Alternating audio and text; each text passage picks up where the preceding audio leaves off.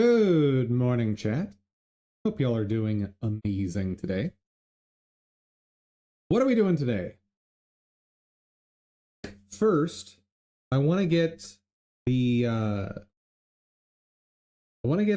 beehive updating positions so that the bees will now orbit the trees. And I think they're also going to be communicating when to attack. But we're not there yet. So if I can get the bees dancing around the trees, then I think it'll be good to spend some time fixing up the bee blender file. And I thought of a way to fix it without having to start from scratch. So whether that'll work or not, different story, but I'm hopeful. But, per usual, first things first, let's do our startup. Ow. No, I don't want to download it. Go away.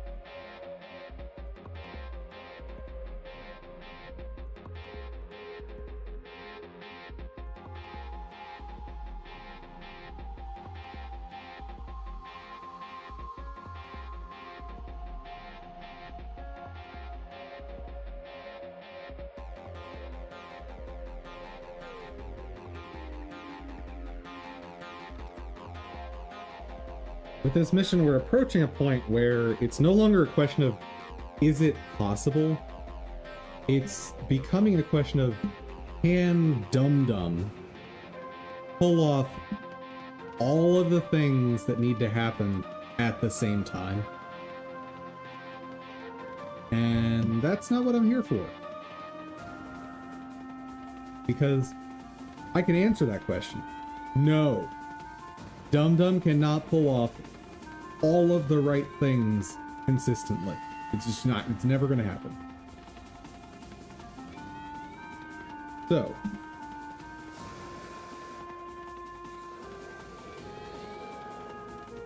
I think what we're going to do is, once I'm able to get all of the enemies into the positions I want, and take out one of the bad groups in phase 2, that's when we'll bring henchmen for reruns. Why? No, that's illegal. Leave Shadow Song alone!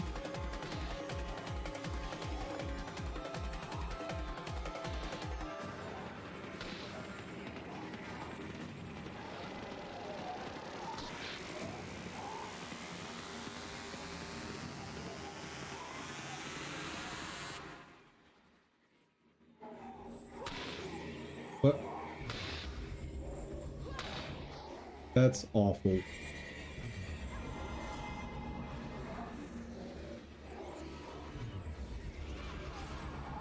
Dang it. What am I supposed to do?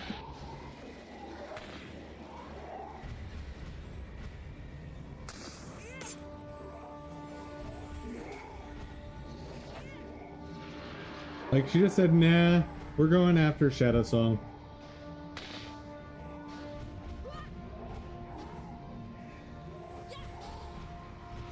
And got a hit on while blinded. That's garbage.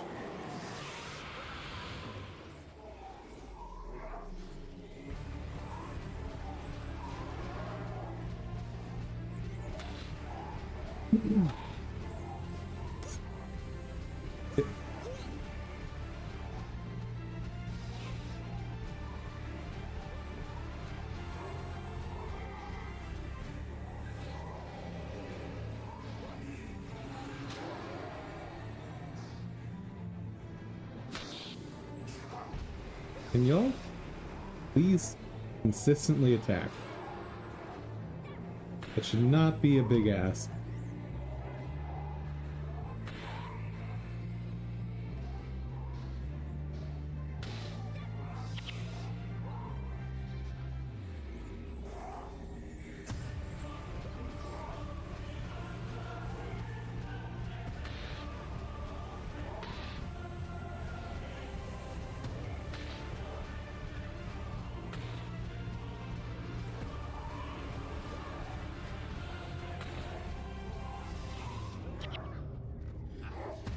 Oh, no, no, no, no, no.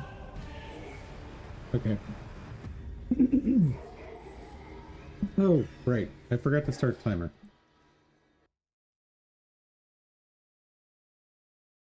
Whoops, whoops, whoops, whoops, whoops.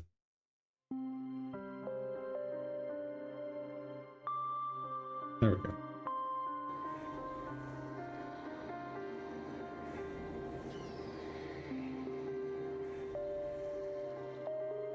But now, gotta wait for a full cycle. Fear and Herald.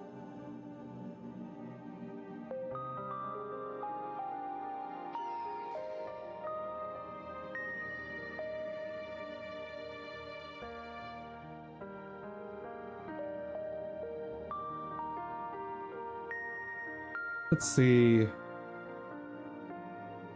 If I'm right, the shadow should be easy enough to fix. So... Is there anything else I want to try and squeeze into this stream?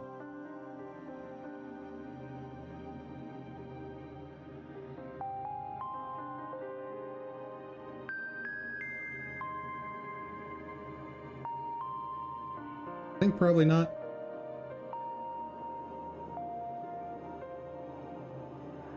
Only because, just in general, only commit to things you are confident you can finish.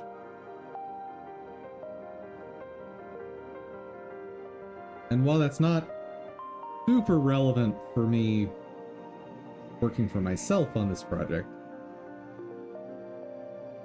it is an important thing just in life, because if you commit to doing something, in most cases, there's going to be someone who's expecting you and relying on you to actually deliver that something.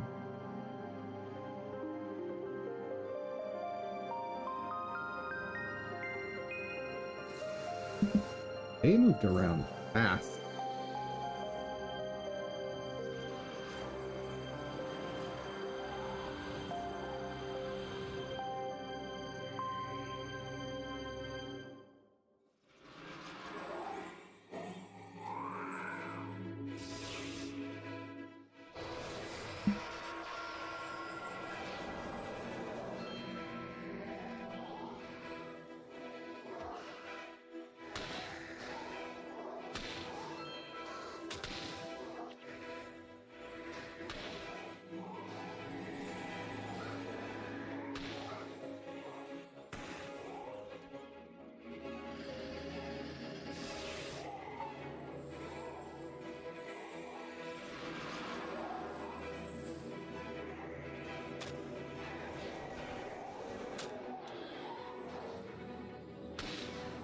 Well, this seems to have worked. Uh-oh. Uh-oh. We're fine. We are absolutely fine.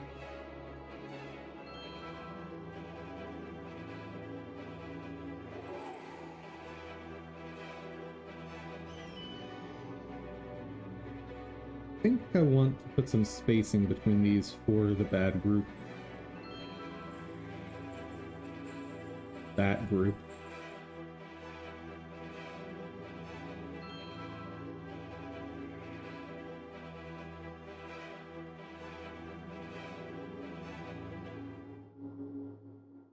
Okay, Shadow of Fear.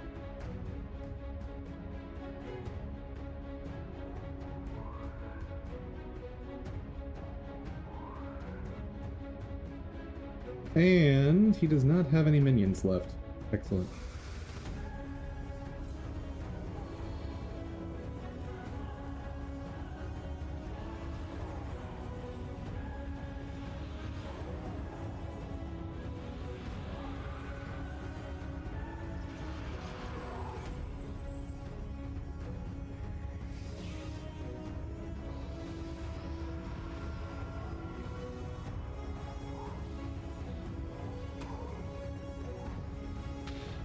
Tab switching targets.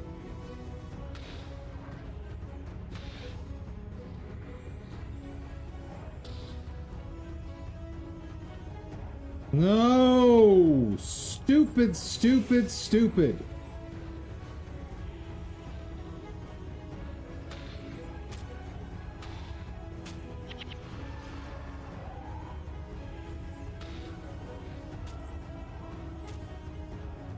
Dude, this is lame. This is so lame.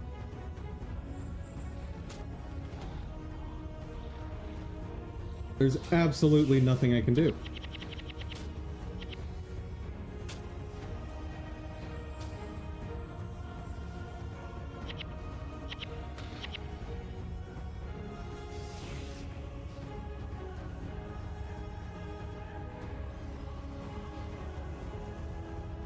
Yep.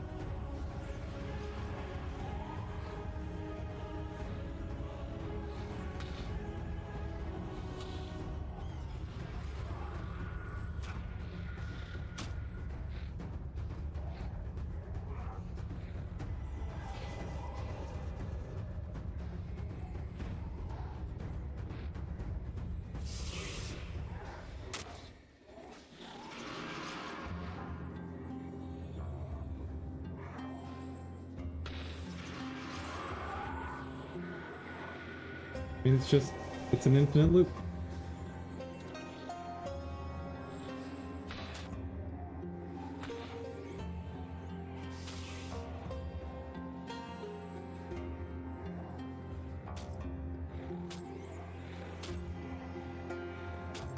When is the lighting reflexes gonna turn off? Come on. Oh, finally.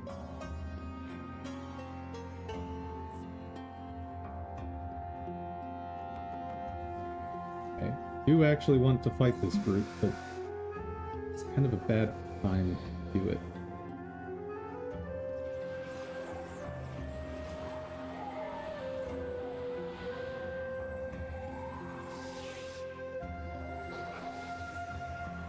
That'll work. Maybe. Maybe.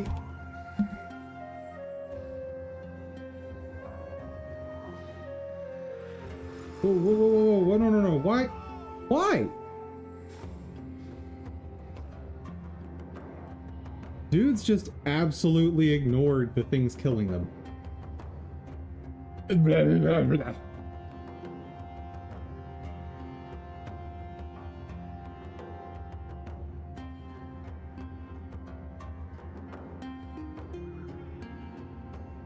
Okay, so when fighting that group, I need to remember just like hide in the farthest corner possible.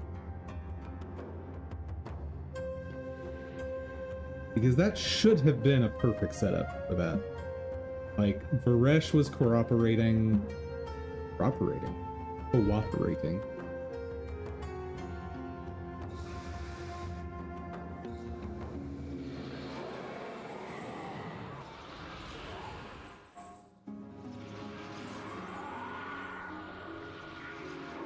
Ooh, why are you all up in the business already?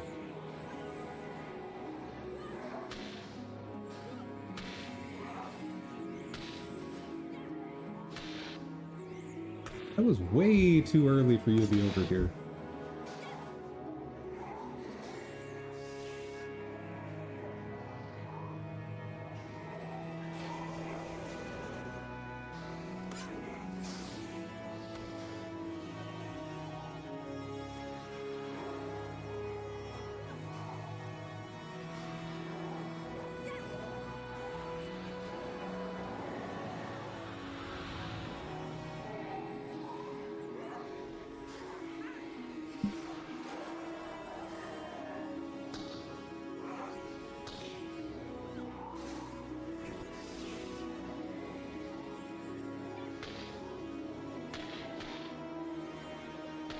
Okay, there goes Shadow Song.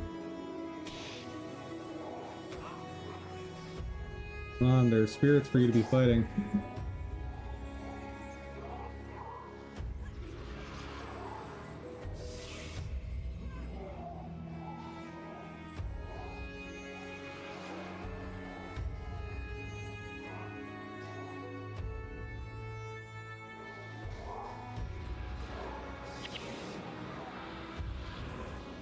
Gross, gross, gross.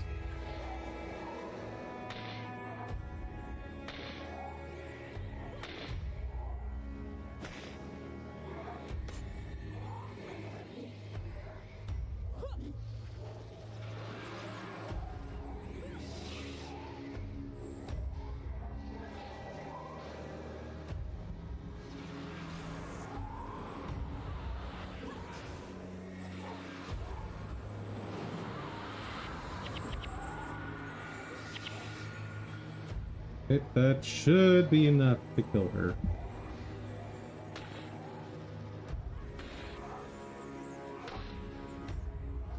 Thank you. Whoa, apparently we're starting.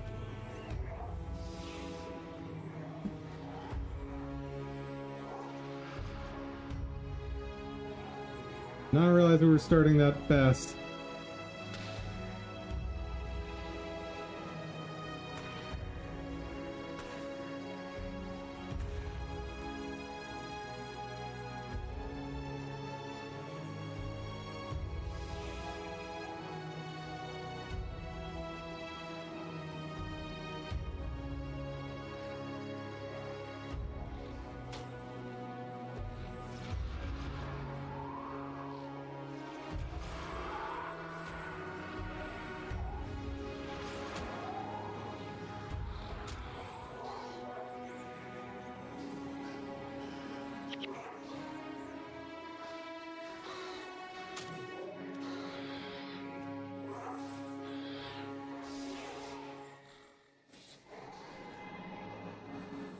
Nope, here comes the multiplying.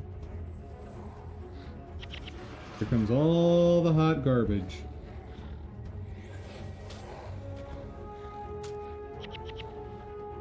Whoop, whoop, whoop. Help, help, help, help, help, help.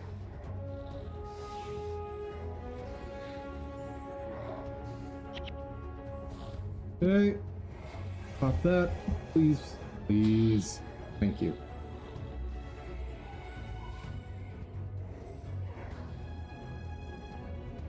And just in time to set up for this group. Whew. It may have been panicked, but it worked.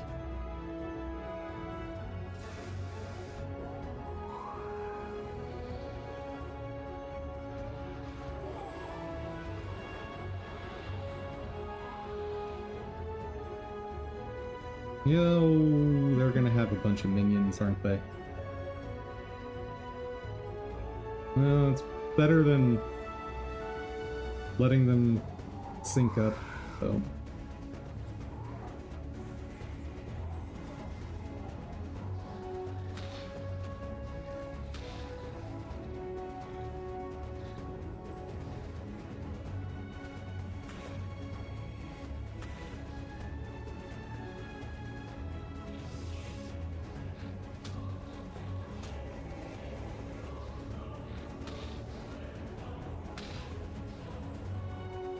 Beautiful.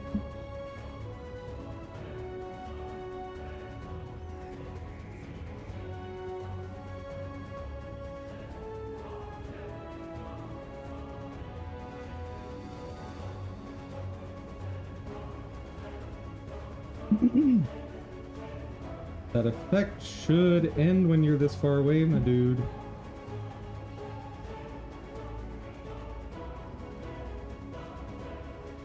Gross.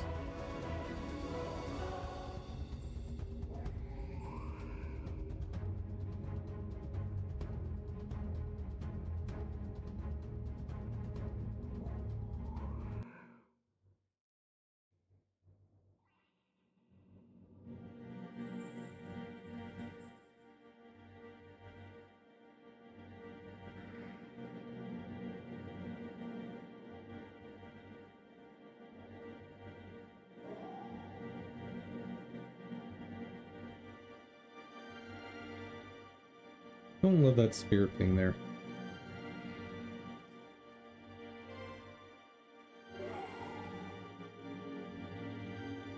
Kinda messes up the rotation. Or I should say, it makes the rotation tighter.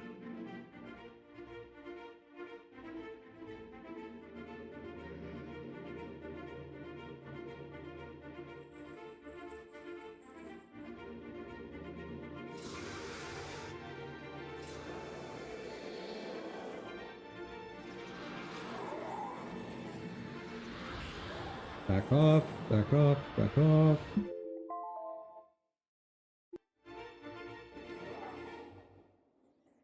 Well, dang it. Now I can't aggress at all, I don't think.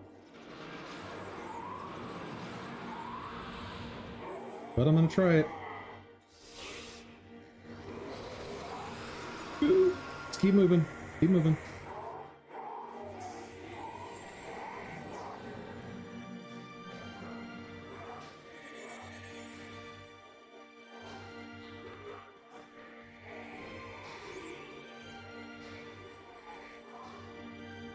It worked.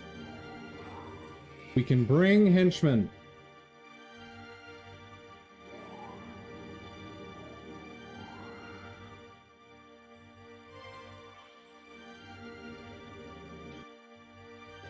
Since this is the first time we've gotten this far, I'm going to add 5 minutes to start up.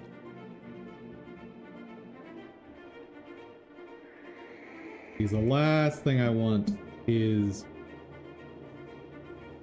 to step away and like let this idle. And then they end up syncing up and then I can't do anything.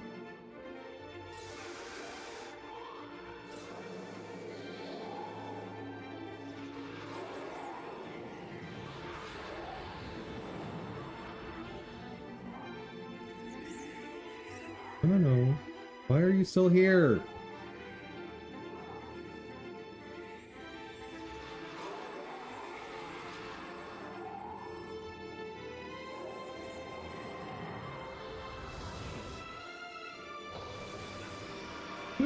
I got greedy. Yeah, because I didn't want to wait for another cycle on this break. But either way, proof of concept done. So we can bring henchmen. It's gonna annoy me, but it's fine.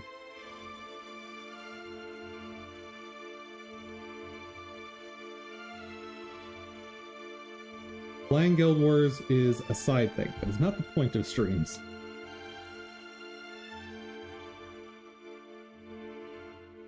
So first thing, I wasn't too keen on the distance of those shapes.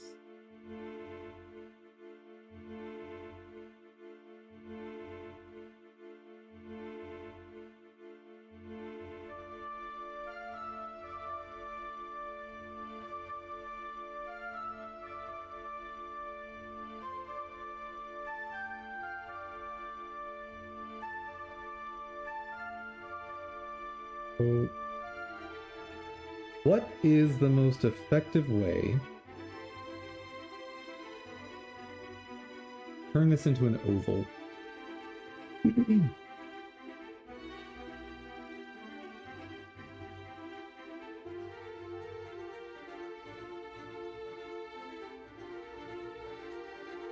Out of curiosity, if I scale this down, what happens when I rotate this, or when I rotate it? That's kind of what I expected.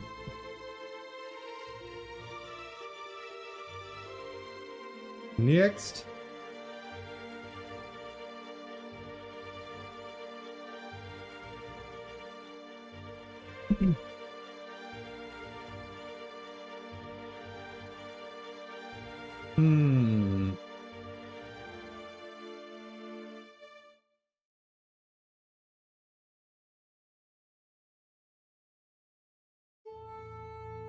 This is all gonna happen in the lever.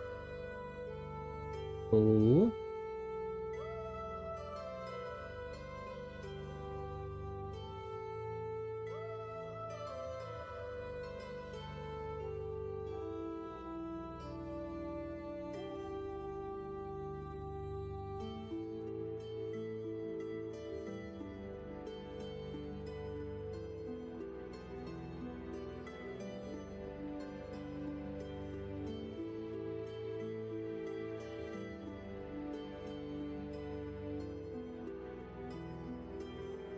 Actually, it's not just lever stuff. Because rotation needs to happen here.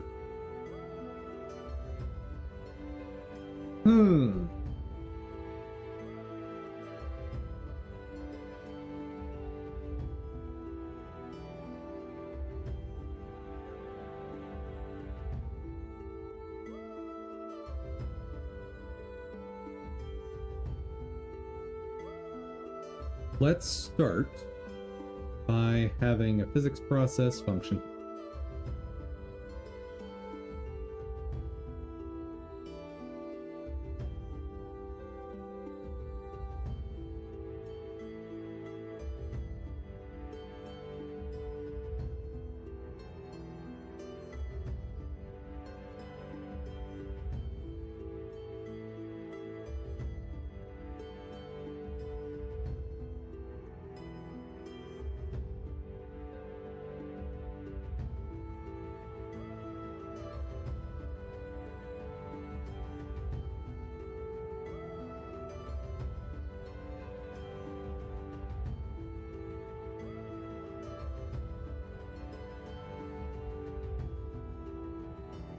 And then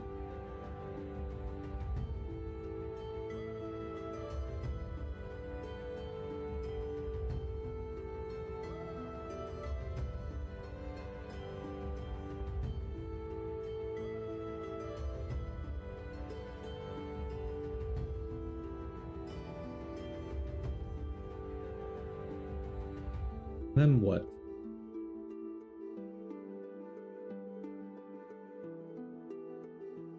Then I don't know. It's kind of a weird one because I'm in radial coordinates. And this would be very easy to do in Cartesian. But that would also make the overhead annoying. So does skew affect this at all?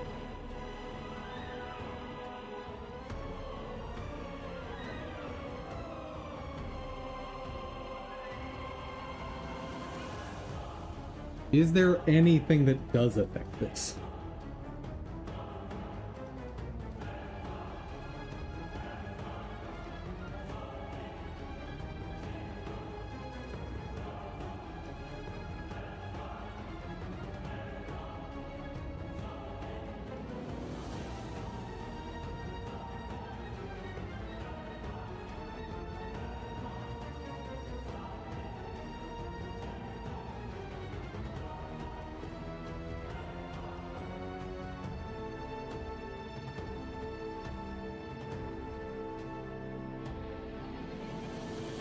Okay, not that.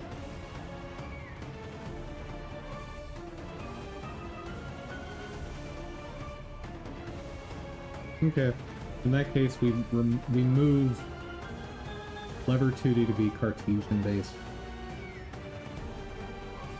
It's frustrating, but there you have it.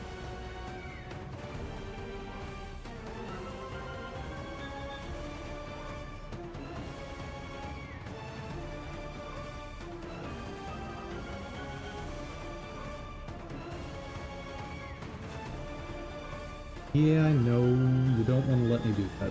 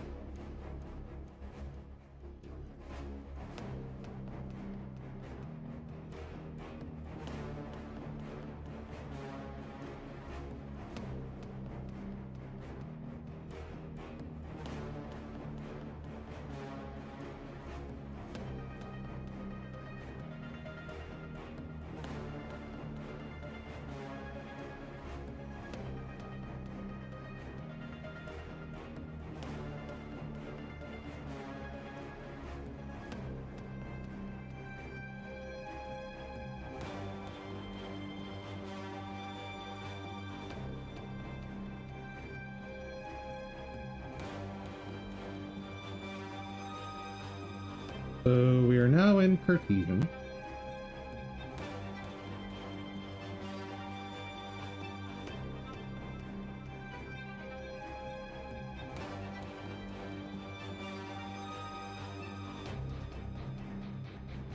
But now, new variable.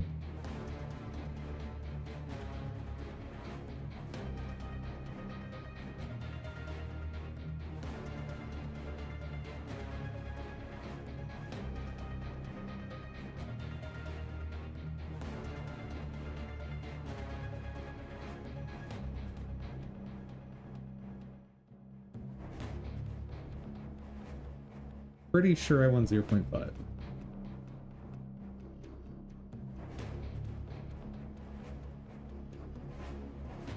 Got this in globals.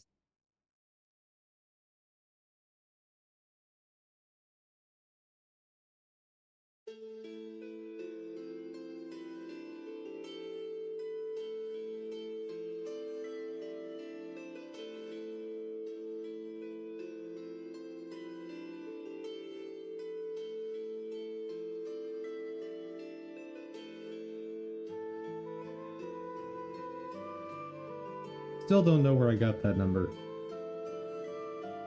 No idea.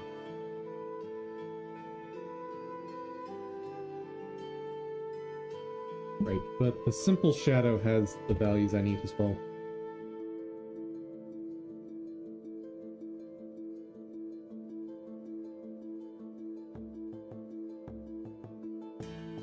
Just 1/2. Okay. I think, though, I need to balance this a little differently.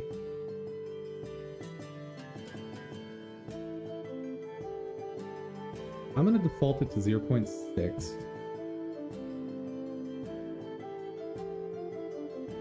For now. I think I'll just experiment with it.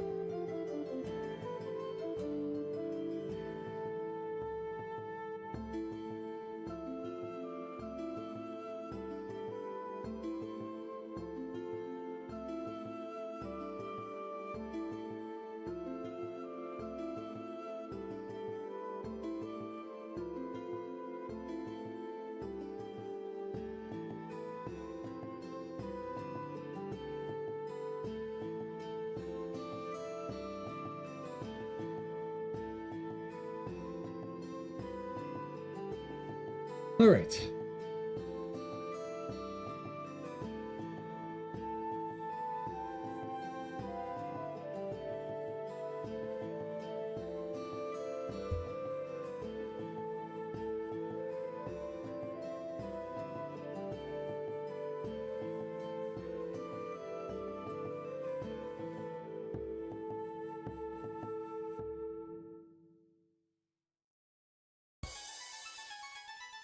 Those don't look right.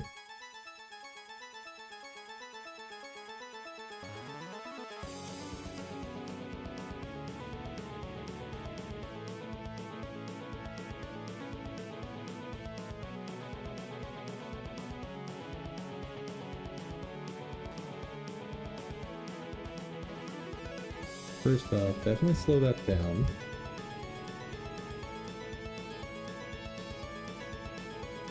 Okay.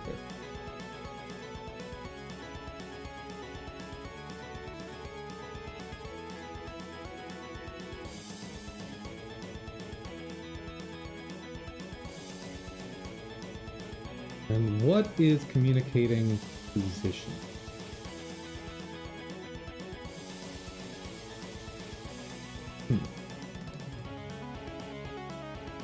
Oh. It really helps if I actually implement the changes I make.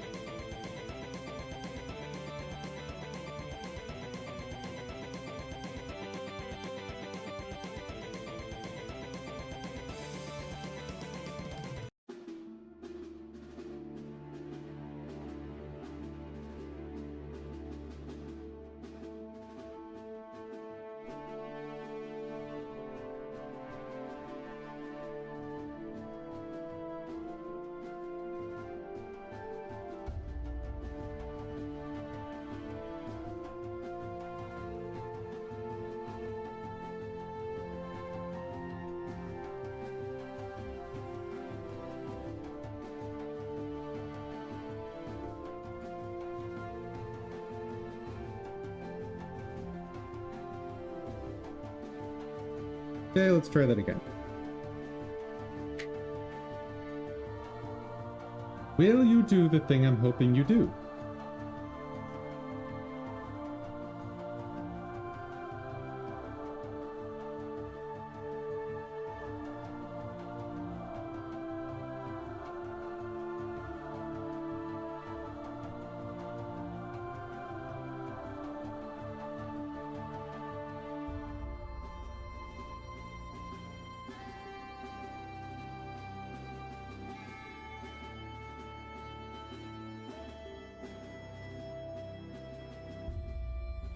That's odd.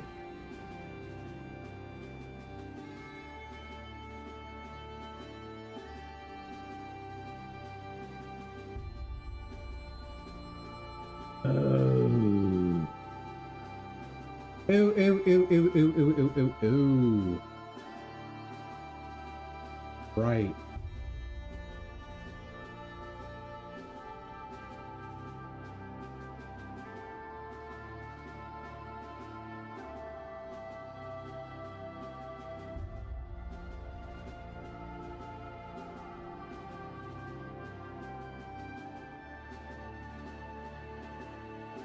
Okay, so we got a 16 coming in here.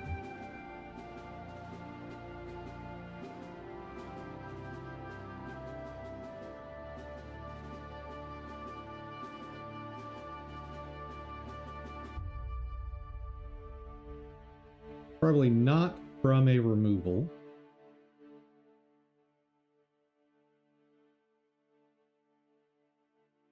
So why did a spawn event occur? We're already at max.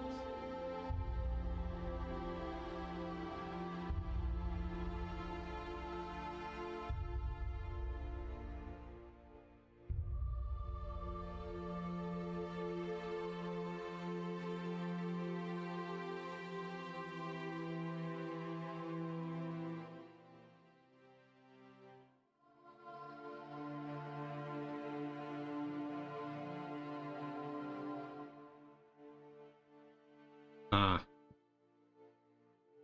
There we go. I was off by 1. Because I don't increment that until I get here.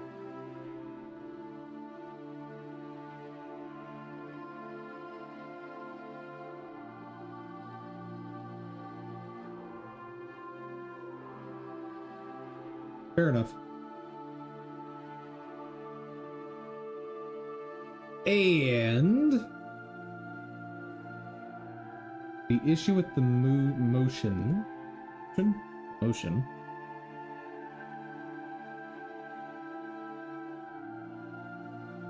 Yes.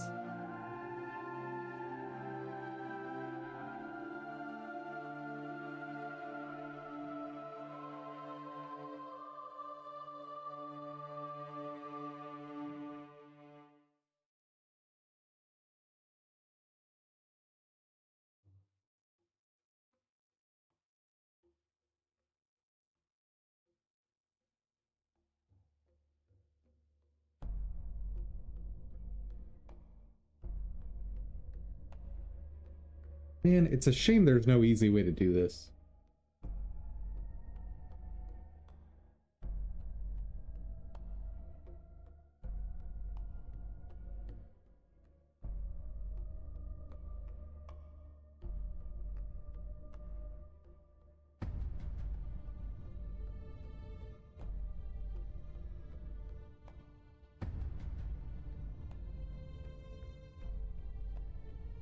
Actually, there's something called a motion track that I probably need to learn about.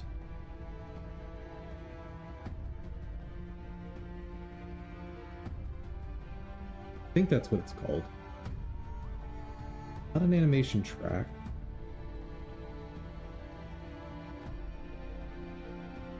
It was called motion rail, something like that.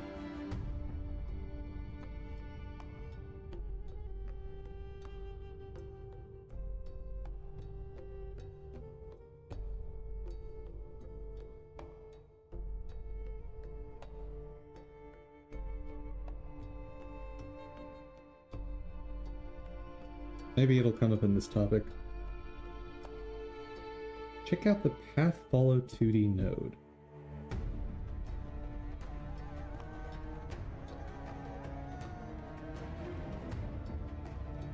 What's that?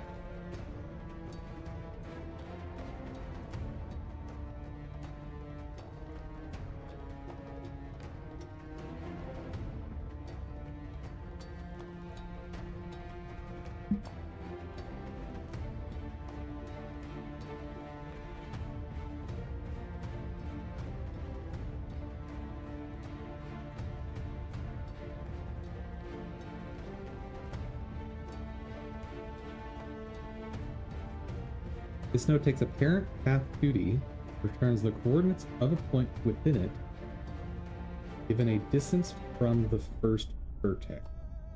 Useful for making other nodes follow a path without coding the movement pattern. For that, the nodes must be children of this node. The descendant nodes will then move accordingly, and setting the progress in this node. Oh. I don't like that.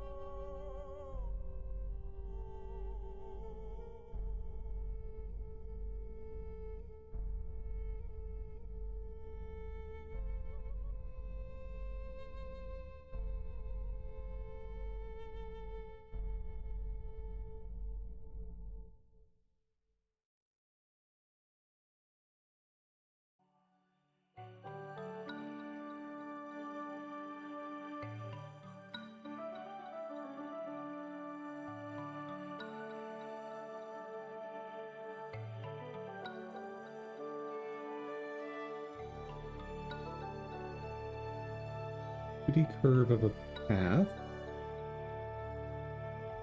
Okay, but how do I actually use this thing?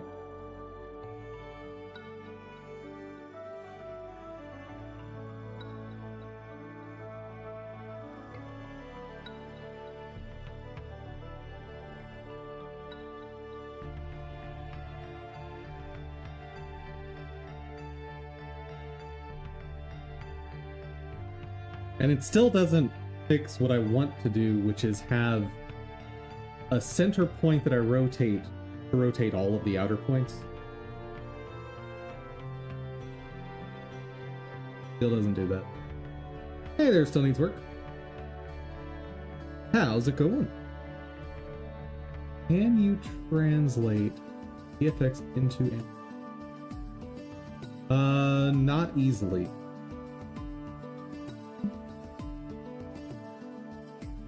Assuming this is a Niagara simulation, the short answer is no.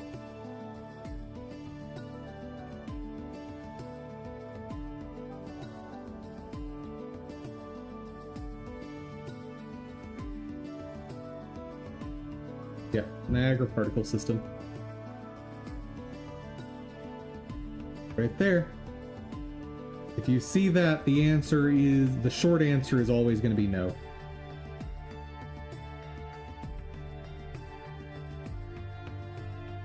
But since it's free, I might as well grab it in the off chance that I decide at a later date to figure out how to do this.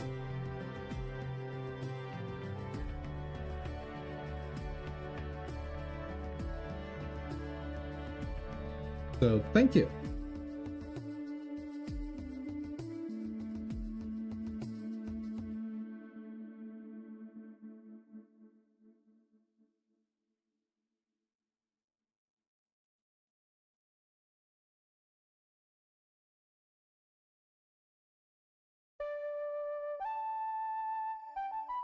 Blender can do VFX though, yes, but they are separate systems.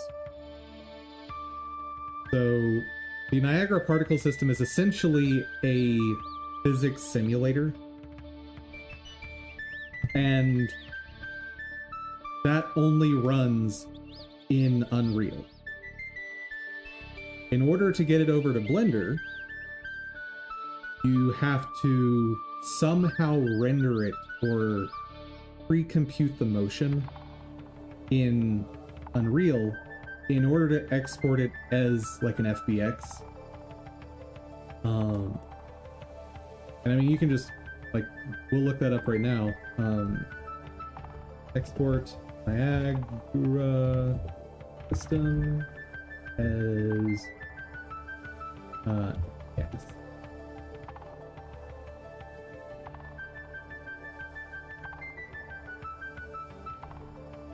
Yeah. Exporting Niagara system directly as an FBX with simulations is not possible, as Niagara is a real-time particle system. Yep. So what you'd have to do is render a sequence of the simulation in Unreal, and then that render becomes the thing you import into Blender. And I haven't been willing to figure out how to do that. No.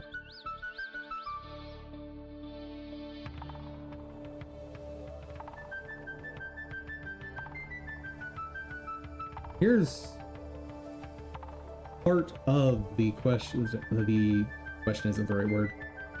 Here's part of what you need to know. This person asking, hey, can I freeze a simulation and render it as a mesh?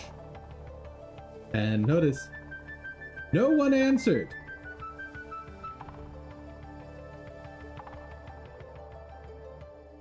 Blender can do VFX though? Yes, but it uses a totally different system. Like it doesn't understand Niagara.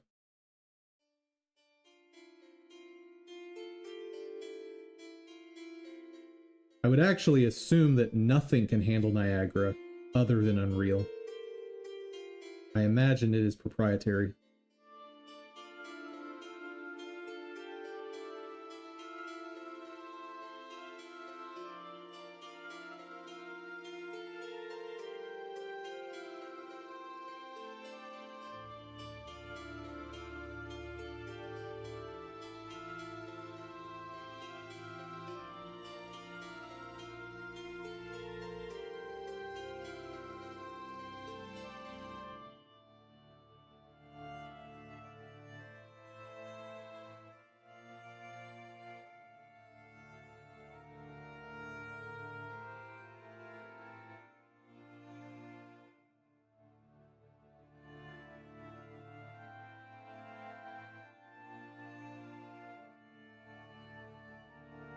I have a problem.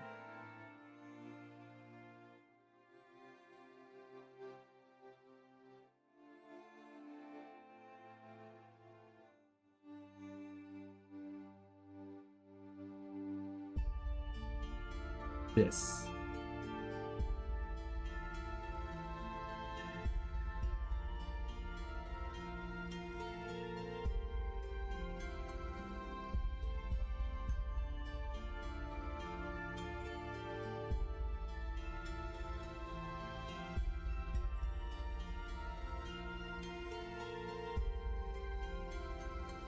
Because this is not valid for what I'm trying to do now.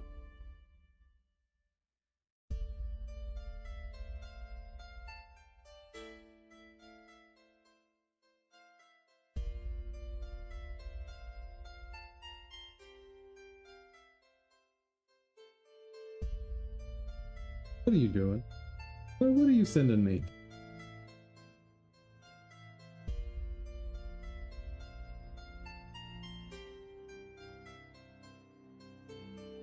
Other than an ad about crow's feet. Hello, Botox. It's gone now, but can we acknowledge the fact that in the before and after, her skin tone changed? Alright, start up and make a new material.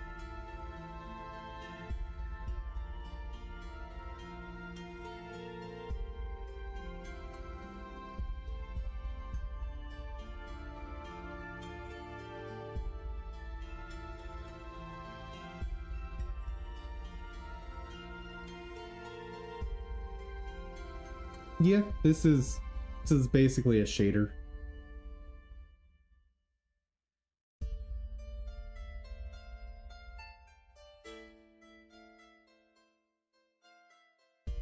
What about it?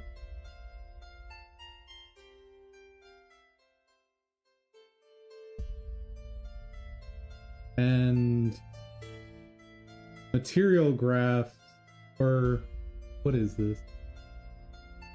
What is this thing called?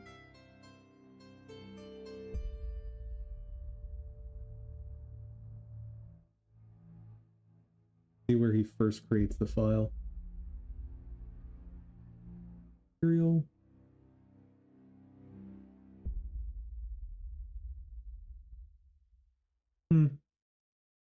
Yeah, no, it's a shader.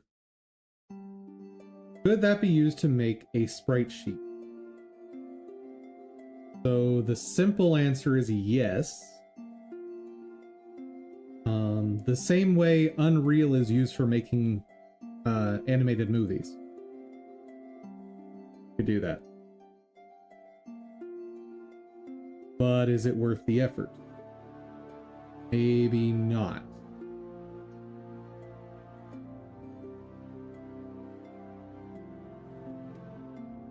Like, if I were to do something like that, it would be an alternative to my Blender extension or add-on. And it would be something, honestly, if I were making it for Unreal Engine, something like that, I would want to make sure I can charge for it, because that would be a several month endeavor. Like, if the original work for Blender is anything to go on, it would be probably a 6-month endeavor to create what you're talking about. At least it would take that long for me. I'd say at least that long, because part of that is also I'd need to learn Unreal Engine. But yeah, no, that's a big undertaking.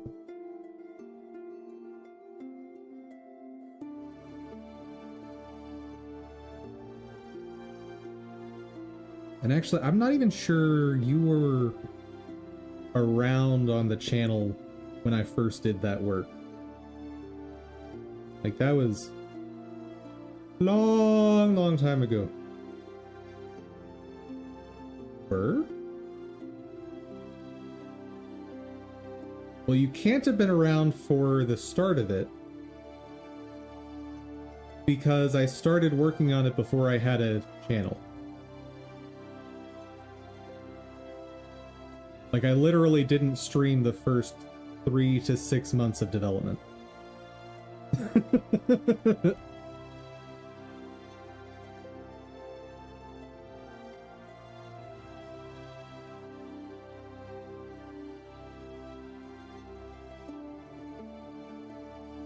That would be creepy if I was there. Yes. Also, would have lots of questions about how you handled that commute from Alaska to North Carolina.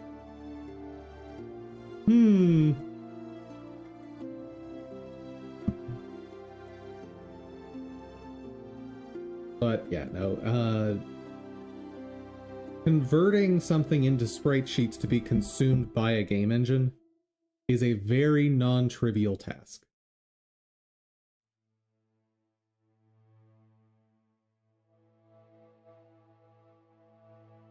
I could probably do it faster than the Blender one took, but only because I would be trying to copy the Blender thing over to Unreal in some form.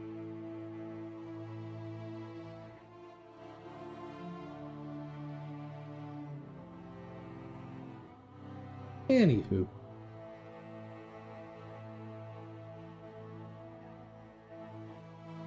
Yeah, for my purposes, that is not something that's happening anytime soon, and ideally, I'll never have to do that.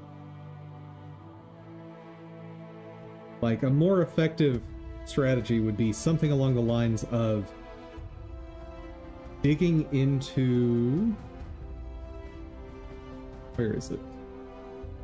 Not that.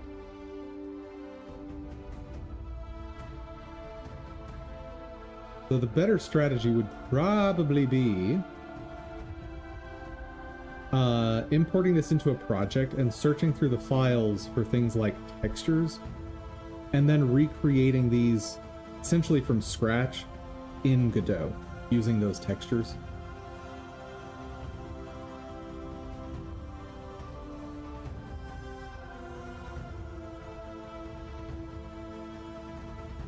But honestly, most of these are going to be so high resolution that there's not an easy conversion into pixel art for this stuff.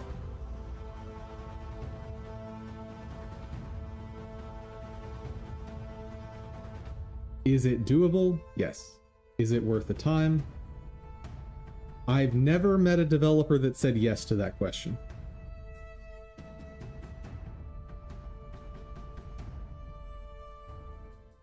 But if you're working in 3D, this asset is great.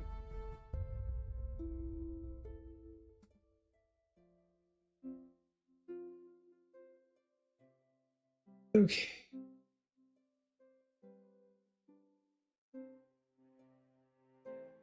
Let's learn about Path 2D. Because maybe this will just magically solve all my problems and I won't have to think anymore. Which sounds awesome.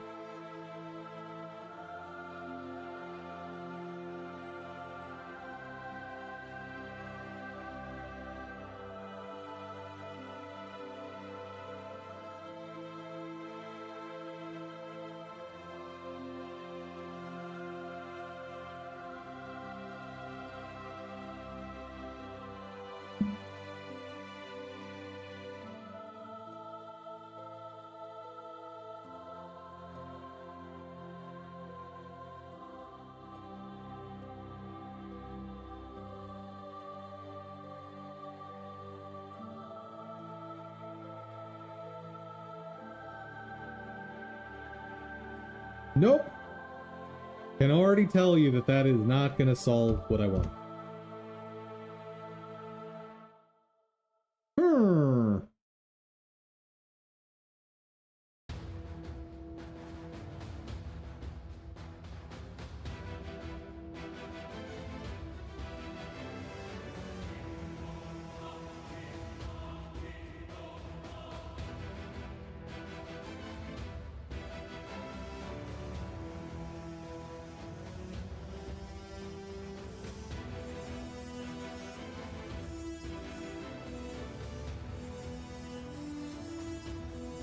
Yeah, for what I'm trying to do,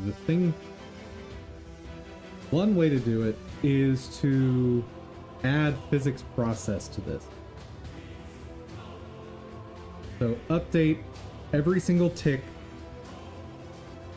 and just forcibly place a node where I want it.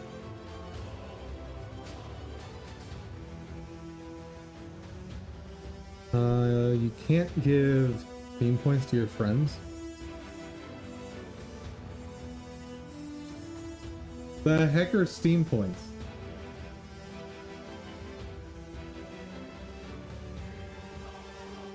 Oh. Oh, yeah.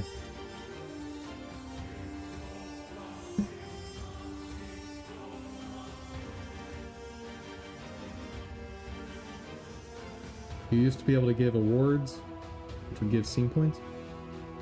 I'll bet, if I had to guess, what probably happened is people were trying to buy Steam points, and that puts Valve in a sticky legal situation with that. Like, it complicates a lot of stuff if people are able to buy those. That's my guess.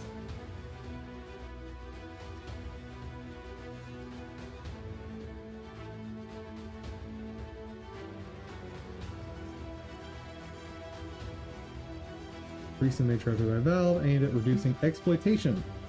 There you go.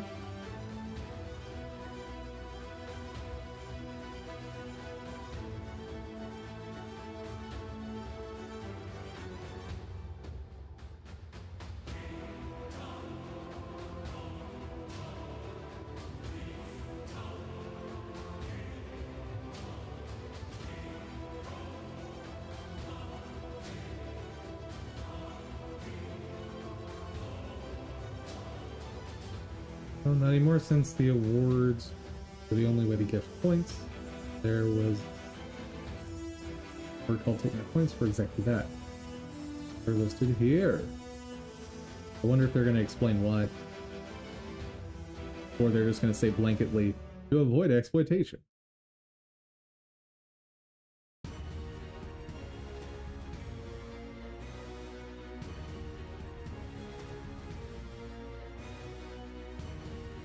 Words no longer transfer points.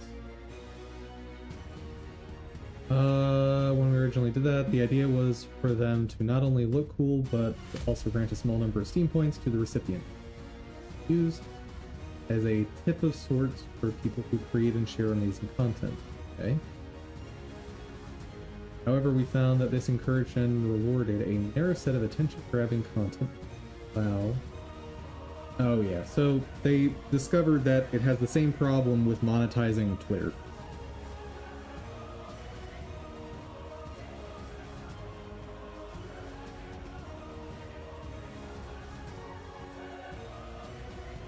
Okay.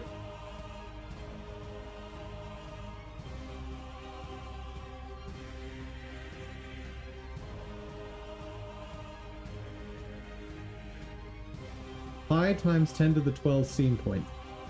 What do I do with them?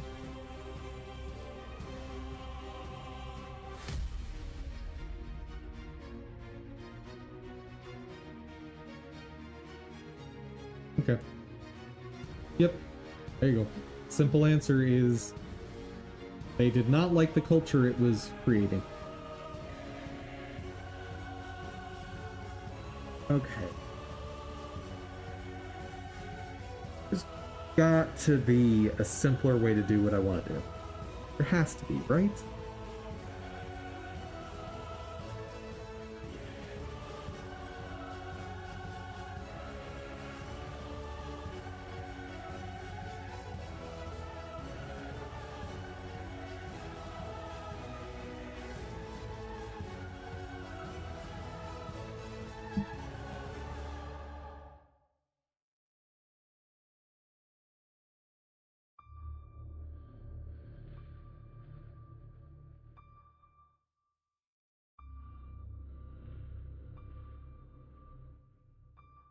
Like, theoretically, I don't want to have to update them every frame. A whole bunch of silliness. I want all that updating to happen on the C++ side.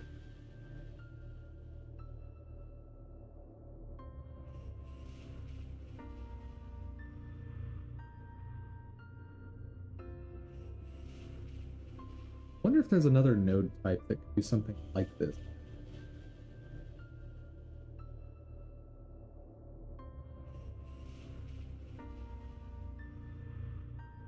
Whatever it is, it would be a node 2D.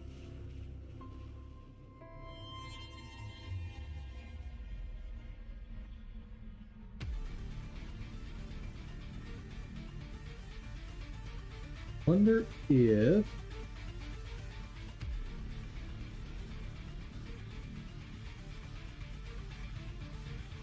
Bone 2D might.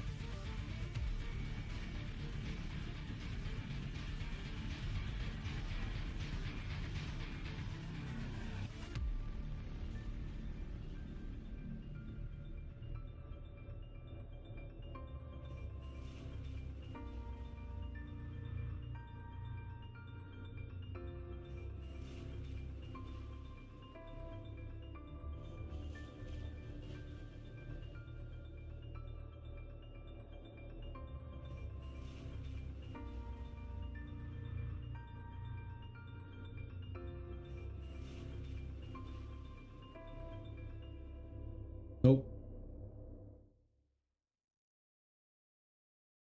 Nope. Not what I want.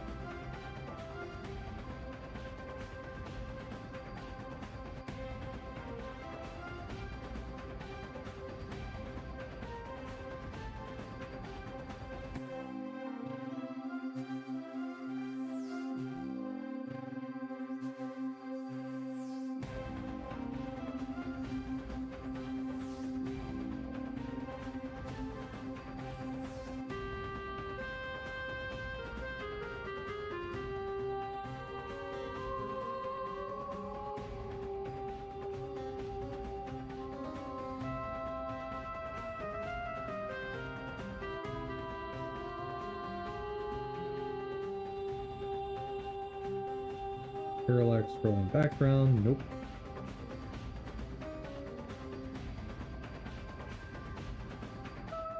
Path 2D is not what I need.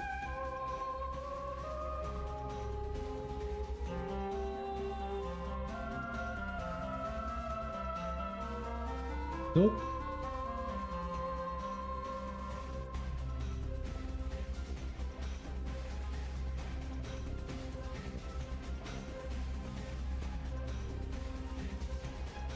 Alright, that answers it, so the thing I want just doesn't exist.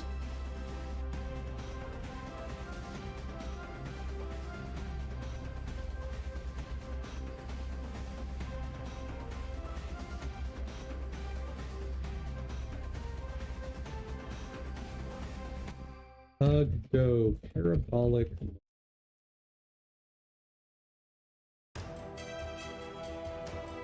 For free? What are you sending me?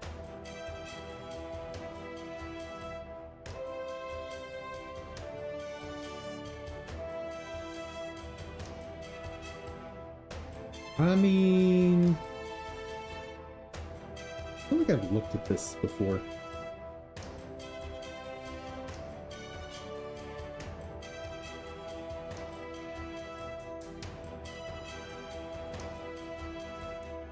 Yeah, I think the issue I had with this one was there's not a big enough collection of items to be able to swap onto the characters.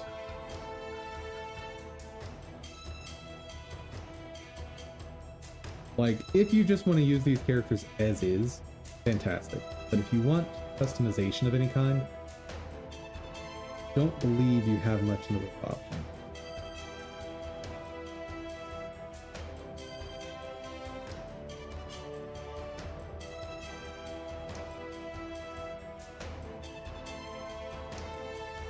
Yeah.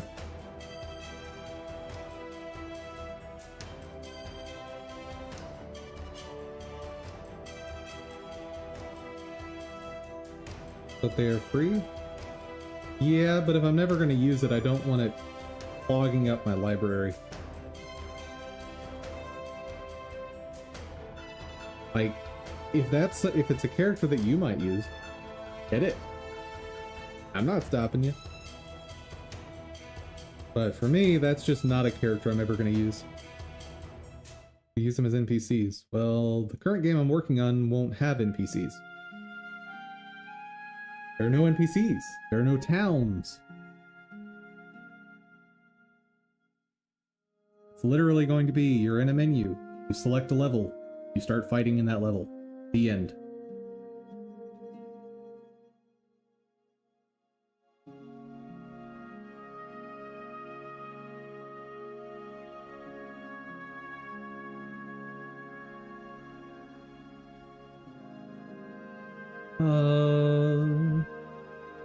Word to describe the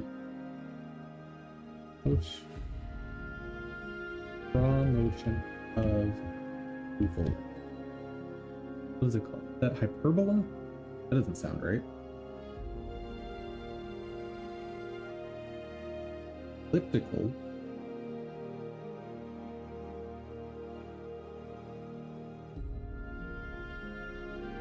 So elliptical.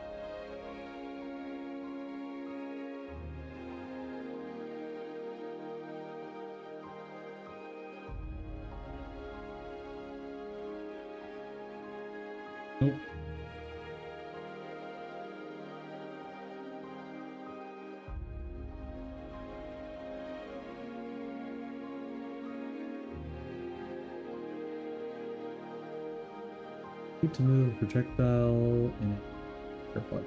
Nope.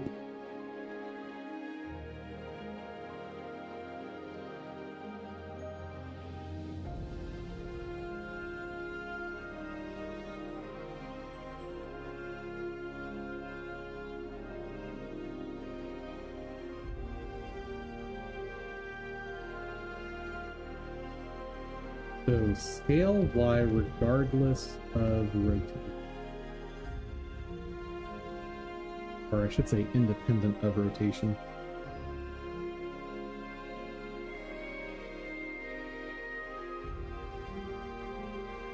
Well, luckily it got me to similar enough question.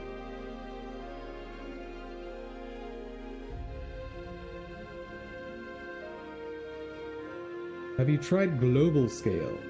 Yeah, I tried that too, though. I don't fully understand what the difference is. It gives the same result as the first picture. Yeah, global scale is just the total scaling effect of a node and all of its ancestors.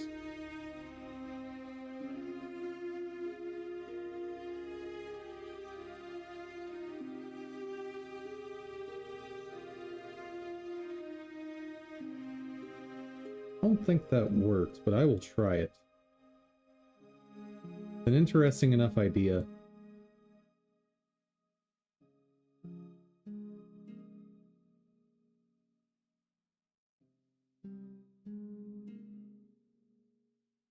I move you out to here.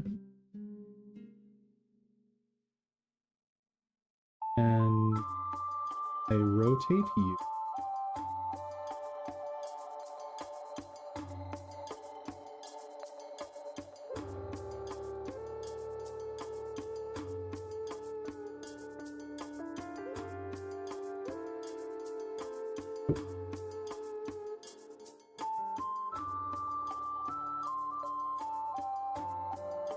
Actually, maybe yes.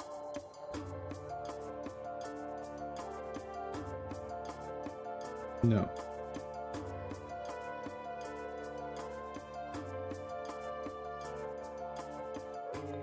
Bro, what are you doing?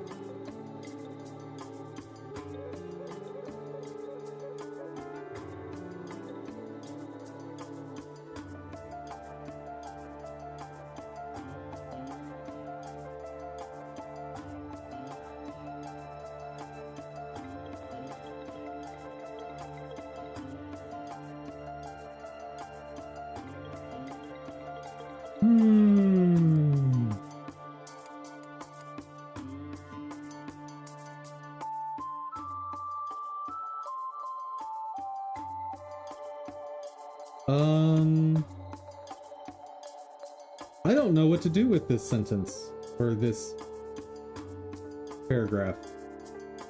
These assets are CC0. Well, first off, that sentence doesn't make sense, or that clause doesn't make sense. An asset cannot be CC0.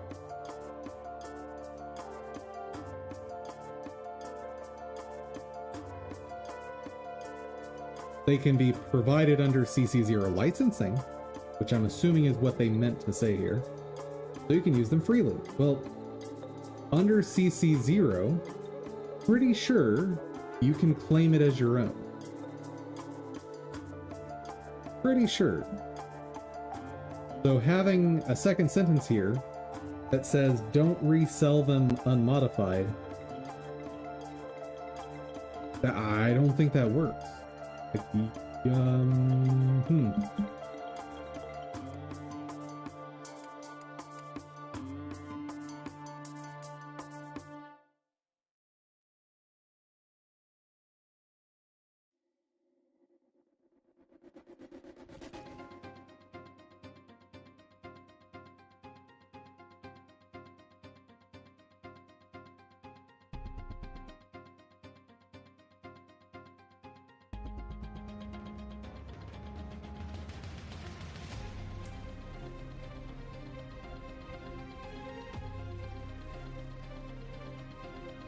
Can I just see CC0? Like, what does it say?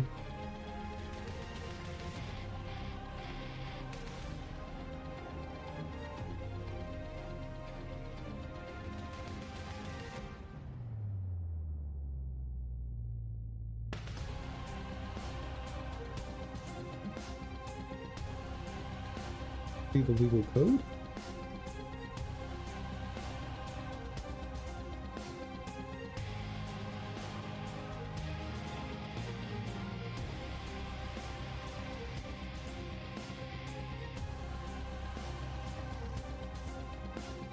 Here we go. Creative Commons 1.0 Universal.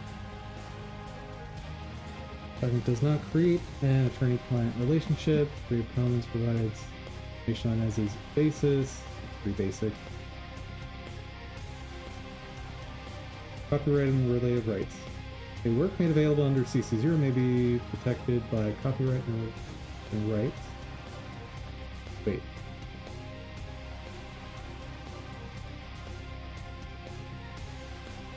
Copyright and related rights include, but are not limited to, the following. Right to use, adapt, blah.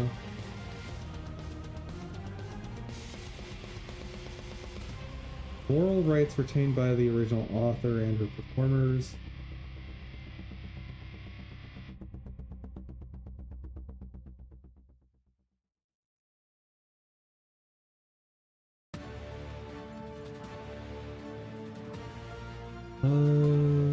Firmer hereby overtly, fully, permanently, and irrevocably and unconditionally waives, abandons, and surrenders all of a firmer's copyright and related rights, associated claims, causes of action, whether now known or unknown.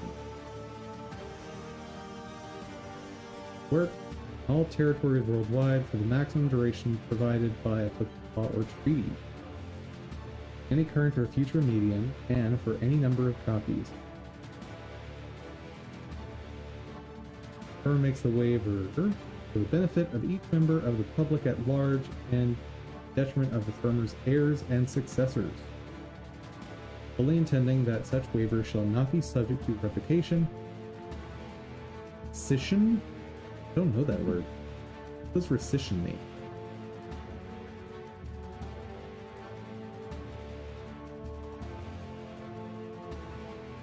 Revocation, cancellation, repeal of a law, order, or agreement. So revocation. Cancellation, termination, or any other legal or equitable action to disrupt the quiet enjoyment of the work by the public as contemplated by a firmer's express statement of purpose. Should any part of the waiver for any reason be judged legally invalid or ineffective under law, then the waiver shall be preserved to the maximum extent permitted, taking into account a firmer's express statement.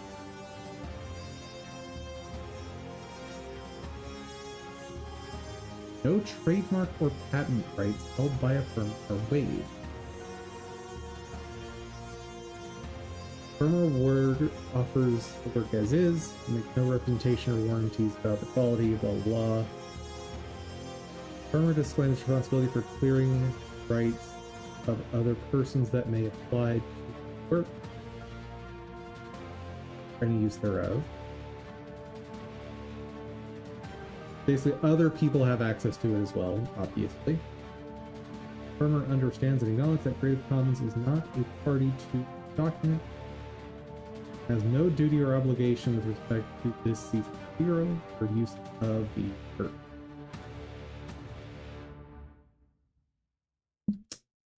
Yeah, so I'm pretty sure literally just the fact that this is the first sentence means you could ignore literally everything they say after that point. I'm pretty sure. But I'd have to ask a lawyer, my lawyer, and I'm not gonna pay him, you know, $1,000 to figure out if there's a problem here.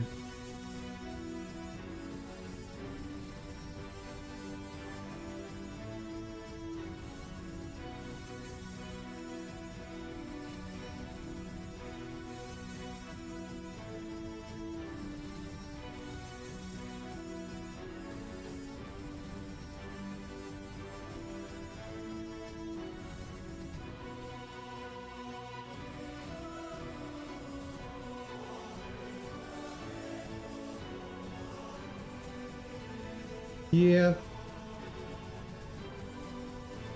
Any message like that, I don't want to mess with.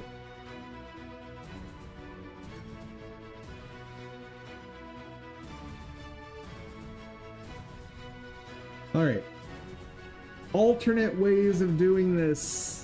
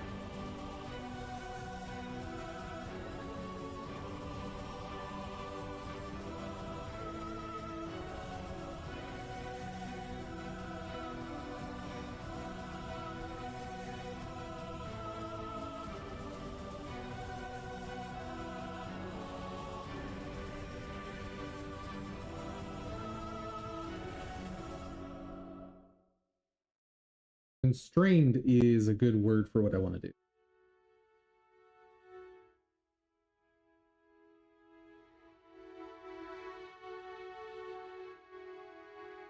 Oval is modeled by an ellipse and has foci. Want the sum of the distances foci to be less larger axis, longer axis.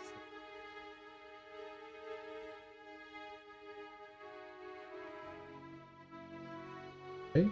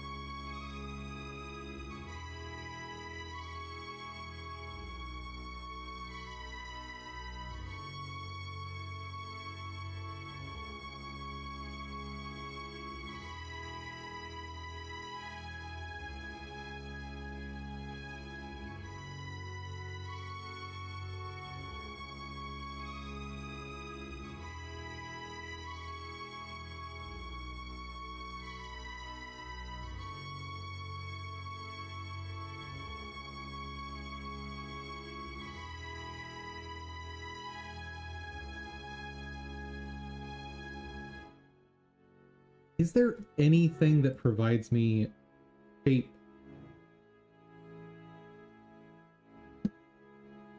that actually exists rather than just being visual?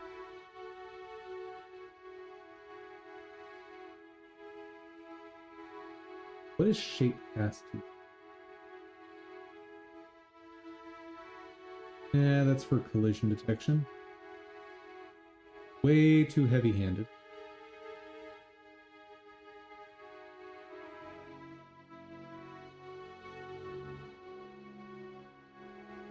Theoretically, controls might have.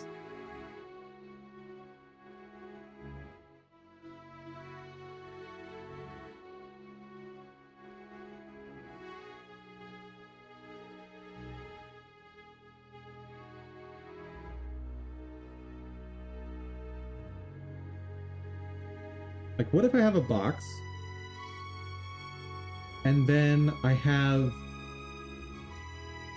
some type of line in the box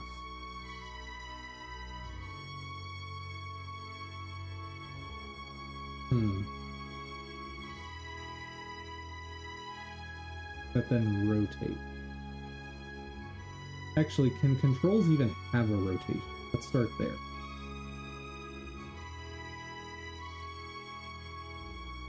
Well, yes, I know they can because color rectangle. Well, that's kind of an interesting thing.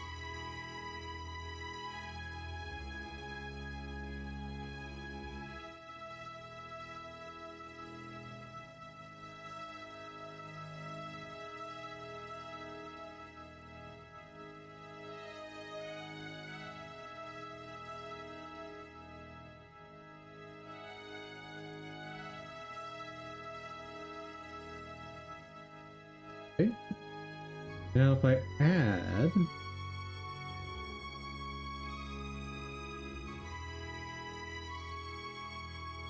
text edit in here,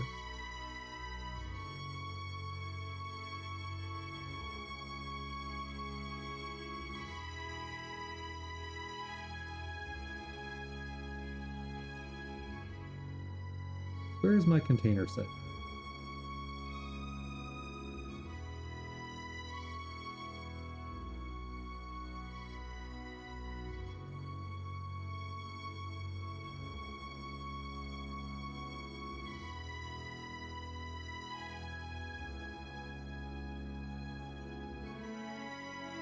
I'm confused.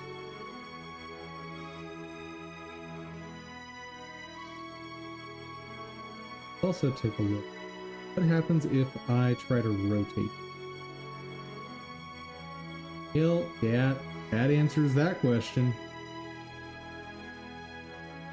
It doesn't actually get constrained. Which I kind of expected. It wouldn't make sense for it to actually constrain it.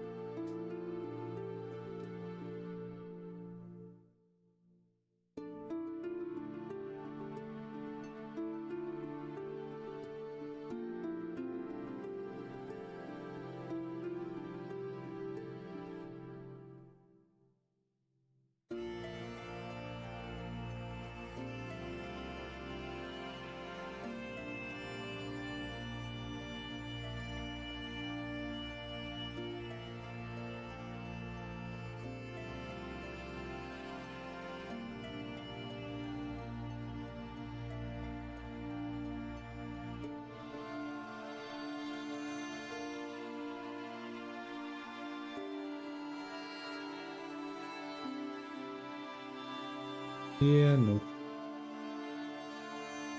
I'm gonna have to just do it the ugly way.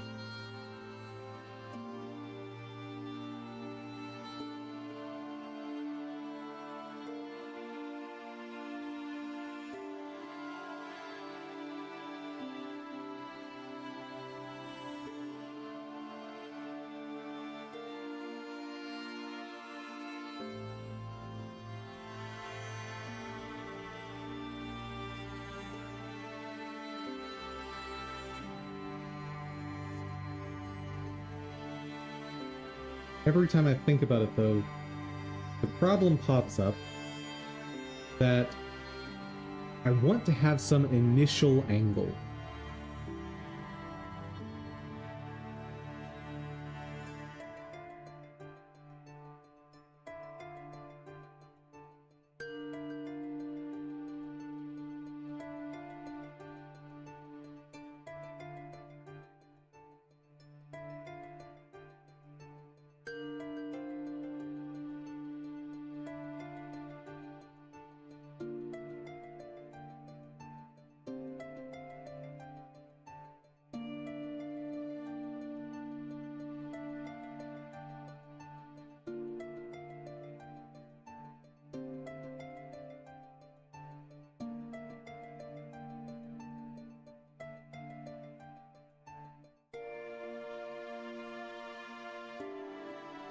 The other problem is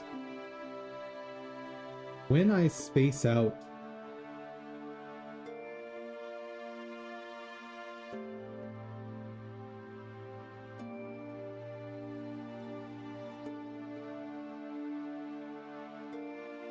the levers whenever a B is added,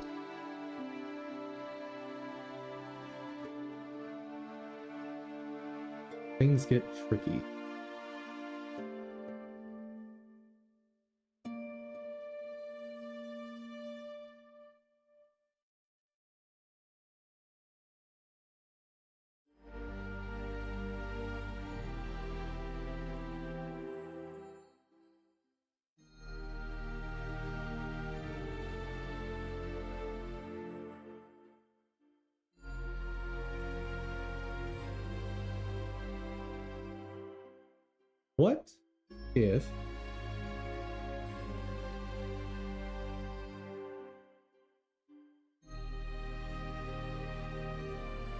What if I make angle relative?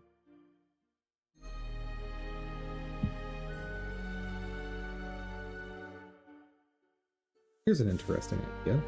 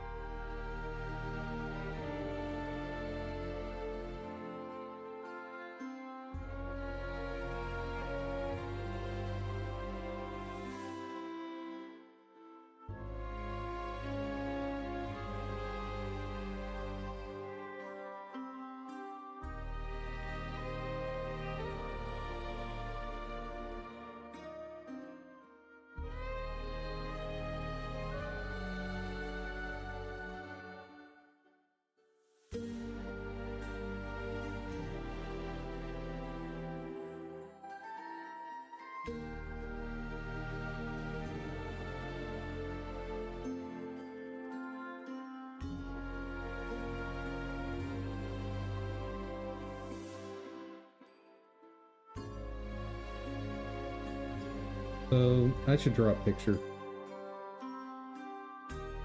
That always helps me think things through better.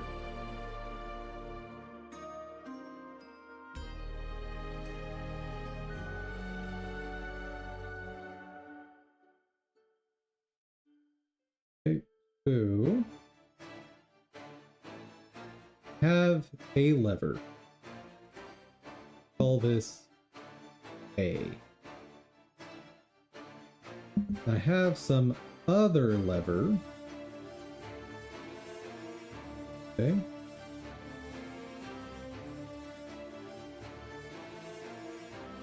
Called B.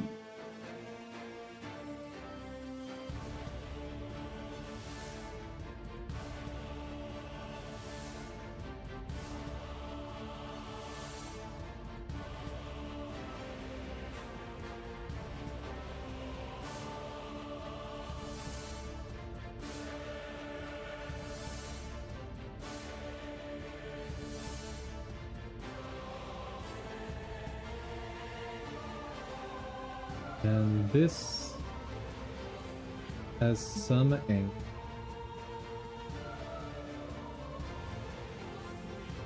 Theta A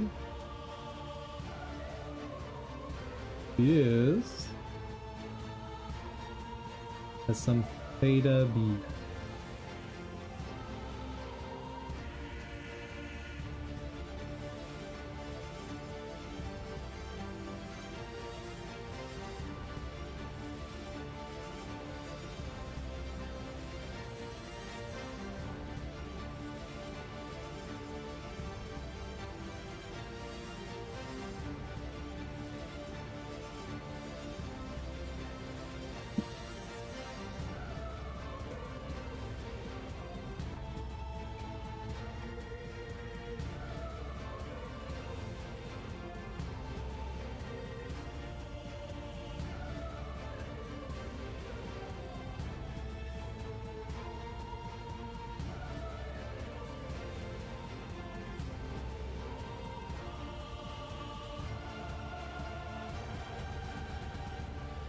Okay, what if I move all of this logic into a third scene?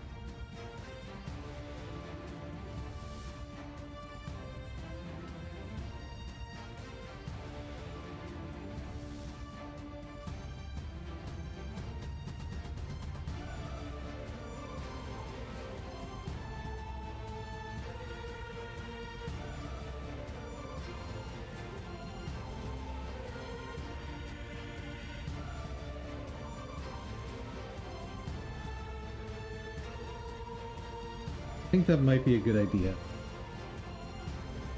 Then I can provide angle on that scene and have it figure out how to move this stuff so that my code in the beehive is cleaner.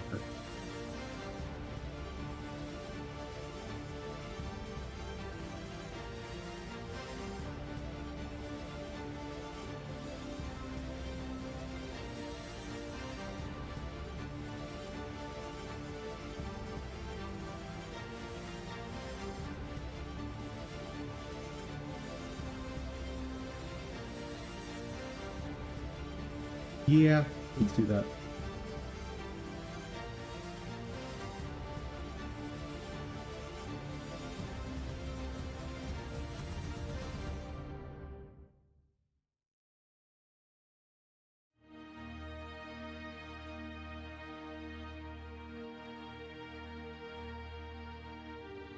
We're going to have a new folder, Positioning Helpers.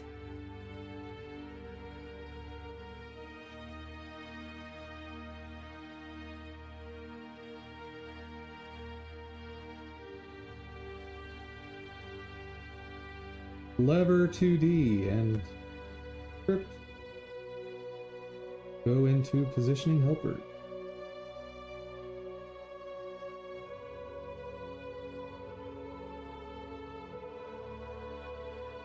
And Godot dies.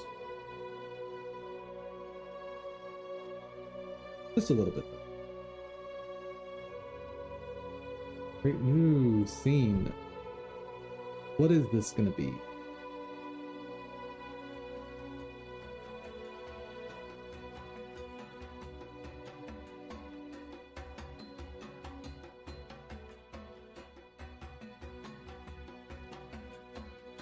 What is a wheel's spoke without the wheel? Hey chat. What is an object that has this shape?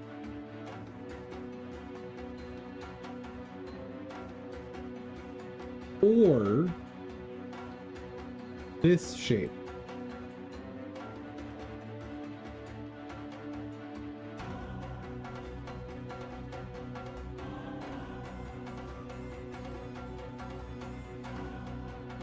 Or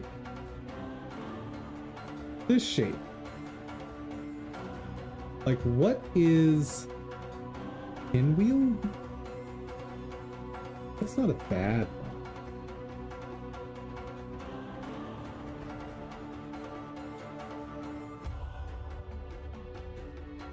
That'll work.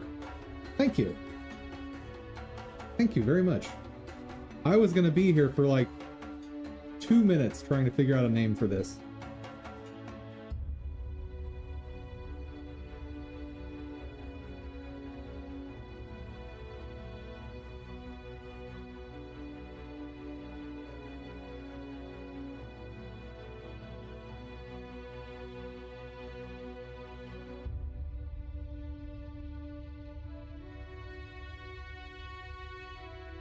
We will start with 10 letters.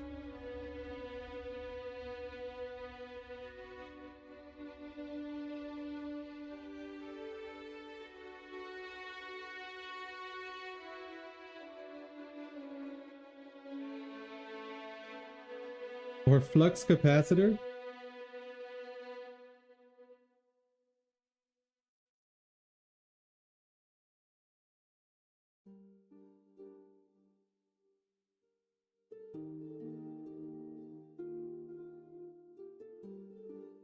What? What? Excuse me?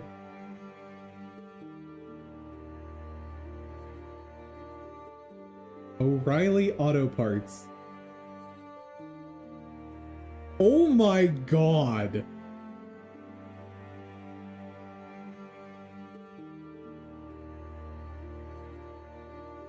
This is amazing!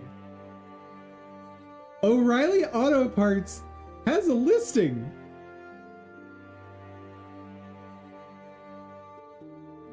For a flux capacitor!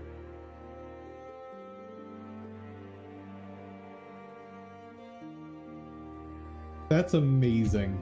Hold on. I'm putting that on the Discord. That is too amazing.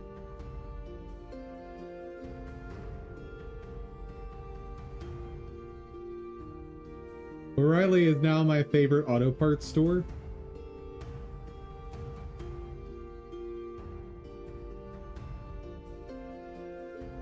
It's just a shame that it's not available for purchase. Very sad.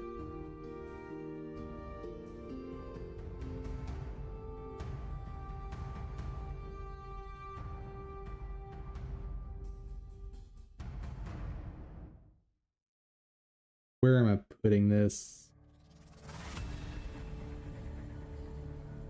Yeah, I can go ahead and memes. That's amazing. Aw, Discord can't do embedded links for O'Reilly. That's sad. Here, let me do this. Copy image address. What? Hey Discord, stop being bad. Okay, fine, I'll do it this way. This I know will work.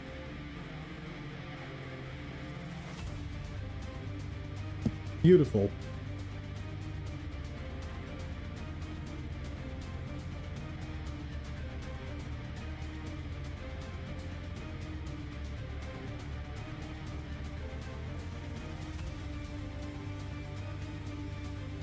So what kind of nonsense am I building out here?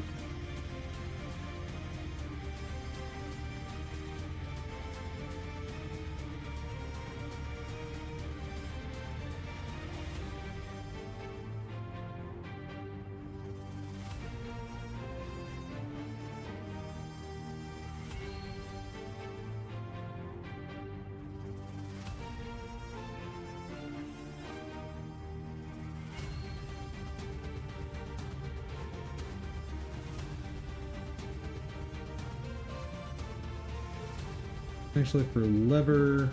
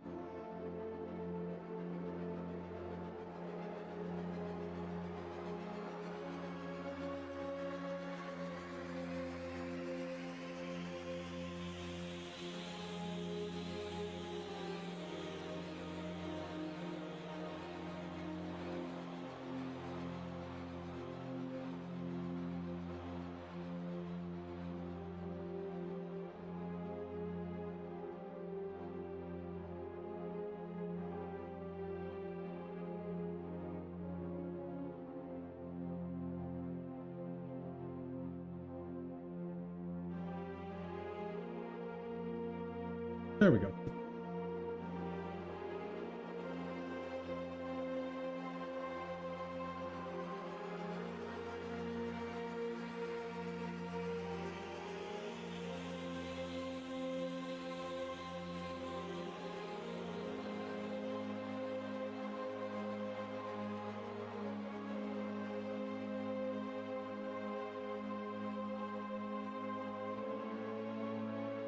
Do I want to power this with relative lever?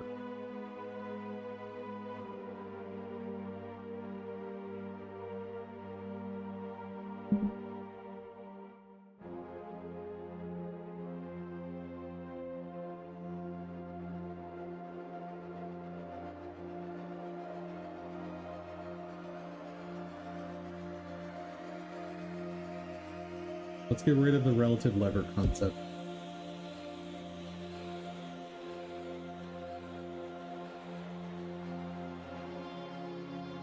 We'll control it with Pinwheels.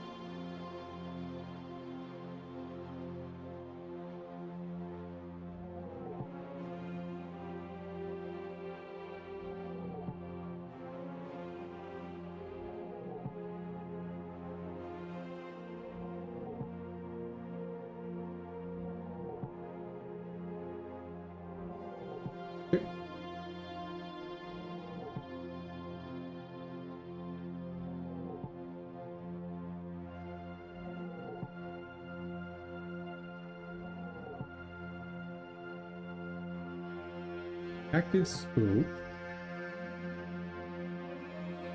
0.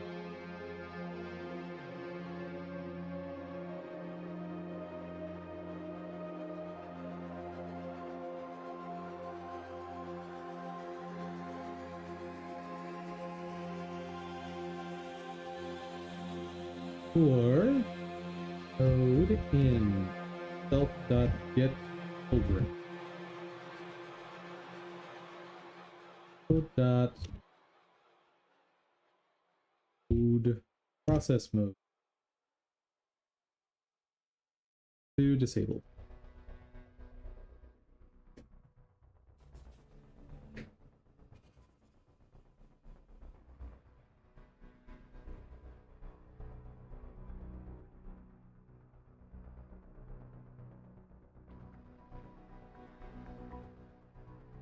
This is int.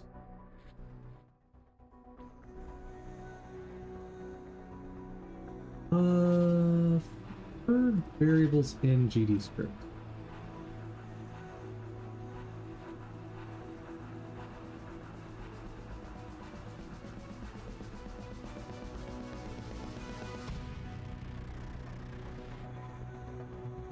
Export range, that's right.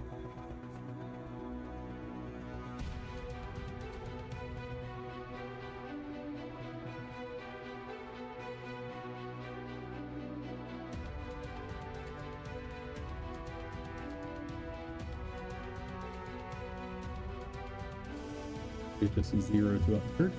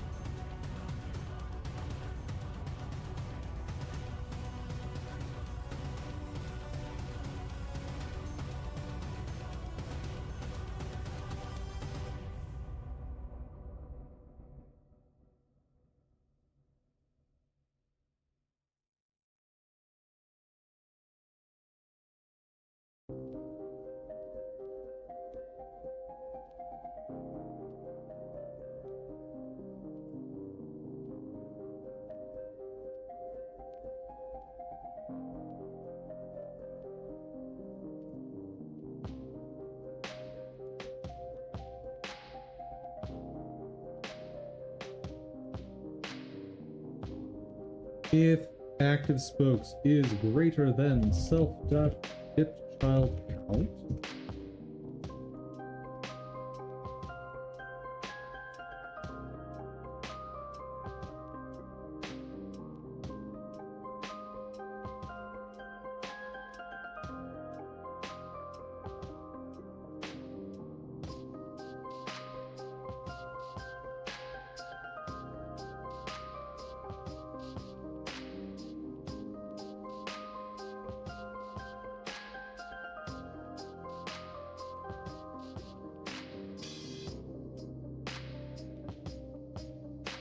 actually make a variable for this so it's not being recomputed each time.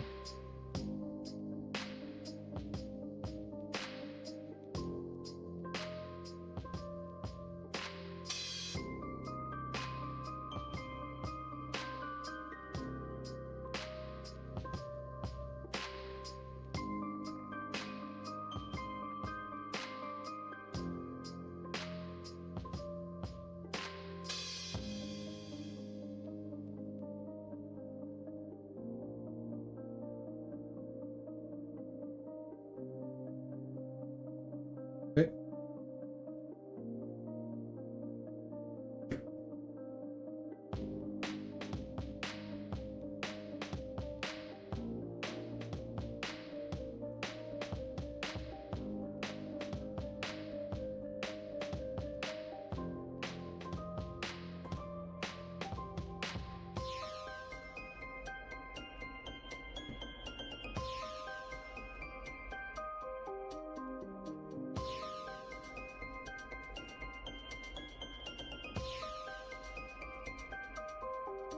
Does Godot have while loop?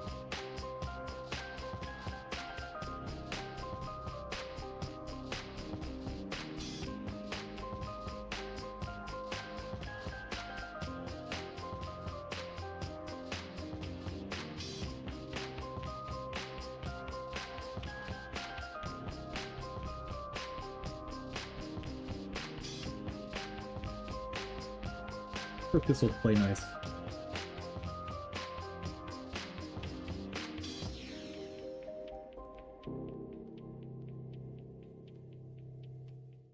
Let's add hammer. Transfer. Out.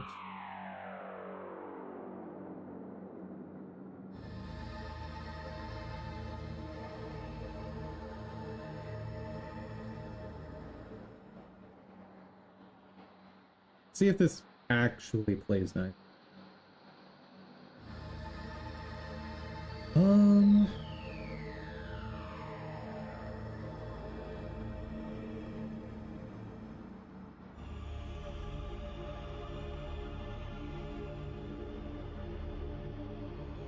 Instantiate a new child, add it.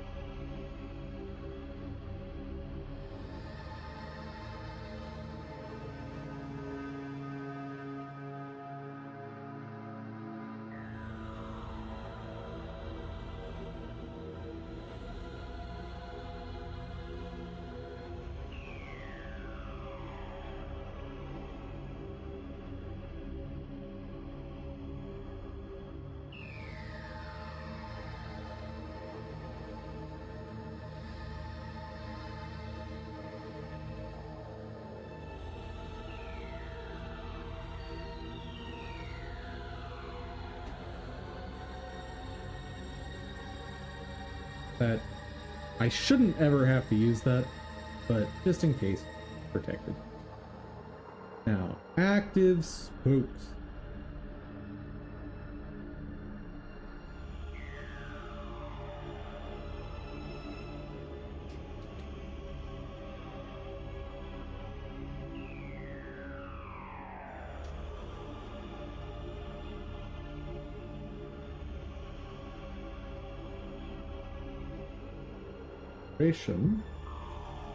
Is equal to, I think it's just tau divided by active spokes, right?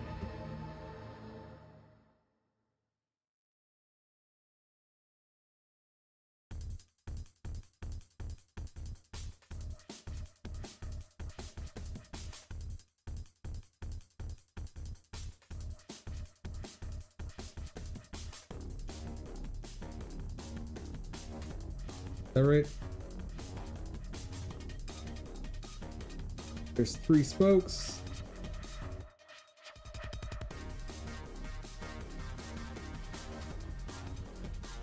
I have that logic over here.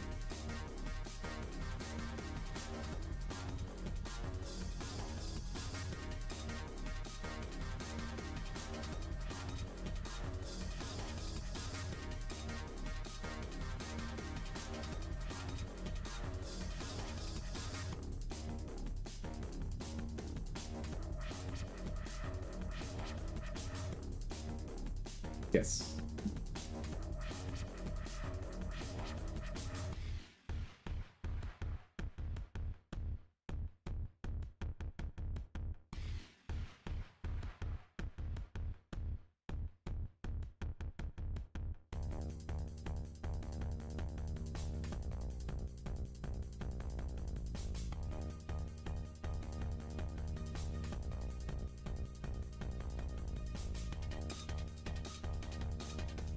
You have graham crackers? Excellent.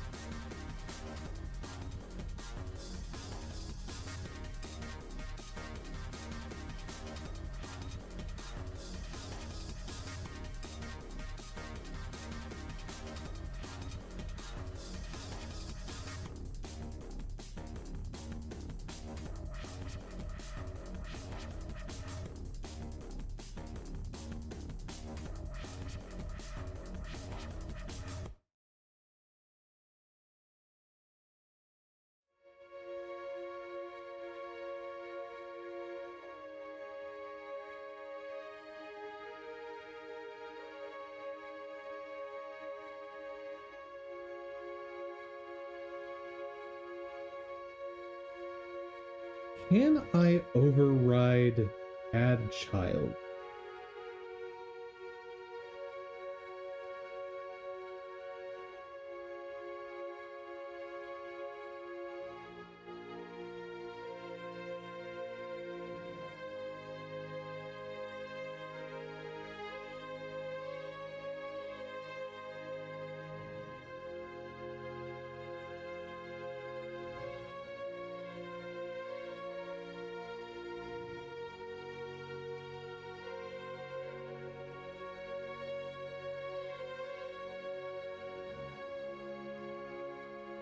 No, I'd have to copy it exactly.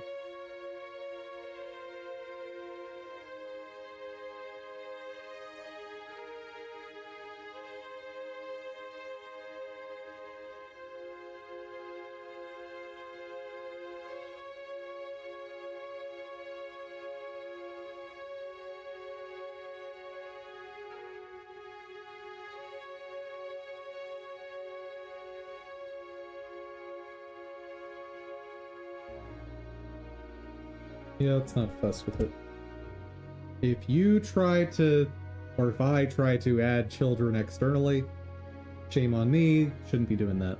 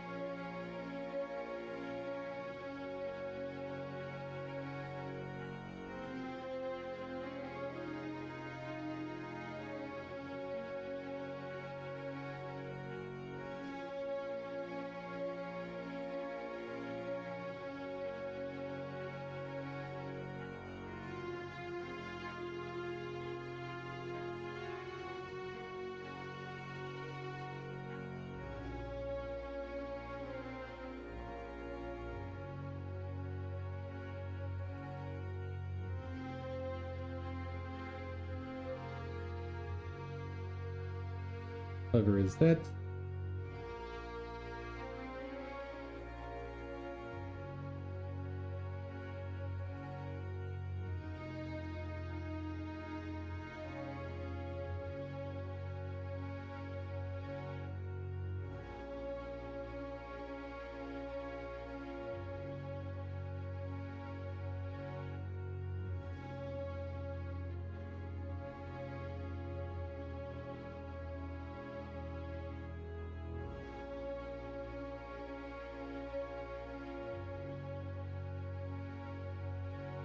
Oh, right, I'll need a setter for that.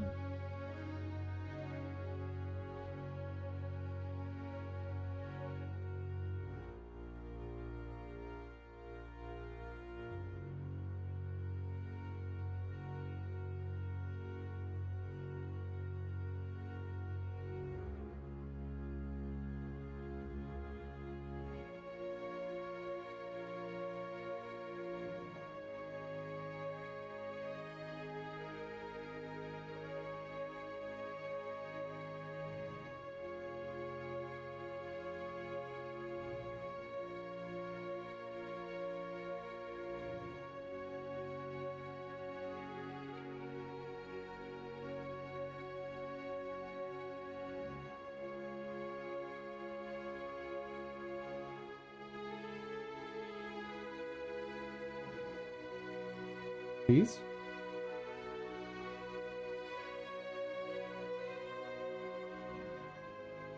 GD script, burnery.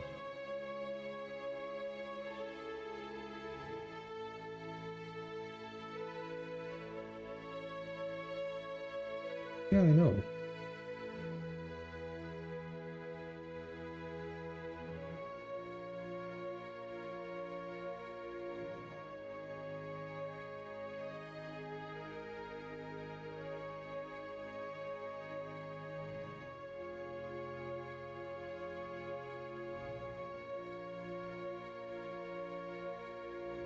Just weird.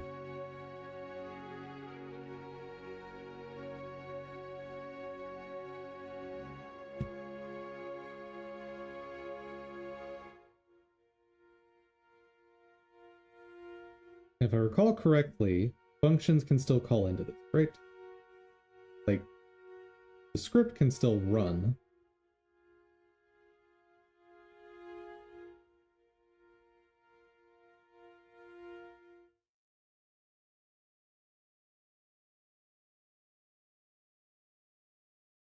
Node processing behavior. Let's look up the documentation.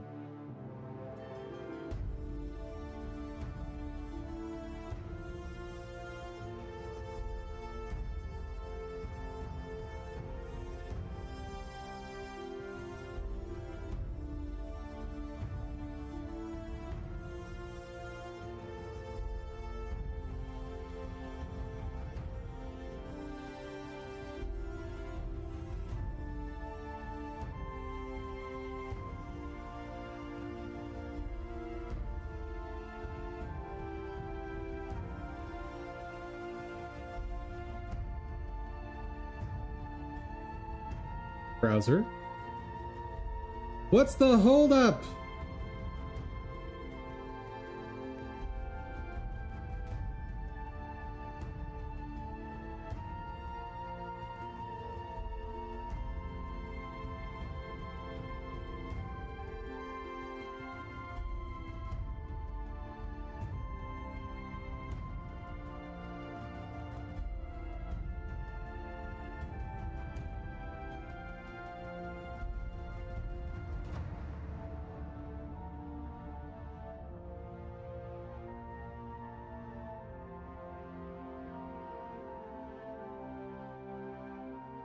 Okay, so it's just these functions that don't get called.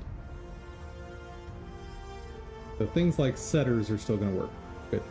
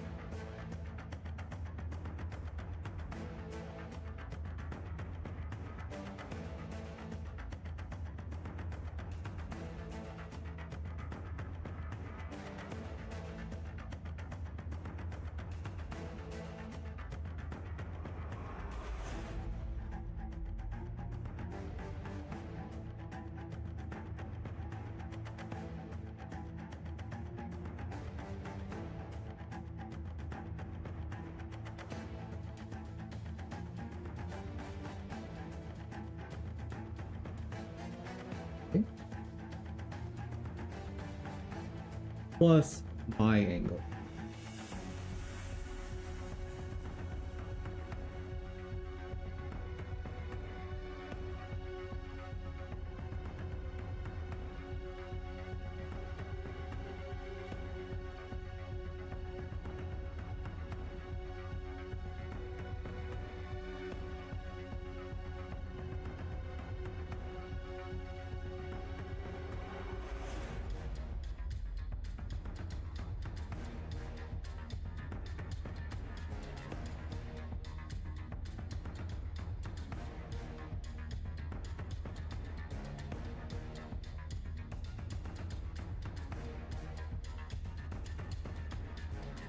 Better yet,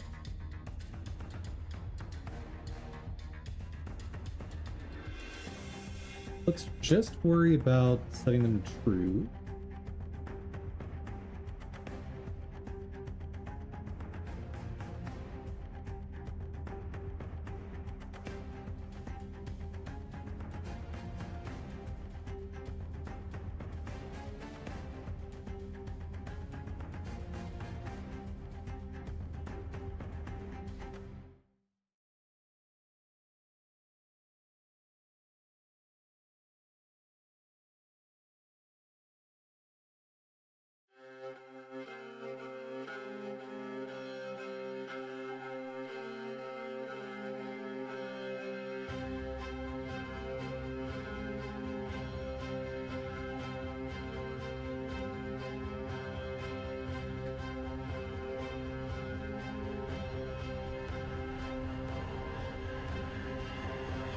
Does that do everything I need?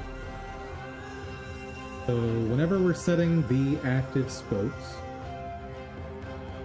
we say update the value. If we don't have enough levers to be able to accommodate, add them. Cool.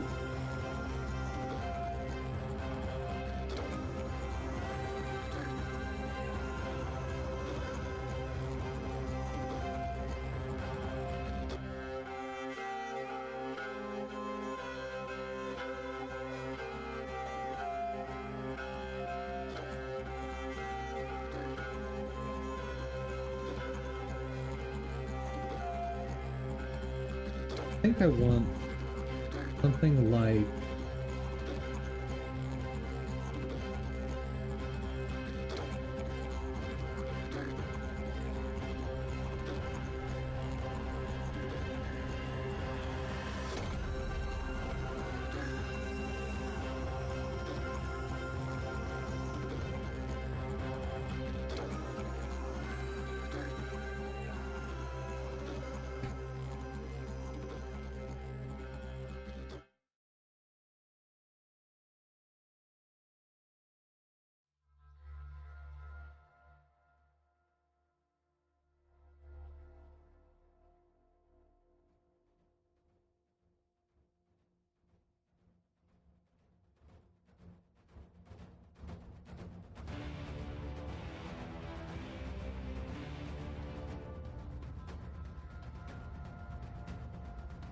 so first clear out the angle offset.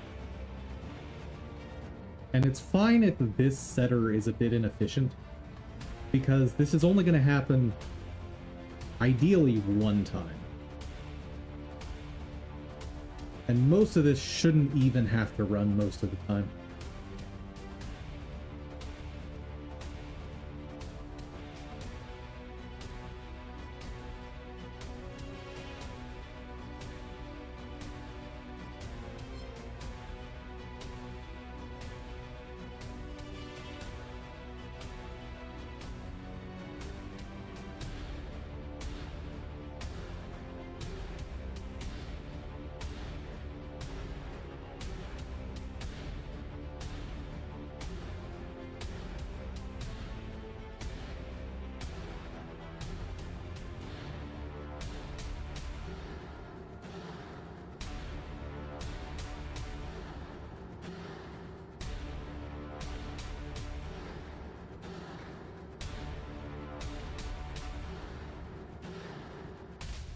Okay.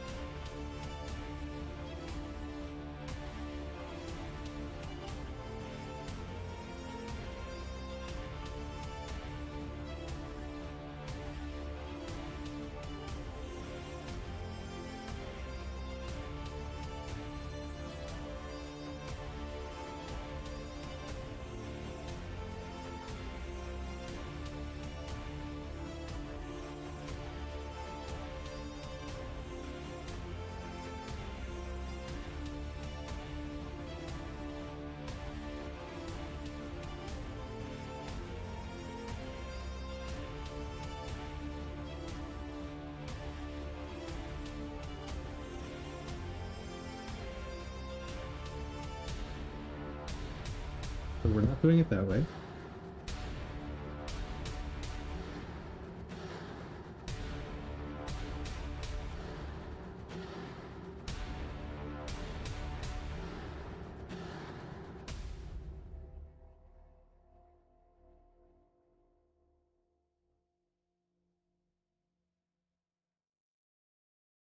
Pick the active spokes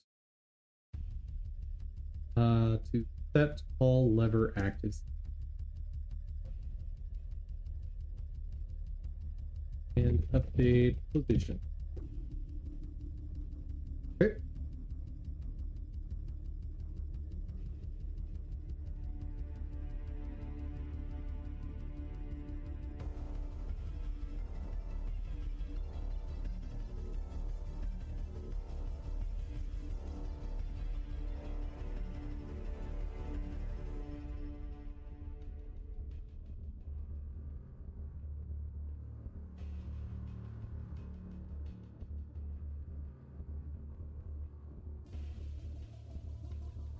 And I need some more. Yeah.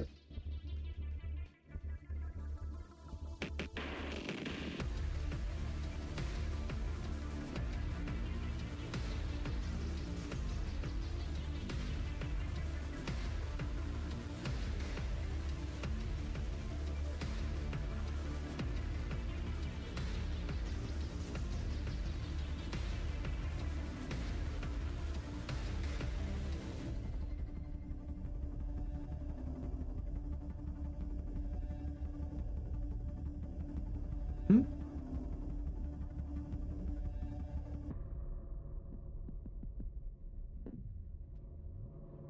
Oh. Helps if you use the right.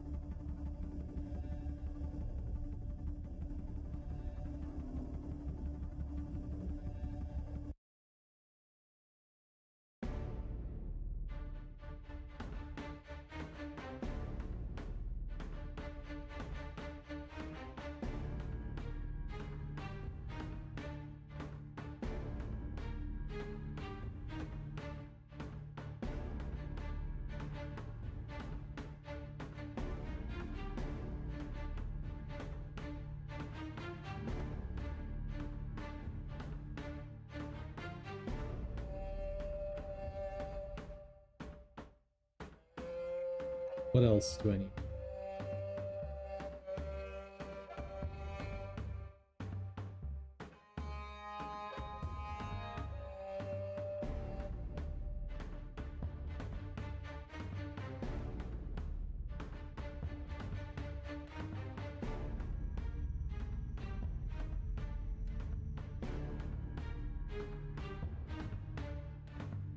And the word spoke no longer looks right to me because I've read it too many times.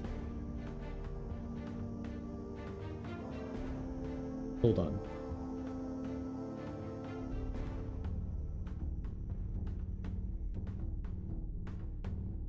Set of radial handles projecting from a ship's wheel. Okay. Focus right. Thank you. That's definitely one of those where, like, you just stared at something for too long. Okay, what's the... Oh, yeah, I saw this.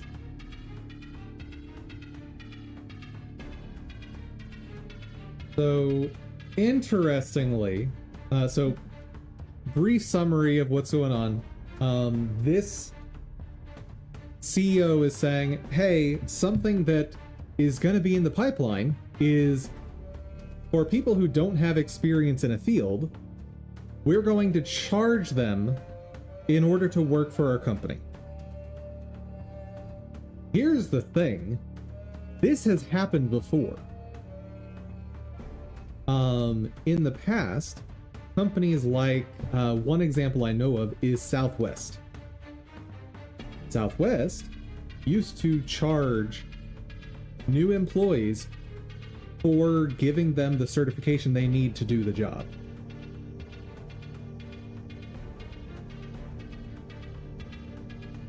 Isn't that illegal? I don't know. As far as the 80s, to my understanding, it was not illegal. And part of the reason Southwest did this way is the certifications they were providing their pilots costs, at the time was costing like $25,000. And after you have the certification, you can then take that certification and go work for another airline. That's the issue there.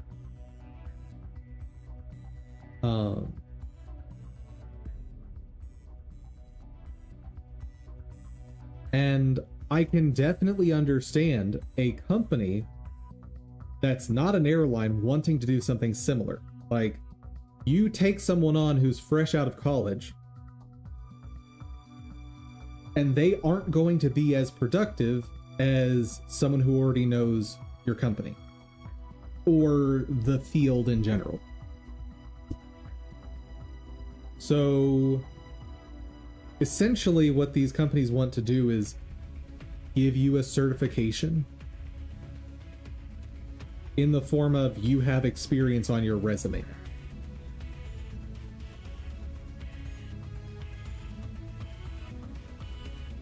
So she isn't selling a certification, but so my whole reason for bringing that up is, even if a court were to say you can't do this, she can just turn around and create certifications for what she wants.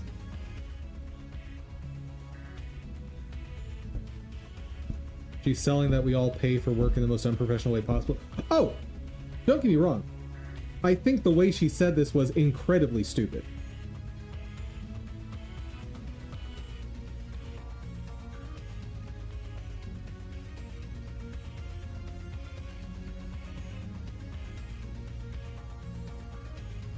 Let's see. The undeniable facts are learning curves, the awkward lessons, the face palm, wow, this kid knows nothing moments that were endured because you had no other choice. Raising the future mid-level class of your company are no longer necessary. Well, if the person knows nothing, then what were you doing during the interview? Right? Like, this is on you.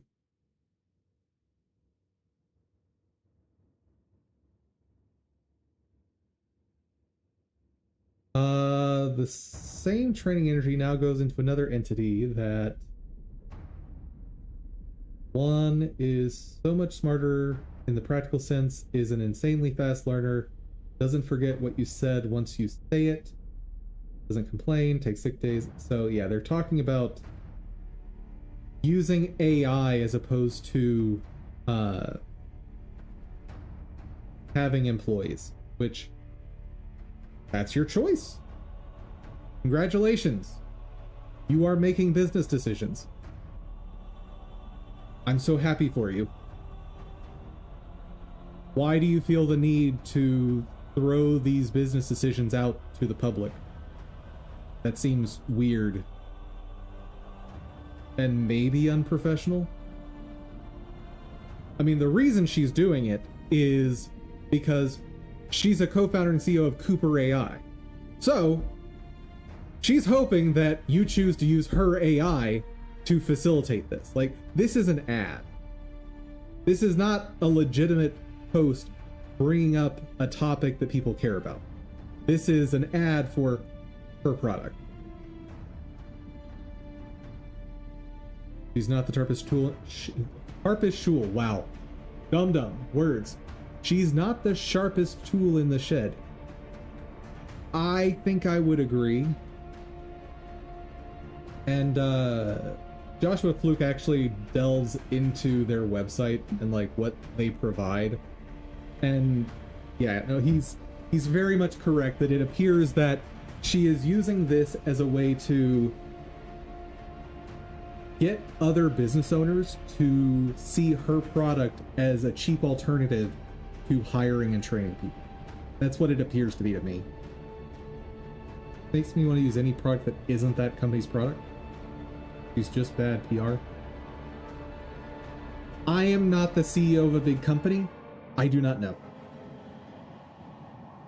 For all I know, a big company might say, oh, wow, I can use this instead of hiring a whole bunch of people fresh out of college that don't know anything.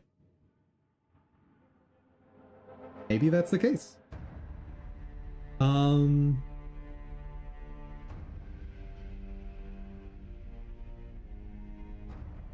What's related to, like, we were talking about the efficiency of AI yesterday, and now this coming up.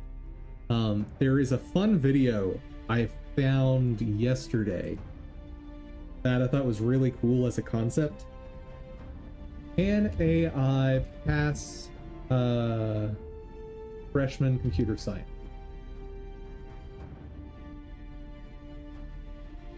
Yes, this was the video. So this is a teaching assistant, and for an entire semester, he fed freshman computer science or assignments from a freshman computer science class into a bunch of different AIs to see, can AI pass the course? Because CEOs of these companies have been saying that these AIs provide doctorate level or PhD level experience in the answers they give.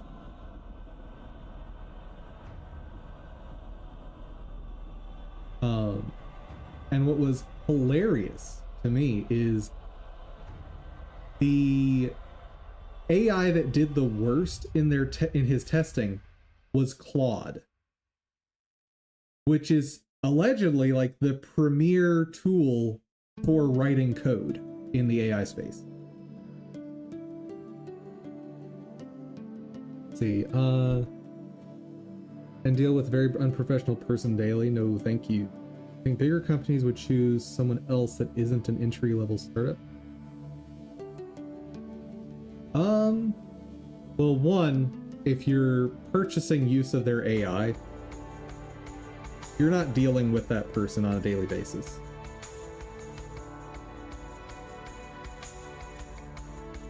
You keep slapping your head for entry-level people? Yeah, yeah, this video was very, very cool. Very long, but very cool. And I would say probably a third of it I didn't even understand, because it was getting into... It was using computer science language to talk about certain programming tasks, which I don't know a lot of the fancy terminology. Like, they were delving in, or he was describing stuff that I probably know how to program. I just don't know the, like, abstract terminology that he's using. But it was still interesting to hear his evaluation of, like, hey, the AIs were generally really good at this type of task. And I don't want to say too much because I want, like, if you're interested, go watch this because it's really well done. And whereas this other type of task, AI was awful at.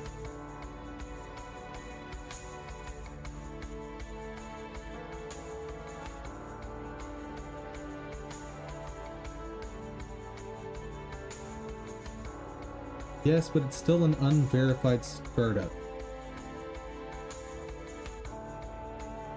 Why risk a big company, small startup that insults potential employees instead of talking about important topics about security and AI? Something that gives them an edge. The garbage promoter? Again, I'm not the owner of a giant company. Maybe the types of people that own massive companies think about this differently than you and I. I'm not going to make assumptions about how they decide things, because in my track record of looking at what major CEOs do, they all confuse me. Like, the vast majority of CEOs, as far as I can tell, seem to absolutely hate their customers. They seem to not care about delivering quality products ever. So I don't think that way. So I'm not going to try and, like, I don't think I could successfully emulate how they would respond to that Facebook post, because LinkedIn is basically Facebook now. But I'm not going to be very good at speculating on how those types of people would respond to that post.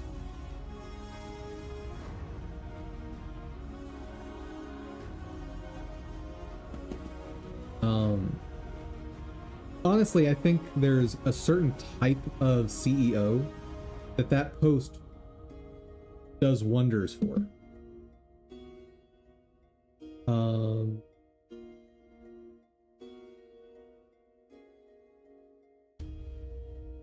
So there are certain CEOs, and I don't know what percentage of CEOs this is, that are exceptionally arrogant. That they believe their decision-making ability on all matters is superior to the people they hire. I've dealt with C-suite types like this on more occasions than I'd like to admit. And they are the kind of people that I think will likely see this as a good thing. Those are the CEOs that will ironically be replaced by AI. I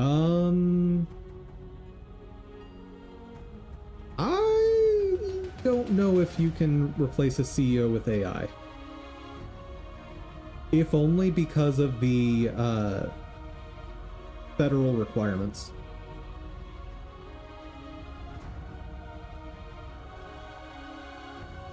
Like, if I own a company and I can have AI replace the highest paid personnel, why wouldn't I take that? Because federal requirements for corporations require that you have a CEO. You have, by federal regulation, you have to have a human in that position. And that's part of why CEOs are paid so well, because they know, like, if you're applying to be a CEO, even if an AI is doing your job for you, they know when they apply for that job that if the company doesn't have a CEO, they get shut down. I could have anyone in that position then just say I have a CEO at face value.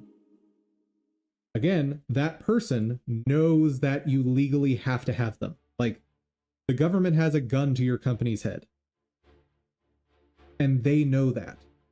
So they're going to demand a lot of money.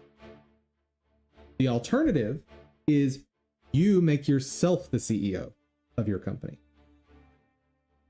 That would be the alternative. Which could work. However, there are at least minimal requirements for federal filing for corporations that you have to do as that CEO. It's not an absurd amount of paperwork, but it is annoying every year. Alternatively, of course, you can just make an LLC and not a corporation.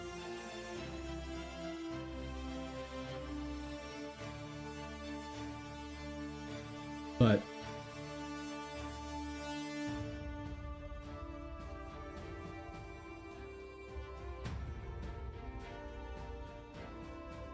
they can demand whatever they want, but someone else could be hired as an entry-level freshman from college that knows business. Well, first, you're not going to find someone fresh out of college that knows business.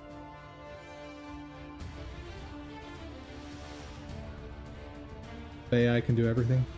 Like, so you're not going to find someone fresh out of college that knows business. It's not going to happen. I don't mean that in the absolute sense. I mean that in the practical sense. The types of people that are fresh out of college and do know business, like actually know business, not just have a business degree, but actually know how businesses work. They're also smart enough to know that they can hold you ransom for a higher pay. Like, the types of people that you would want as your CEO, even in the model you're talking about, are also the types of people that know they can hold you ransom. Hold your company ransom, I should say.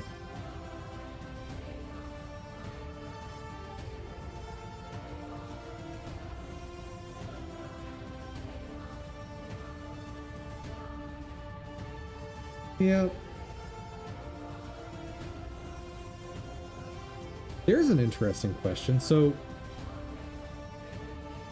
one thing that was tried or advertised for a while is AI Manager.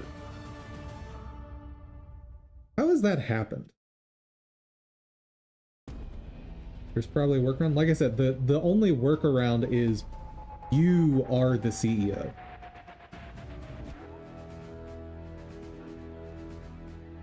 Using AI to replace manager.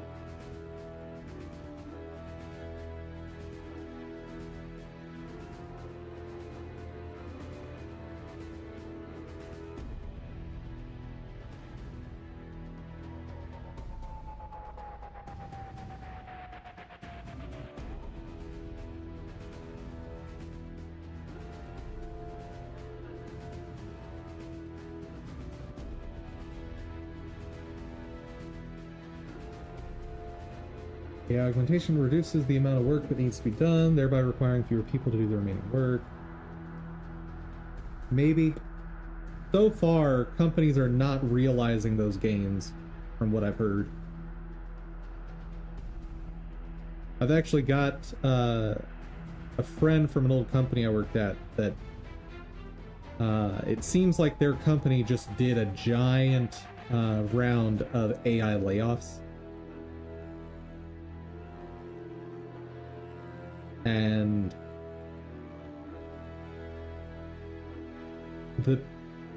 he and the other people he works with are not seeing the AI efficiency gains that they're allegedly supposed to be seeing. And like the executive suite people are just sort of assuming the efficiency will happen. So they've already laid people off as a result. Like it.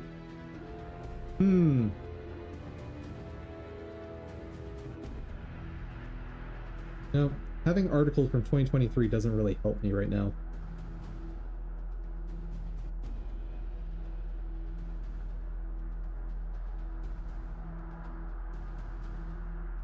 How come no one is talking seriously about replacing management with AI? Because managers make the decision on who to replace with AI. That is the real answer why managers won't be replaced.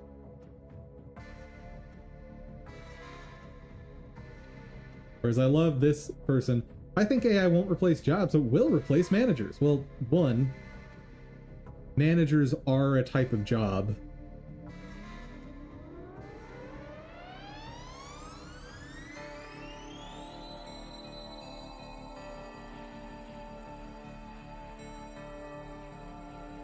Top managers can replace lower level managers. So in order to be a good people manager, you need to be allocating a certain amount of time to each of your employees in terms of tracking and enabling their growth. In my experience, a good measure of how many people you should be managing is 10 to 20. Like 20 is a lot.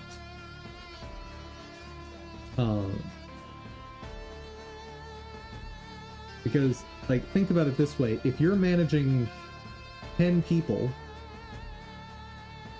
at very most, assuming you have no administrative tasks, you're spending 4 hours a day considering, planning, and acting on plans to further an employee's growth. That's not a lot. So you get up to 21, And like that 4 hours a week is assuming you have no administrative duties, no meetings, no nothing. Like you're just focused on that one employee for those 4 hours.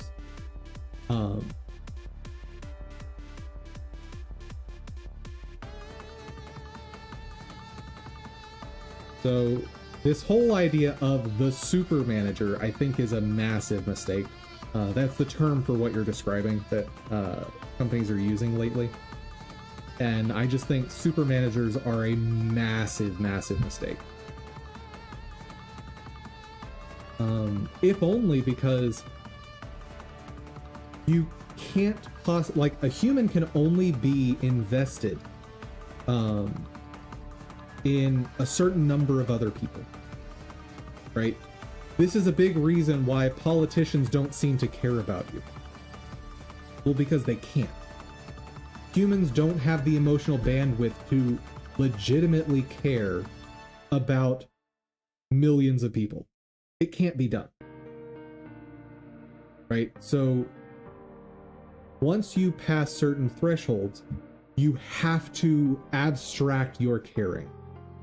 And it becomes less tangible and less impactful on the people you care about. So that's why you don't want to have a manager managing too many people, because they will, at a certain point, stop caring about those employees because they have to, neurologically. Yeah.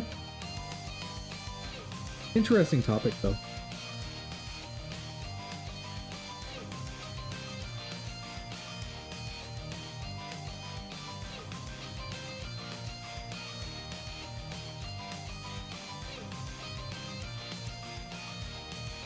You know, if I could actually get into a company as a people manager with AI handling administrative tasks, that would be like a dream job for me. Like, if I could spend all day, every day in my working hours for the company just focusing on process improvement and growing employees through things like mentorship, that would be a personal heaven for me. But so far, that job doesn't really exist.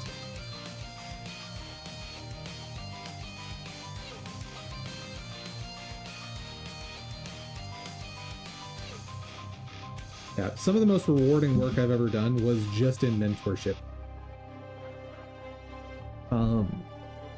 One of my favorites, there's a story from this one workplace.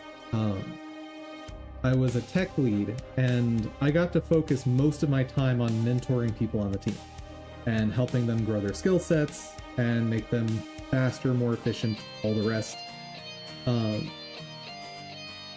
And part of what I do when helping someone grow is have them question and break down their own understanding of the topic.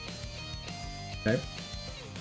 And in this particular environment, we had test cases that they were written like manual test cases, but the steps were read into our automation framework and parsed, and then those were the commands that were executed on the target software. And at one point, we were talking about structure of test cases, and I, without even really thinking about it, said, oh, you just need to update the test code. And they go, what do you mean? This isn't code, this is the test. So, and then I just paused for a moment. I asked them, what is code? Which immediately became a meme in the office. Like, anytime I was trying to expand someone's understanding of something, like if anyone overheard those types of conversations, I would hear in the background, what is code? And the point was, while like I wanted this person to stop thinking of code as something written in C++. I wanted them to understand that code is just a list of instructions that eventually is parsed by a computer and interpreted into actions it can take. That's it. And so our test cases were a form of code. They were essentially a very, very, very high-level scripting language.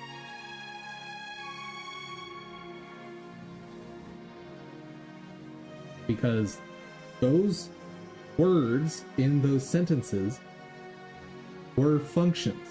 Meaning once it got... So we essentially had a parser that compiled those terms into... In that environment, we were in C#. So it compiled those English words into C# code. And then that C# code was compiled into machine code. Or machine language. Which then executed on the application. Philosophy building? Exactly. I think a big part of growing and understanding new things is changing the way you conceptualize. Because there are certain ways of conceptualizing concepts. That was very redundant. Certain ways of conceptualizing that lend themselves to expanding your understanding in terms of breadth and depth.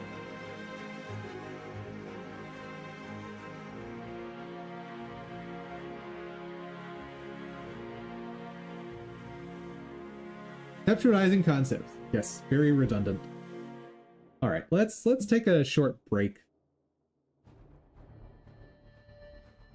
We've been talking AI and whatnot for a while. I need a break to be able to refocus on work stuffs.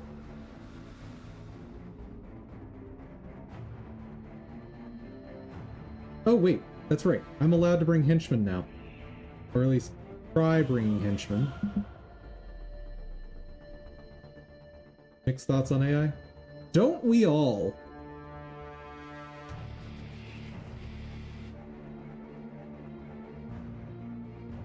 I should not bring a fighter. Bad things will happen if I bring a fighter.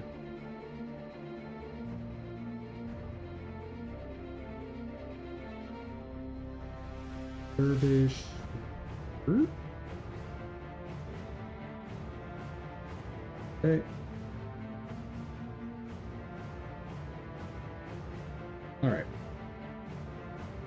So, I've proven it is technically possible to solo Phase 1. I've proven that many times now.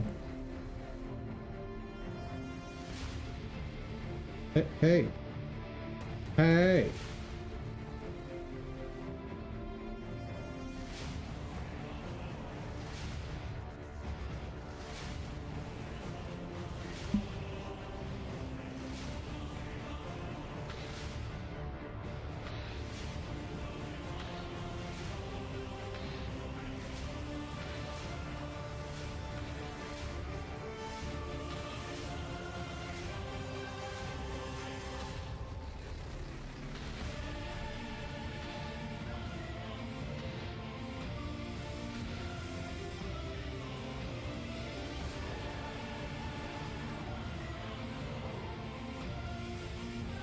Why are my healers not healing? You have one job, guys.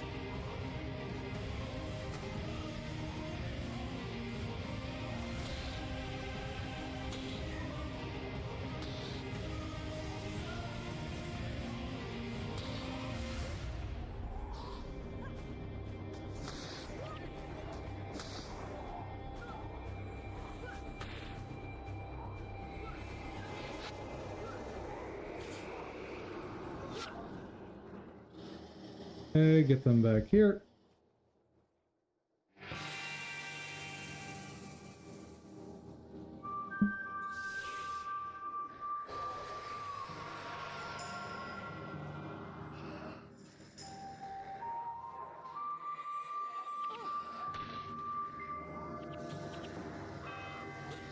Need to make sure Devona does not come up here.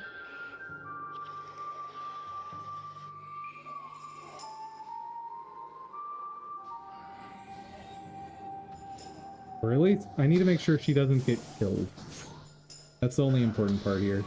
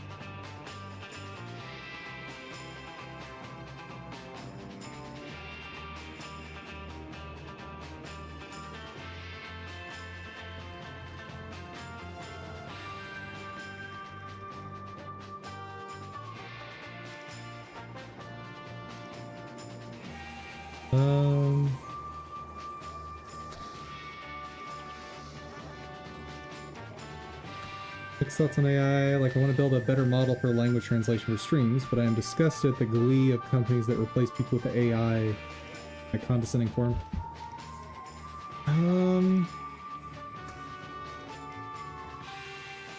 It is definitely laying bare the idea that companies don't view people as humans. It is definitely making that apparent to everyone.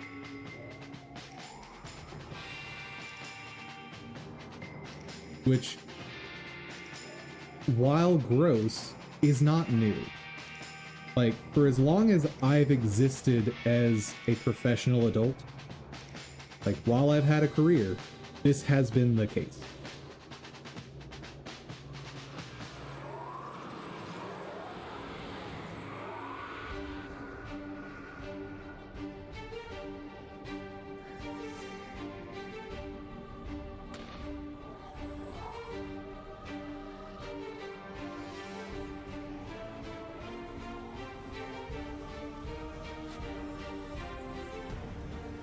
Don't want to help any company that enjoys doing that to people.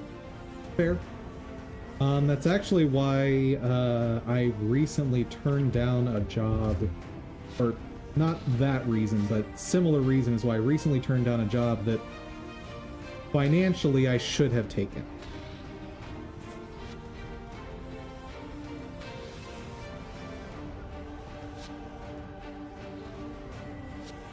Come on, guys. Focus.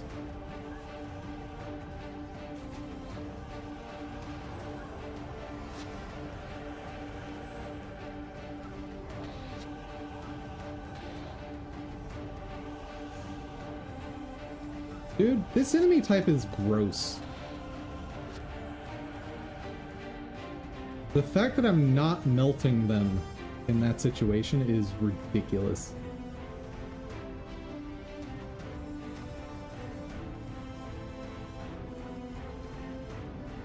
Thresh, what are you doing here? Get out.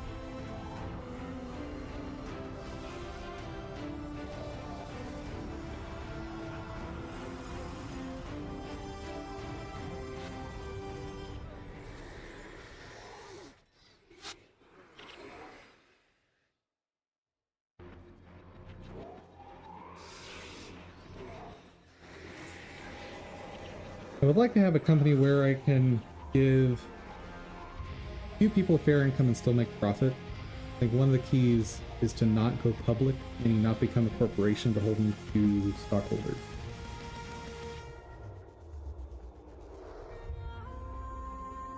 That can be a way to avoid that. Given how few good companies exist, I'm approaching the viewpoint that it's just impossible. Like, I don't know that that's the case, but it's starting to seem like maybe it's just not possible to be profitable and be good to your employees in the modern economy. Maybe that's the case. If it is, that's really sad. But there's not a whole lot of evidence to the contrary. Like, how many companies do you know of that are kind to their employees and profitable? Paresh? What's happening? No, seriously, what the heck are you doing?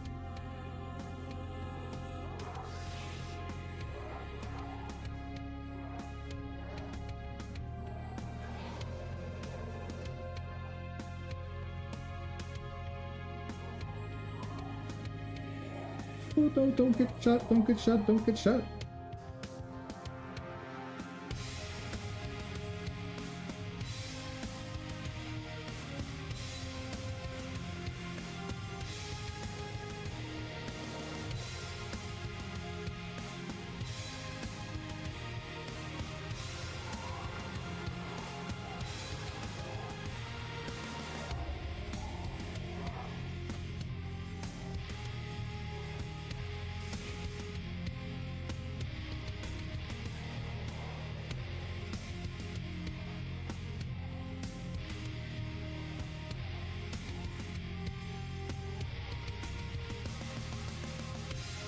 Well, as long as she doesn't decide to just walk over here and kill me, I think we've got this one.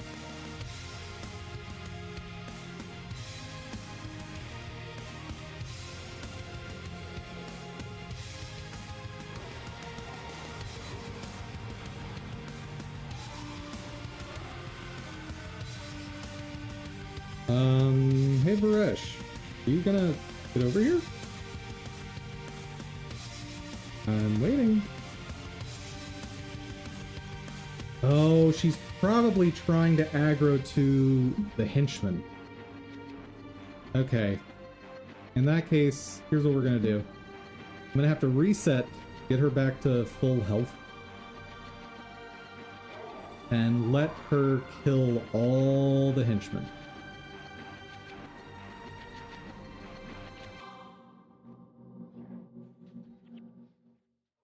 Maybe not full health. I don't need to wait that long. Okay. Just keep them shuffling around so that they can't recover.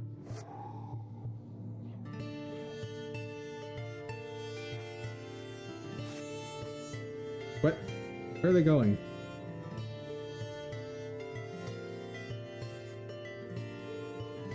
Oh, stop healing.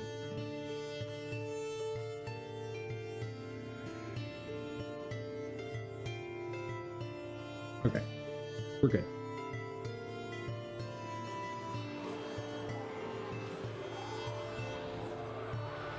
And Varesh is back at full health. What are you doing, crazy lady?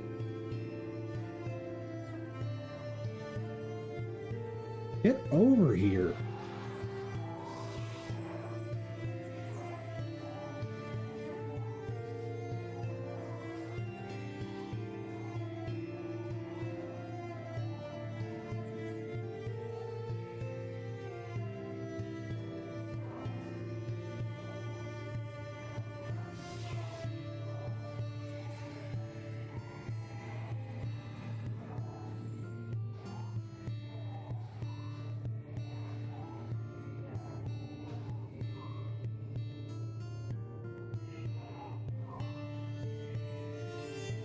Reset.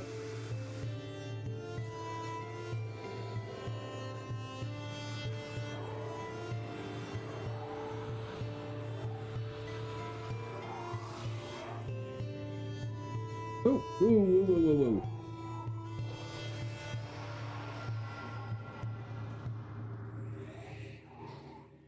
Was not ready for her to run away there.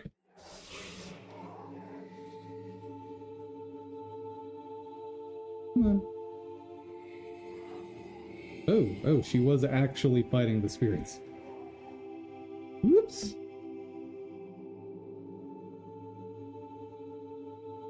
I'm going to try to figure out if I can. I wish you absolute success in that venture.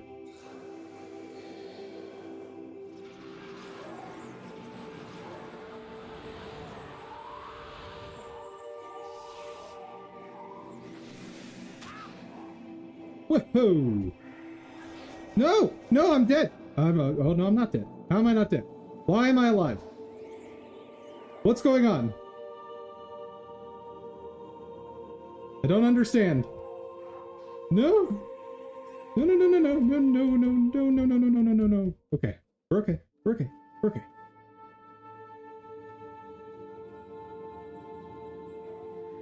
And now she's running away. Huh.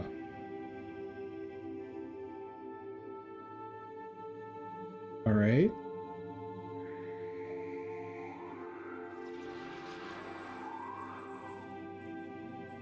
Please.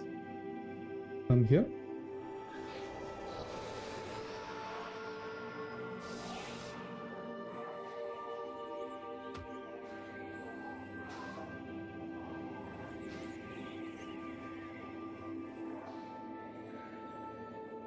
Hey, spirits, there's a lot of you not fighting.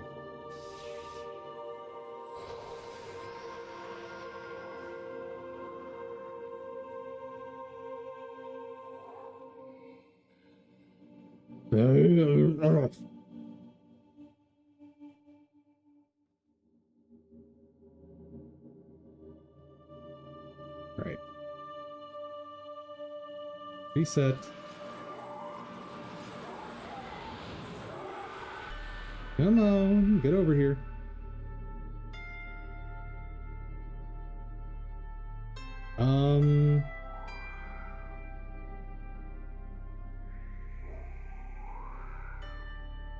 Hello?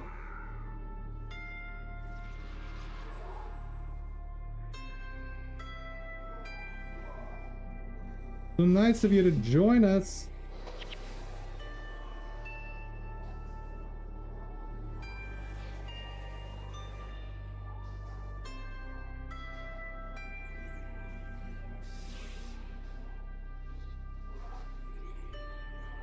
Okay, we got the health past the letter A. Past the first M. That's awesome. Okay, give her space. Do that.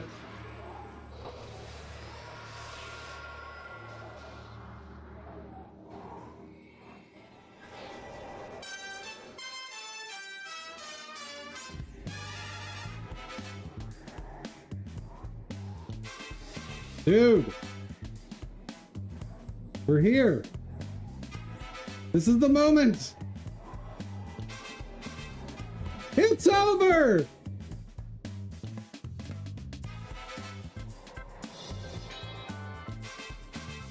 Oh, man. So, the question. Can you solo Ruins of Mora? Yes. Can Dum Dum do it? No, because he doesn't have the patience.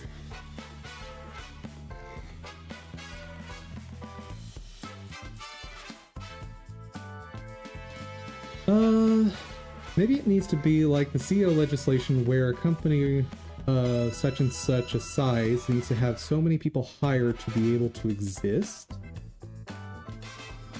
Wait. What does size mean there?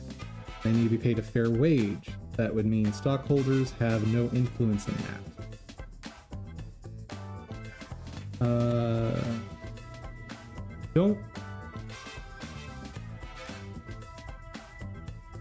I don't see how you're going to avoid the inherent problem there. Like, shareholders are a part of that problem, but they're not all of it.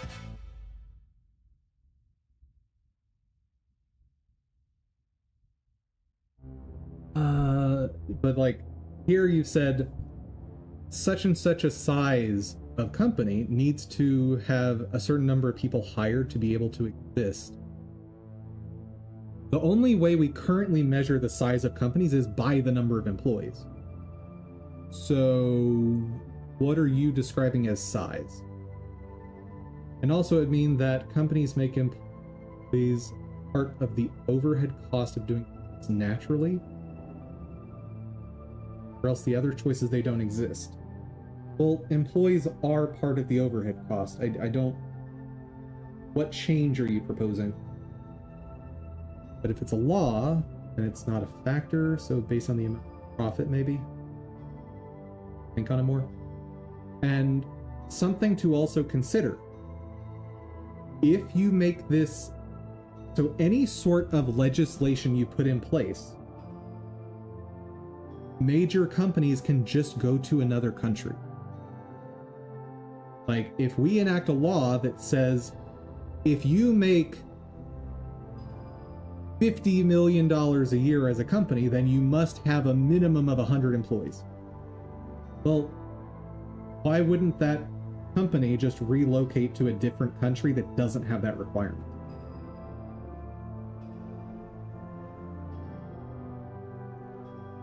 This is actually why the entire manufacturing industry of the US is... we are struggling to regrow it. Because we put in a whole ton of workers' rights stuff, which I'm not saying whether those are good or bad, I'm just saying they are a reality. And we put in a whole bunch of regulations on every industry under the sun. All of those things increase cost of operating. And all these manufacturing companies said, well, we can increase our profits by 50% by just moving to another country. Companies will always choose to abuse people if they can get a higher profit. I'm not convinced that statement is true.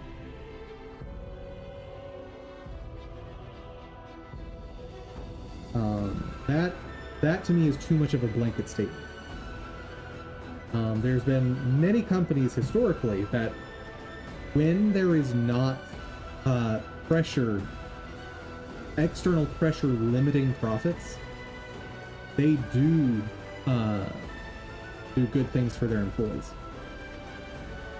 But as we've increased regulations, profit margins have narrowed and narrowed on a lot of different companies.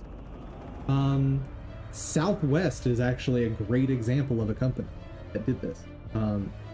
During the 80s and 90s, Southwest was probably the most sought after employer as a pilot. And because of that, they were able to pay less.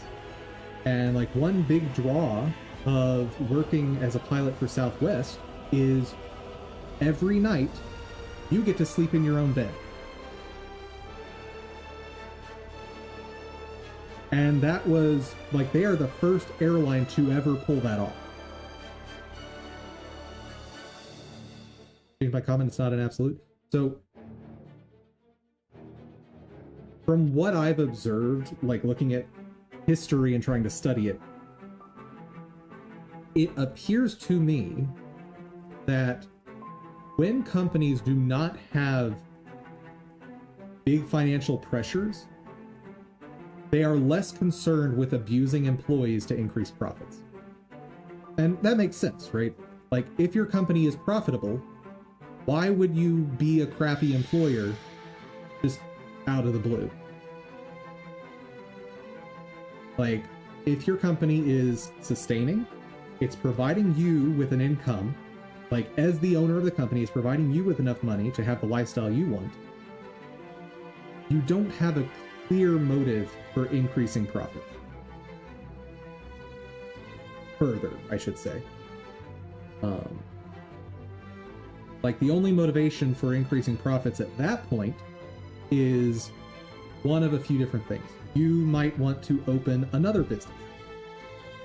You might want to expand benefits for your employees. Or you just want more money for yourself. But most business owners, when we're talking like super duper rich business owners that their company didn't go public, they reach a certain amount of money that they're just happy with.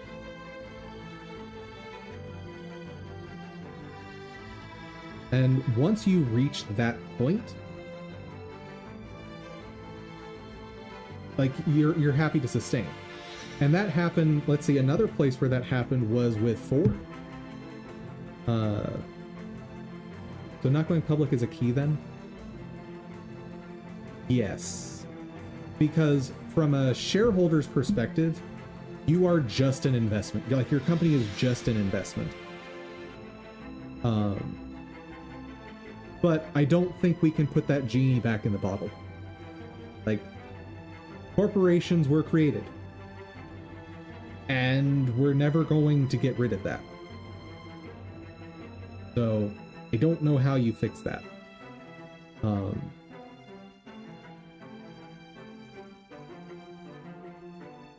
Maybe.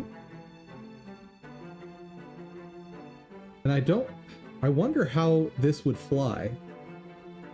Could you make it... That's a weird one. I was thinking, could you do something to limit the amount of control shareholders have over a company? However, a big part of the reason people buy shares in a company is to have ownership of that company in some capacity.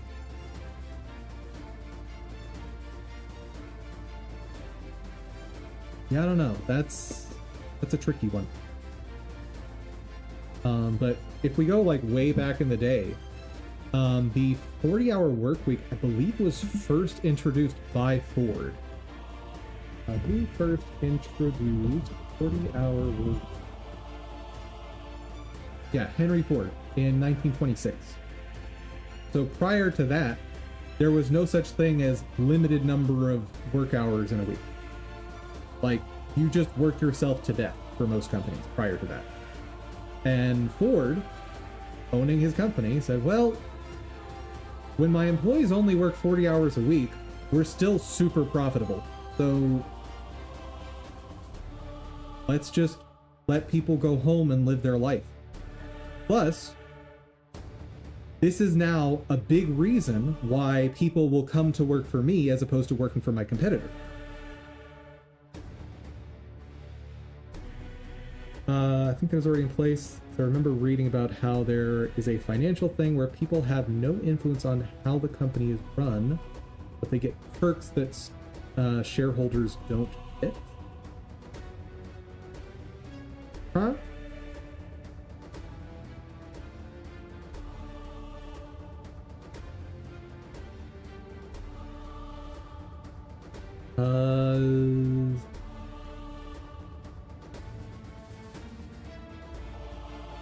But point is, there was an era of the U.S. economy, talking generally between the so I believe I haven't gone back further than this, but it started as early or earlier than turn of the 20th century. So somewhere before the year 1900 is when this era started, and it seems to have ended around the late 80s / mid 90s. Somewhere in there is where this ended. We had an era where companies actively fought to better the situation for their employees because that meant they could attract better talent. And the only thing I can think of that I've been able to point my finger at to say, oh, this was a big thing that changed how our economy operated in the 80s / 90s. The only thing I've been able to point at is massive increases in regulation.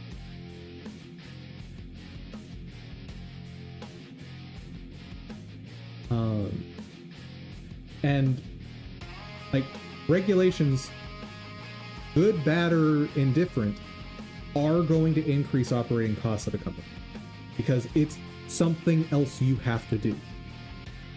No matter how trivial it seems, every single regulation is an added cost on every company in the industry that the regulation applies to.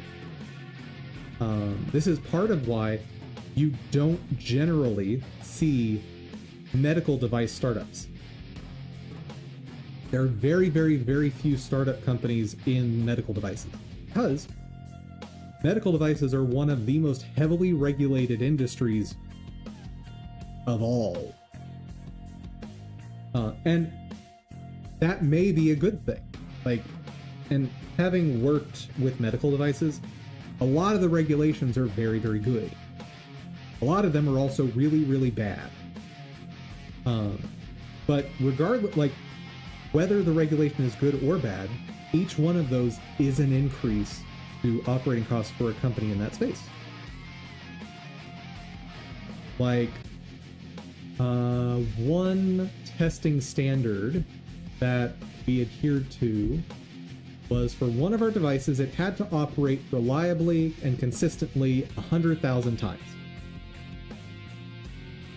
I don't remember if that one came, I believe that was an interpretation of an FDA regulation.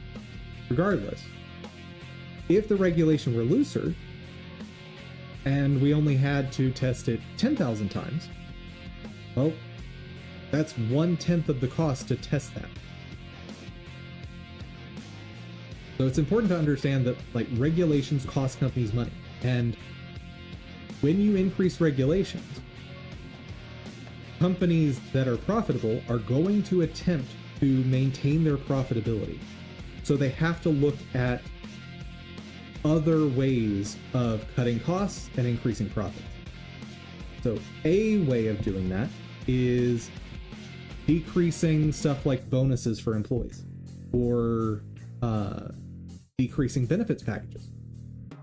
Benefits packages are a huge money sink for big companies.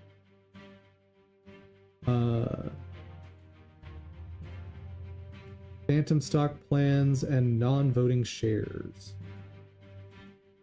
Phantom stock plan. Well, stock plans in general are for employees. Preferred stock, which is a hybrid security that prioritizes financial returns over corporate governance. Okay. That's not going to change whether or not people can buy standard stock. Like, since it exists, there is always going to be a motivation for being able to buy a percentage of a company. And this existed prior to corporation. So prior to corporations even existing, people would buy into a business as a partner. And you would potentially have 50 partners owning a company because that many people bought in. And it was functionally identical to shareholders.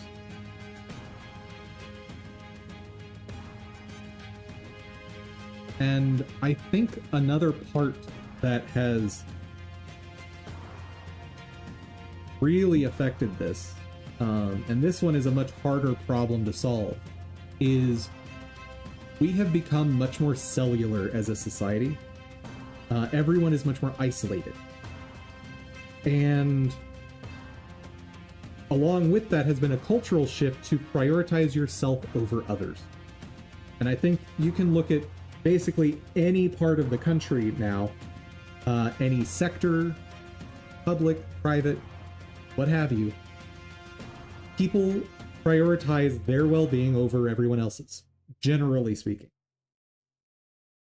And while that's the case, you're going to have this problem no matter what changes to the economy you try to make. Like, there is a moral shift that happened in this country, and frankly in most countries in the world, over the past 50 plus years. And unless you can correct the moral situation in the culture, I don't know that you're going to actually be able to fix this, because you cannot govern people into being good. Like, laws can never force people to become good people. That's not how it works. Being a good person is an internal decision. Like, you decide that for yourself. You can force people to comply with certain behaviors. Of course, we do that all the time with laws. But if someone doesn't decide to be a good person, they will find ways to circumvent those laws. This actually harkens back to something the founding fathers said repeatedly, which was, for this country to work, the plan they set out for the United States, for it to work, the country must maintain Judeo-Christian values. Now, they did not say this must be a Christian nation. They absolutely believed in freedom of religion. Or, as many atheists would like to remind you, freedom to abstain from religion. And I agree. I believe it is a moral virtue to allow people to follow whatever faith they choose, or lack thereof. But their statement was specifically Judeo-Christian values. So very, very simple values, such as seeing other humans as having moral worth. That was one of the most fundamental principles that they believed. Without that, the country would fall apart. And if the past 50 years is anything to go by, I think that's probably true. Like, we have entered an era where most people don't seem to view other humans as having moral worth. Treat others the way you would want to be treated. So it's not even that. So that principle is ridiculously old, like predates the Bible. Love your neighbor as yourself. So again, that value predates the Bible, the whole bit. And it's not that. That's not the value that I'm talking about. It is, do you view another and it's not even how you treat them. This is more fundamental than that. Love your neighbor as yourself. That is in the Bible. That is what? John 3:16? No, that's for God so loved the world, isn't it?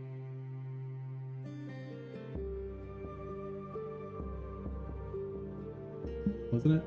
Hello.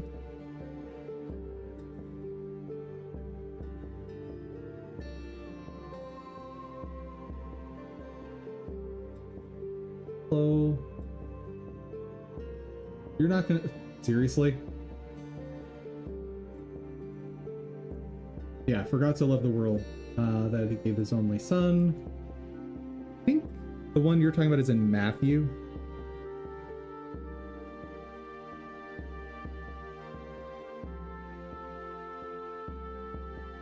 Well, I believe...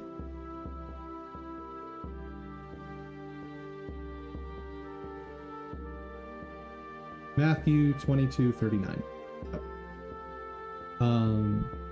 But that principle of treating others as you would have them treat you, that principle predates Matthew 22. Absolutely predates Matthew as a person.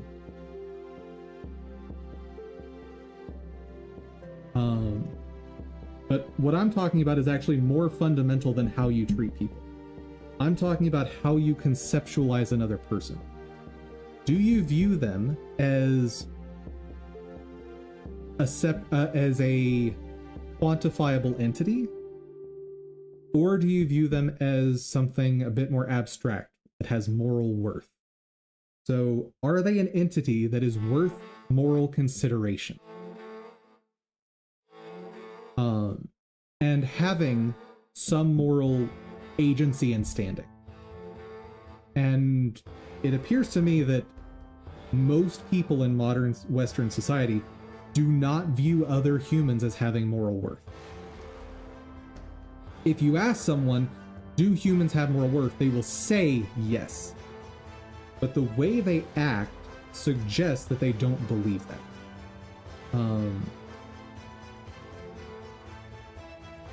And we're actually about, like, where I was about to take the topic, it would be getting into some political topics I want to avoid. So let me avoid that, because this is not a politics channel.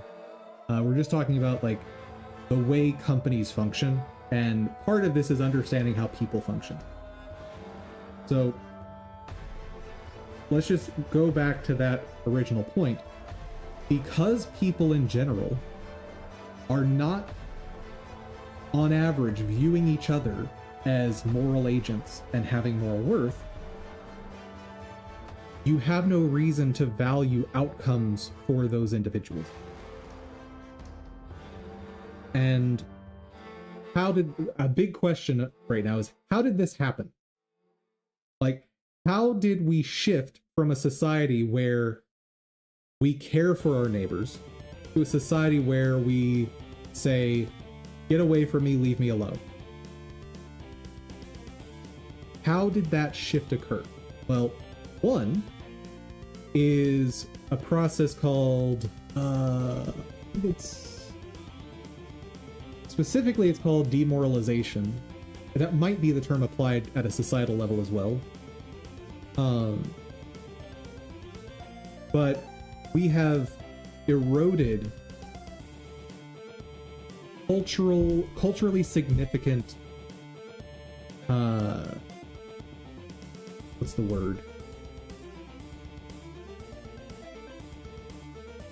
Facets of society. So a great example, and I love bringing up this historical example because it's massive. And like, people all over the world today don't understand the importance of cultural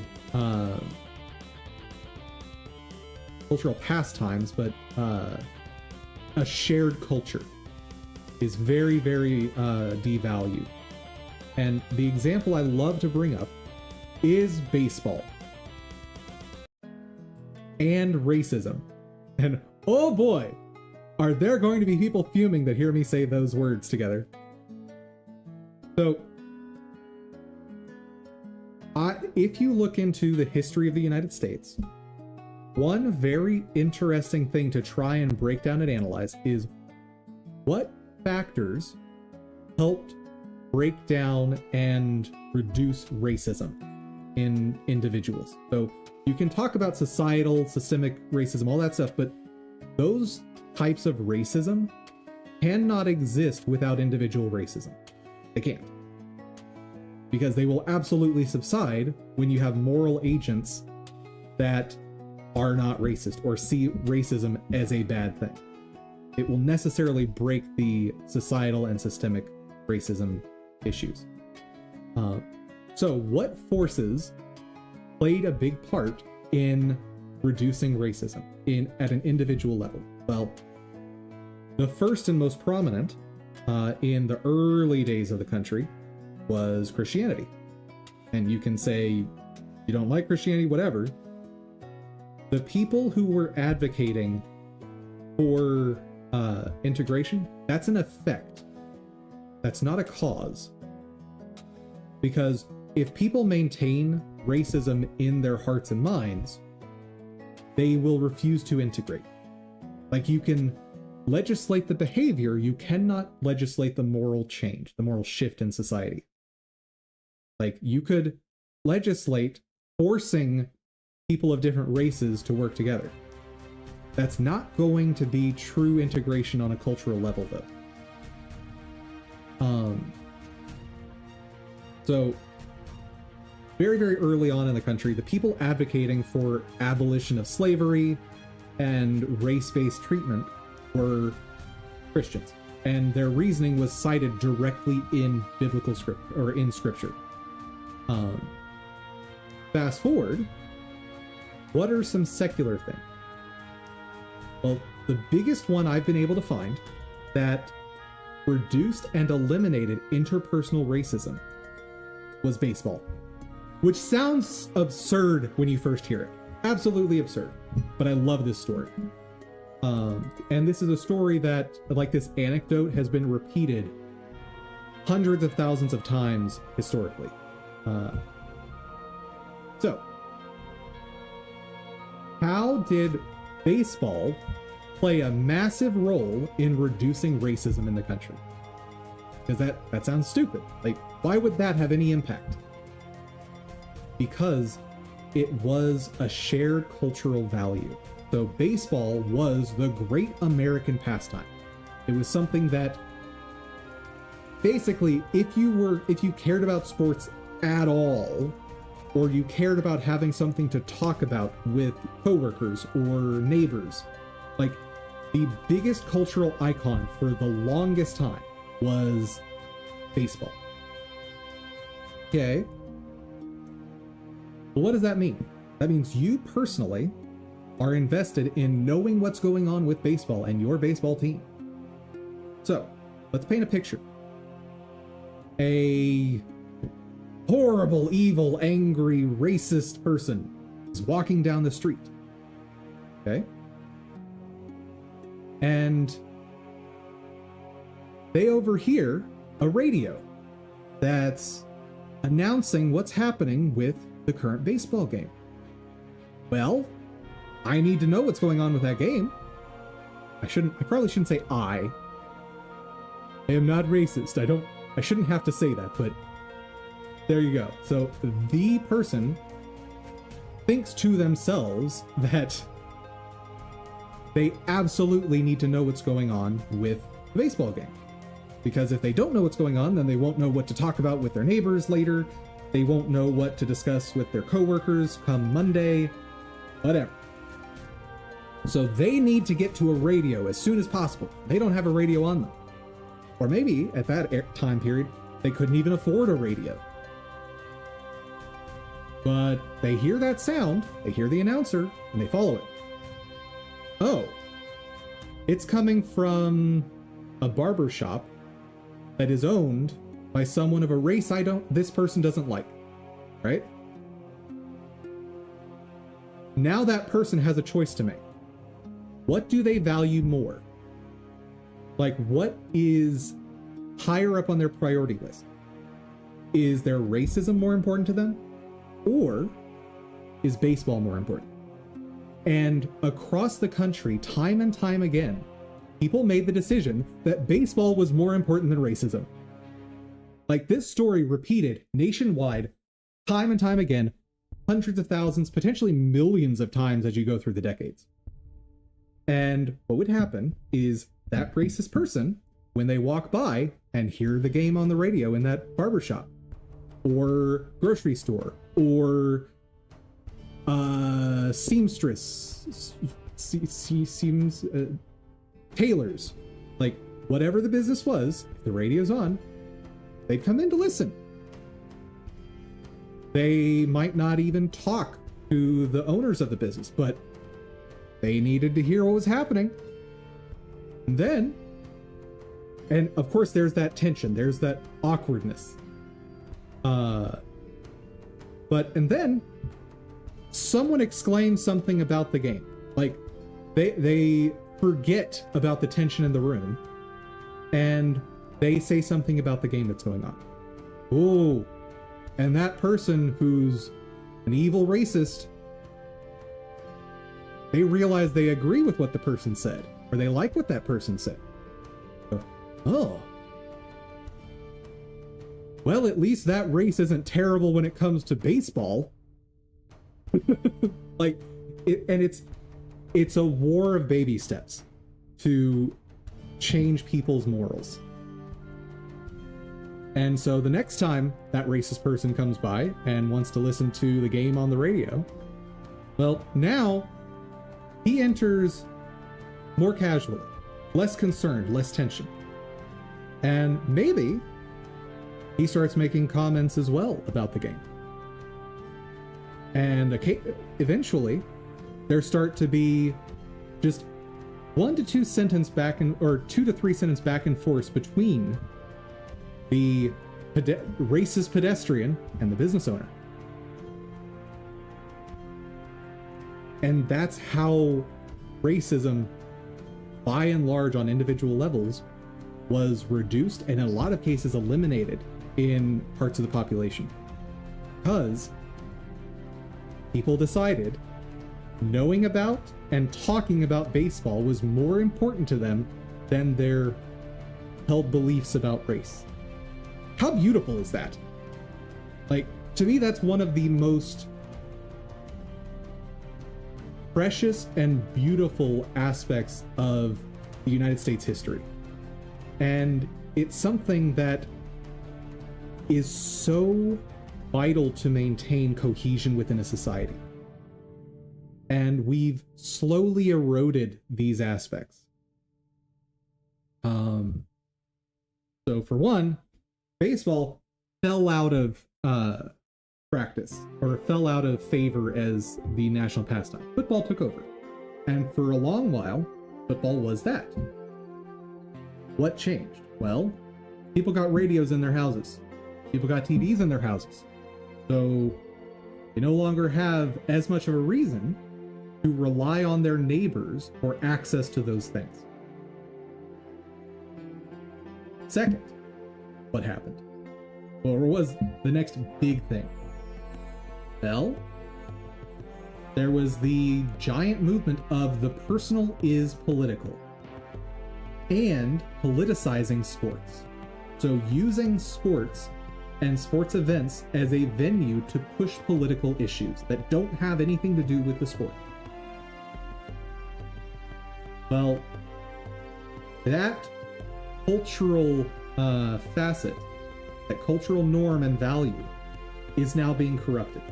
Because now, in order to feel that you belong within the let's call it the fandom of the sport,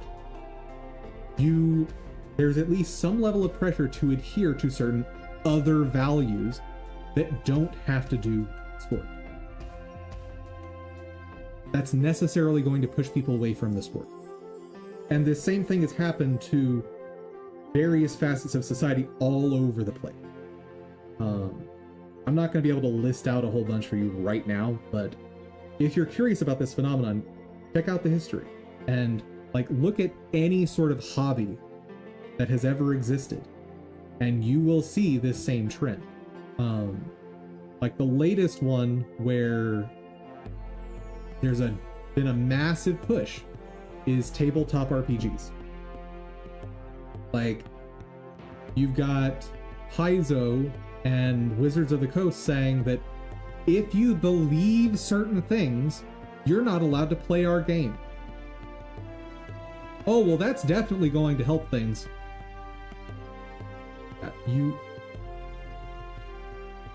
Trying to force people to do something and legislating something like you mentioned earlier is the fastest way to entrench someone's view.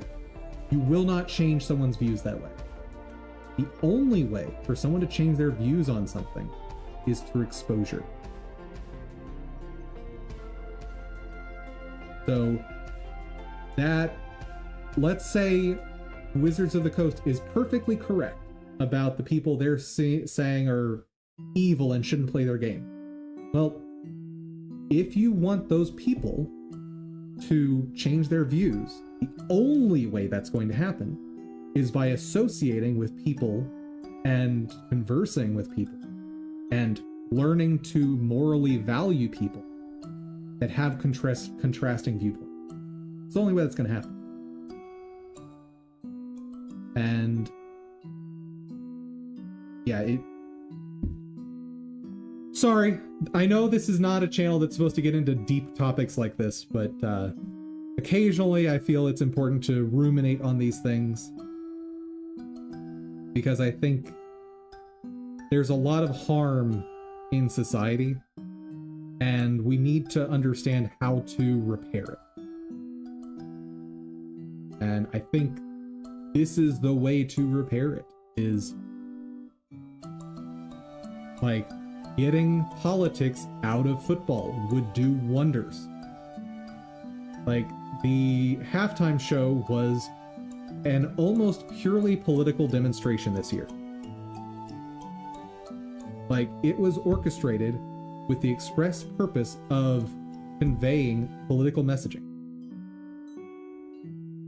That's not the appropriate place for that. Like, football, you are so much more important to society than any political issue. Because you are part of the glue that holds the culture together. And so diluting that glue is necessarily going to break apart the cohesion of society. And I really lament that that's what's happened. And I don't know how to fix it. And this is one of those things where the people who were in charge of the Super Bowl and the halftime show, they have to have a change of heart. Right now, those people are viewing, they are seeing those issues as paramount and deserving of being pushed politically. I think there are people at the top that want us divided. That's always going to be true. Yeah, there's always going to be people that want us fighting each other. You're never going to get around that. But so long as there are... I wish I could remember the term. There's a specific term for a shared cultural... or a shared valuing of some cultural facet. I wish I could remember the word. But we're getting into like really high-minded analysis of this stuff, and I am fast reaching beyond my depth on this. But the point is, cultural pastimes, shared values of hobbies is how you fix culture. It's interesting to think about. I agree. Yeah, we have... There's also the prevailing idea that if we can just legislate away all of the things that are immoral, then we become good. Which is just obviously not true. Like, you still needs work. Having good morals does not make me, Dum-Dum, a good person. Obviously. But there's this philosophy of collective... Well, it's collectivism at its base, but this idea that there is a collective moral, or a collective morality, I guess, is what I'm trying to say. And it's the idea that as long as we have legislate so that everyone behaves the way that is right, that makes us good people because we're part of the collective that is good. Well, that's purely consequentialism, for one. And I do not ascribe to the idea that just because you do the moral thing means that you are a moral person.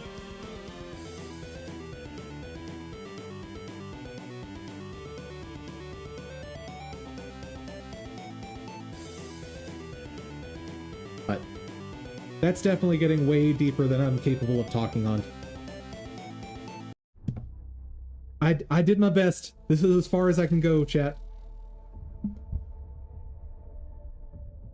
What are we doing?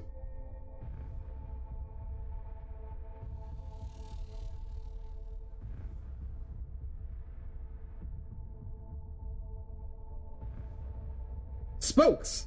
Awesome. Okay. Pinwheel, spoke length, active spokes, position scale.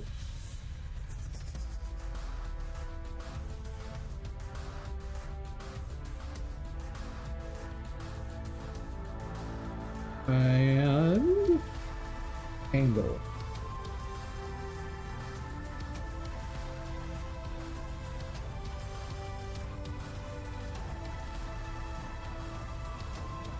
Okay.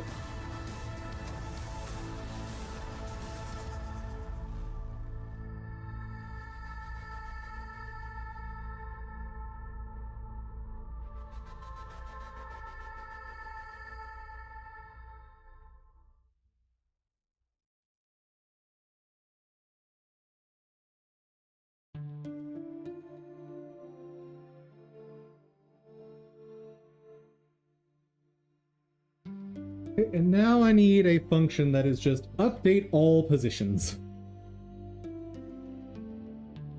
Hmm. Spoke length. I can go ahead here. Or lever in self dot get children.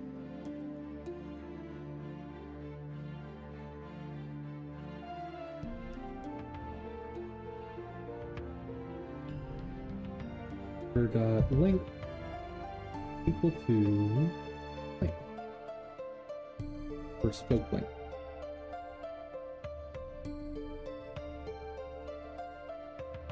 Okay.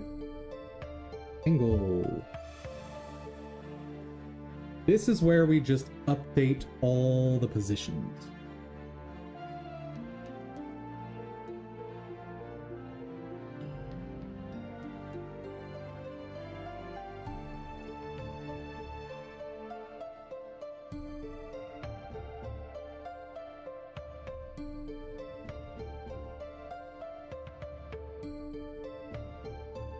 Update spoke angles.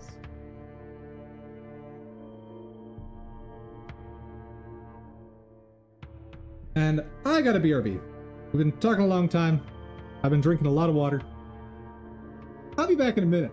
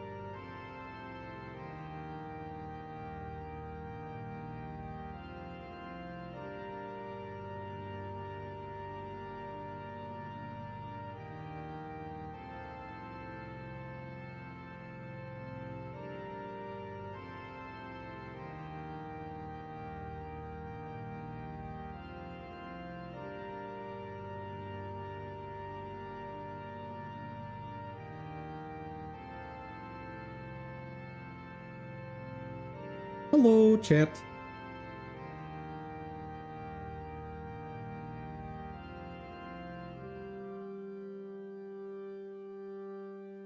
Let's see. For I in range of 2.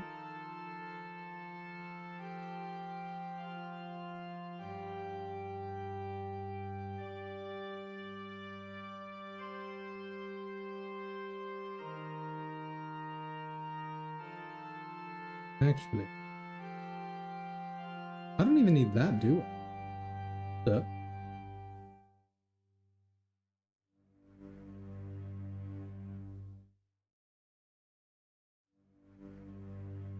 Yeah, that is the way to do it, but save myself some time here. For computations elsewhere. Bar angles to I is equal to offset plus angle. Okay, so we got a new array that's the length of active spokes, and we have applied our angle to all of the offsets for the individual spokes. Okay.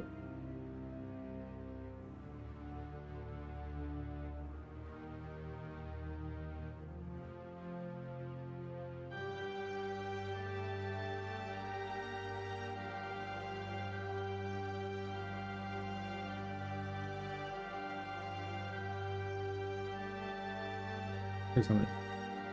Self dot get child I dot angle Just apply. Okay. So when we go through here, whenever I need to update the angles, I calculate the list of angles that need to be applied, and I add on the angle of the pinwheel. Like if there's some rotation I've got, apply it to all those. Then iterate through the active spokes, setting their angles to these calculated angles. We're good. Here, update spoke angles. And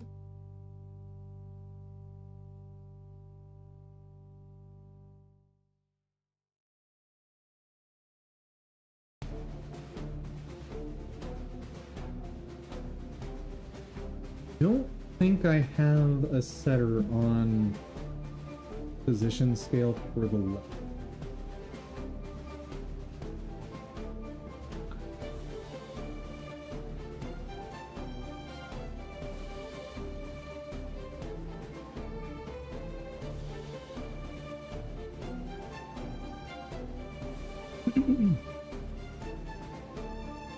So while this would not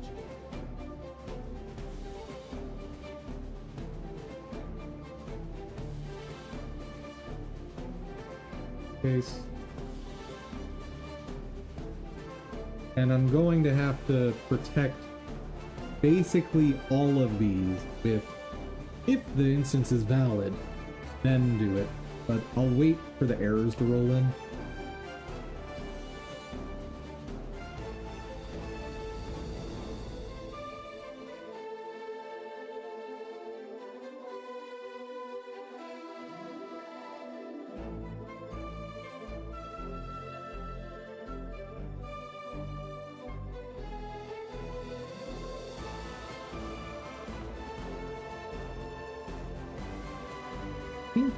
That cover it.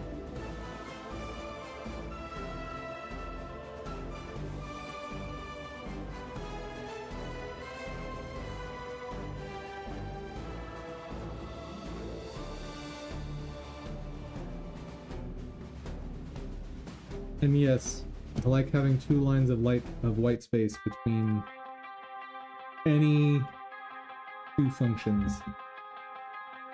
Makes it easier for me to read.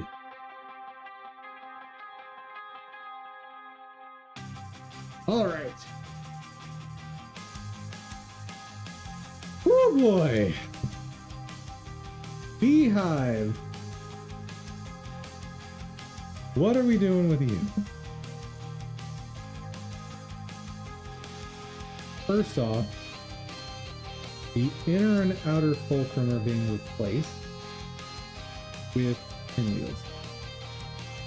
I can still call them inner and outer fulcrum. Do that. They are absolutely changing.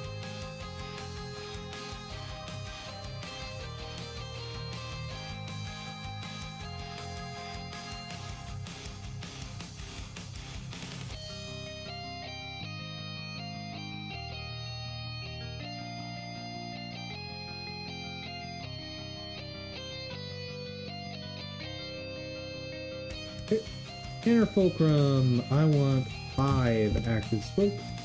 Outer fulcrum, I want 10 active spokes.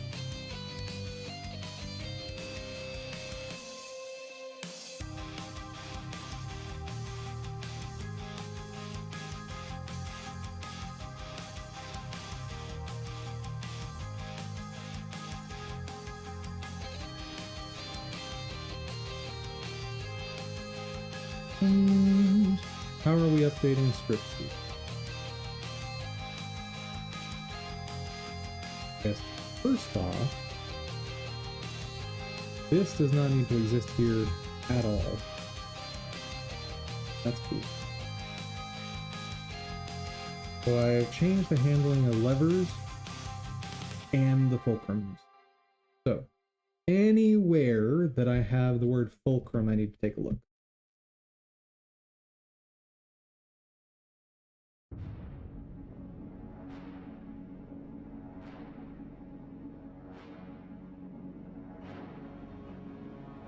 for lever in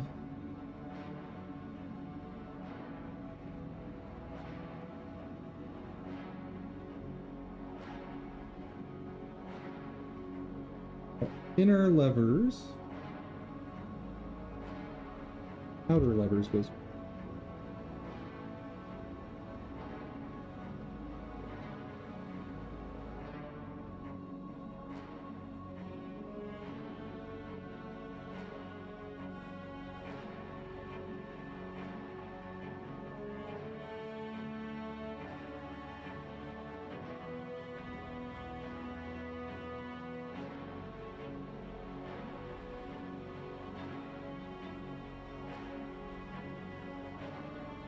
Coolers. This bad boy. Outer fulcrum. Oakland.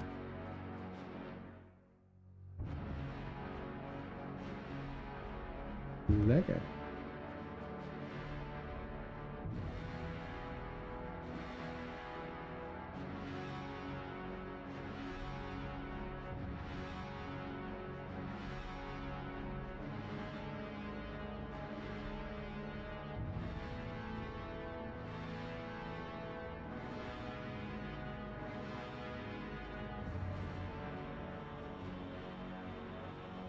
Okay, no more pending.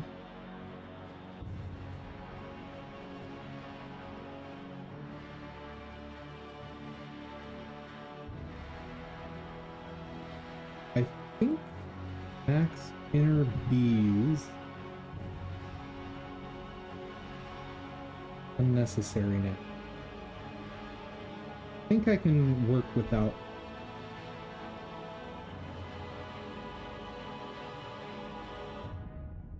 Let's see.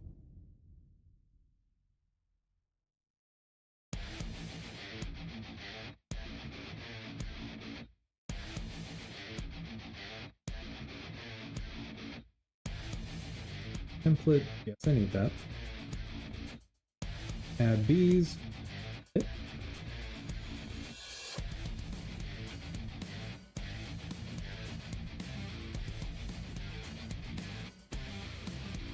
Fine. On.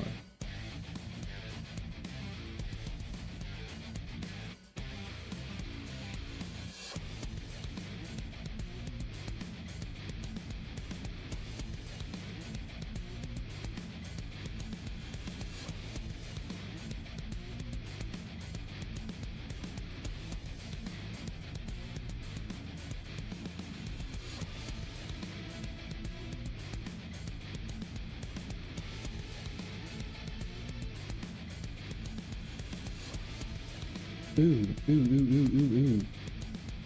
Made it dumb. This needs to be 0. Both these need to be 0 for now.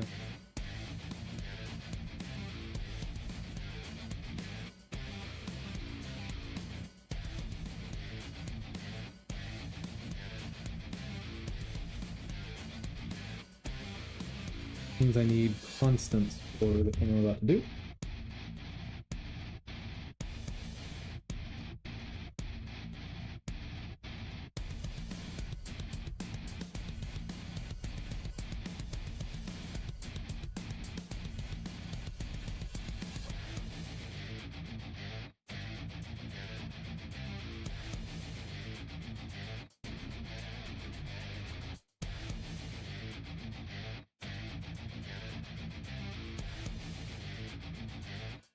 This is going to change to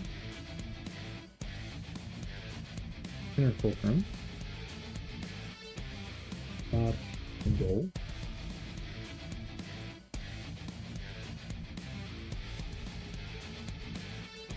Purple. Something I almost forgot.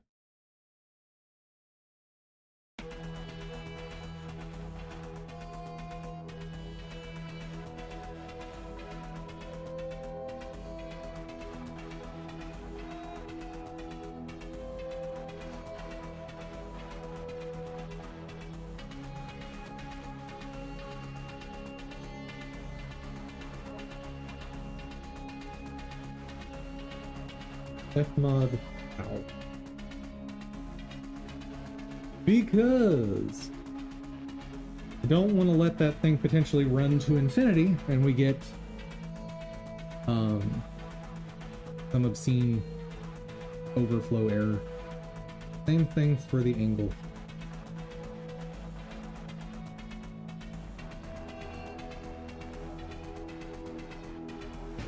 So now, whenever that gets to up to tau or down to negative tau, it resets to 0, which is just the correct way to do it.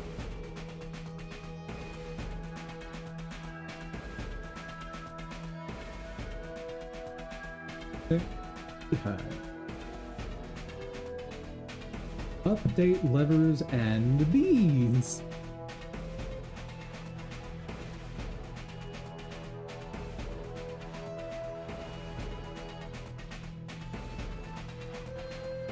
I need a function on the pinwheel that says get all or get active endpoint.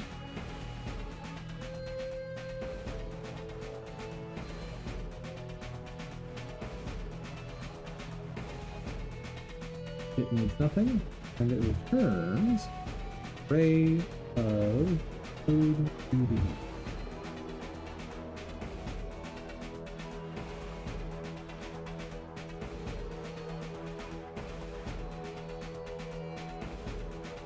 Tiny. Our result equals that. Or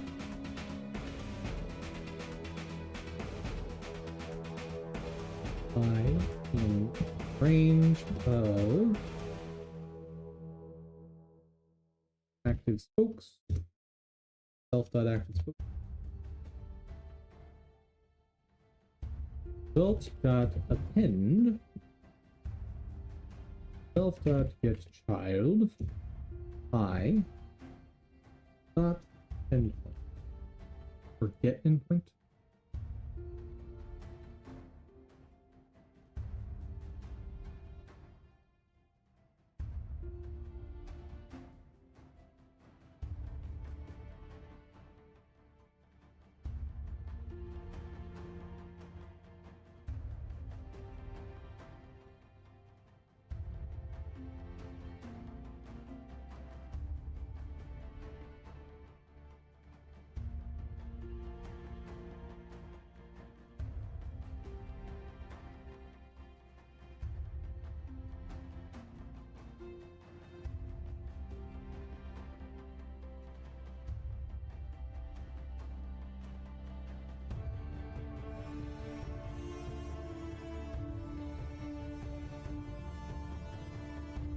Okay, where was I for this?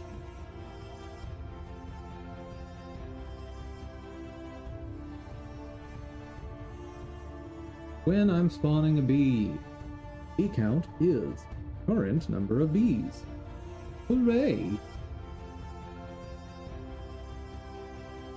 If we are not at the world spawn limit and bee count less than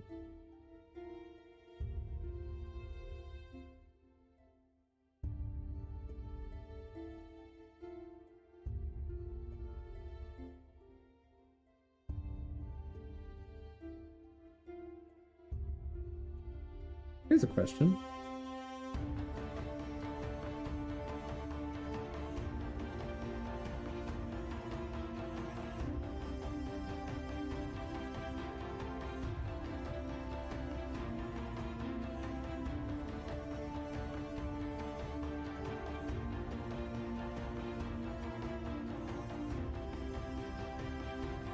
Is there a built-in for the total of an array?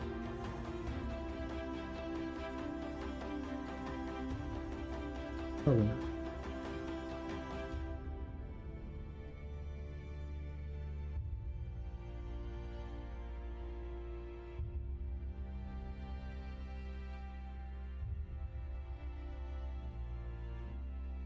Actually, just do this, please. Ba-doop, ba-doop.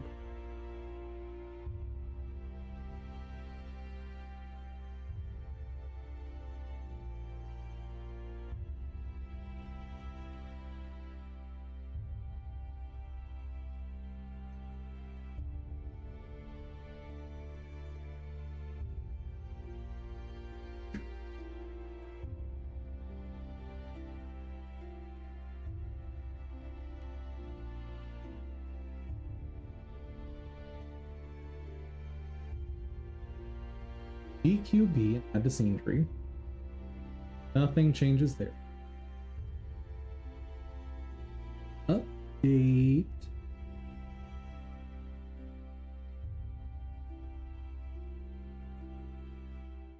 These with a B count that I think makes sense. Set the global position. Here to go. Setting lever position probably goes away. Update lever position.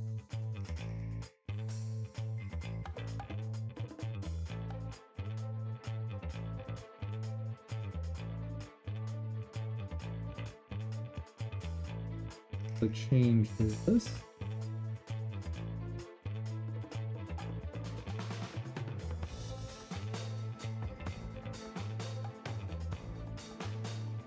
Update Pinwheels MB.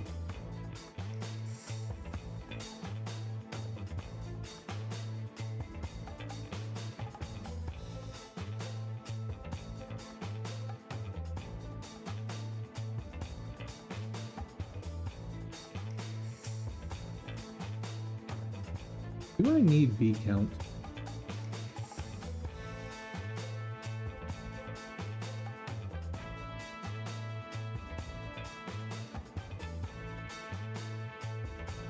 Nope, do not need it.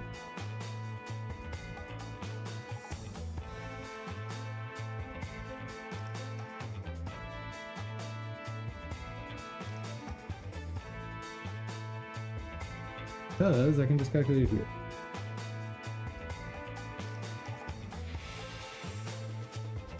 There yet. How many places do I have that? Now. Let's see.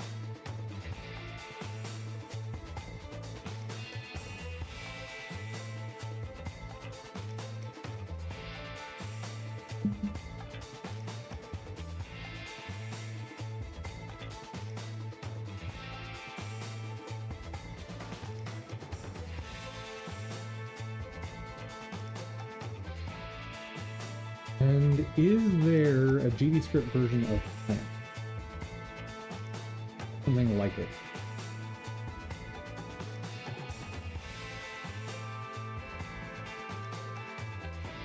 Value min max.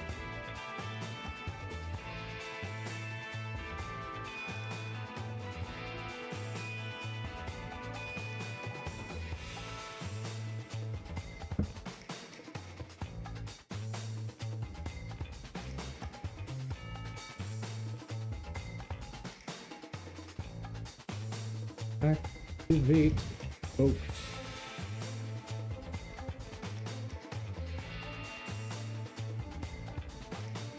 Fulcrum dot active spokes equal to the count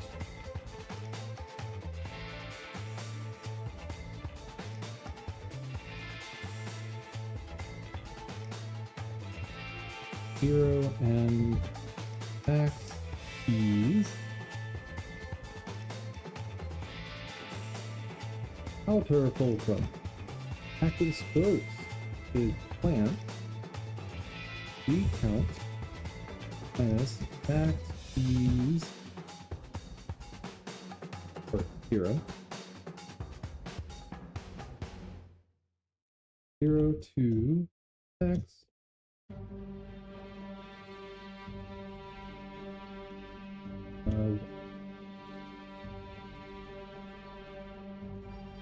so for the inner fulcrum, we activate however many B's we have, we activate spokes up to 5.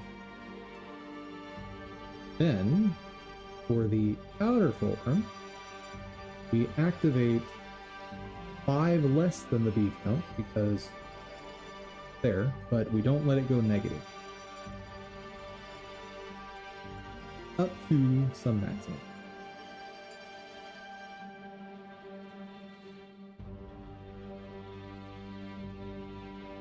Link lever endpoints to as chase target for Bs. This logic is changing.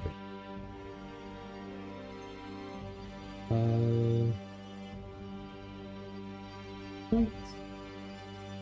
Equal to inner fulcrum.get active endpoint. Endpoints dot append. Would you please?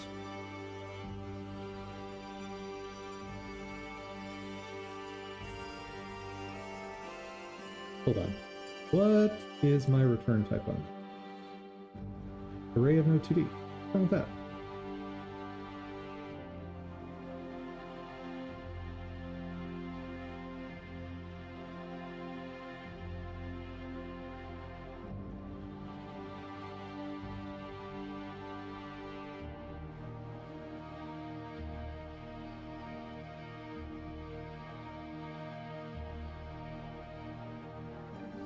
Oh, push.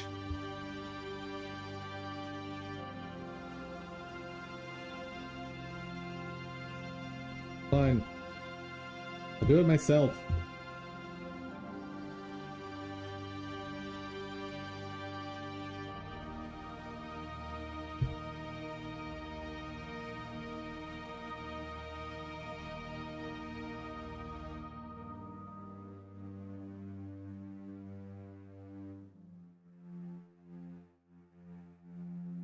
Okay, so we now have all of the endpoints.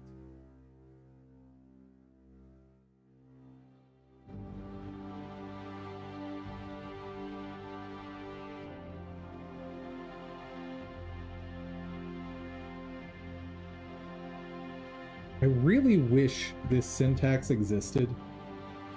I don't know how you would do it in a language, but I really wish there was something like for B endpoint in these endpoints.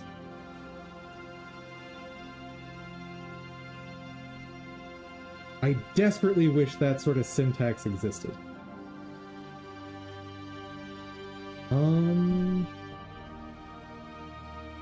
Syntax to iterate through the members of two equally sized arrays.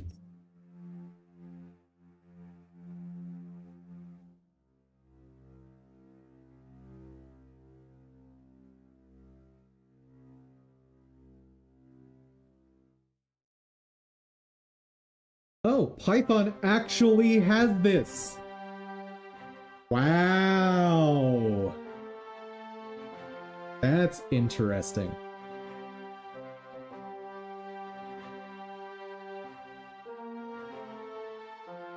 Yeah, so for JavaScript, you do it the standard way.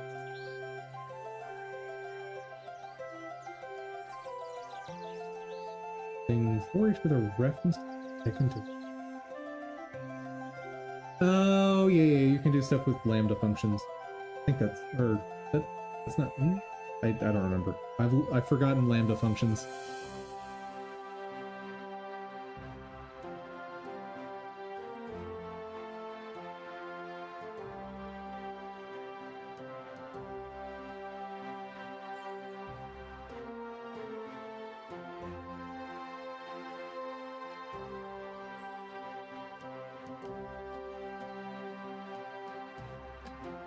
Pretty sure this is. Yes. Which is just a quick way of doing anonymous functions.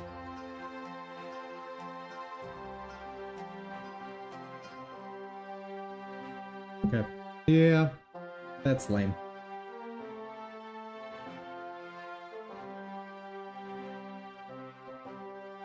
Fortunately, I'm not doing anything to strongly protect that my arrays are going to be of the same length.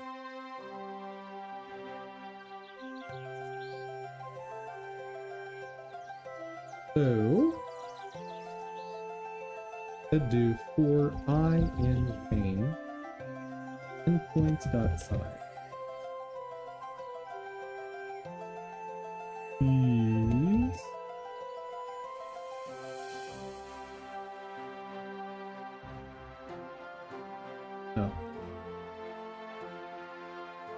That would help.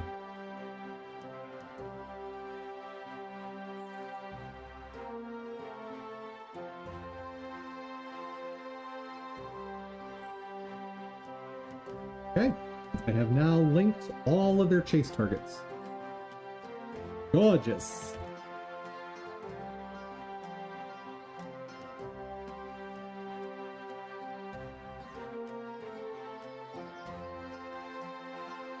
That no longer needs to happen.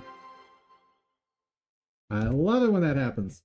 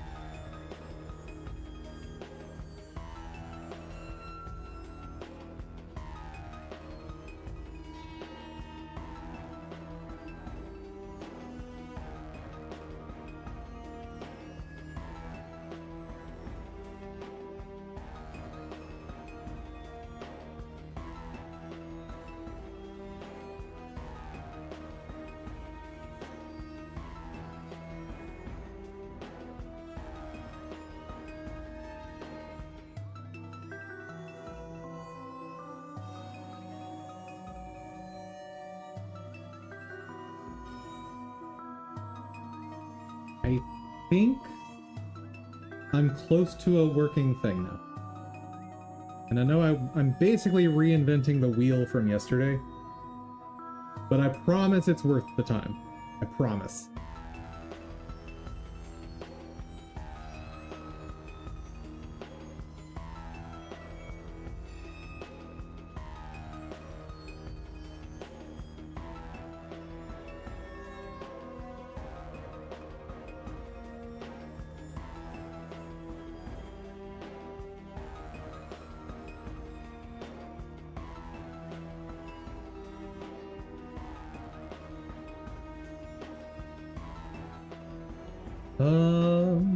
Invalid assignment of property.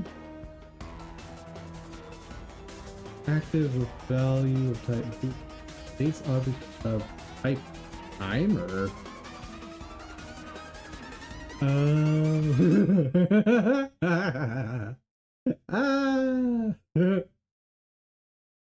Yeah, that's true. Whoops.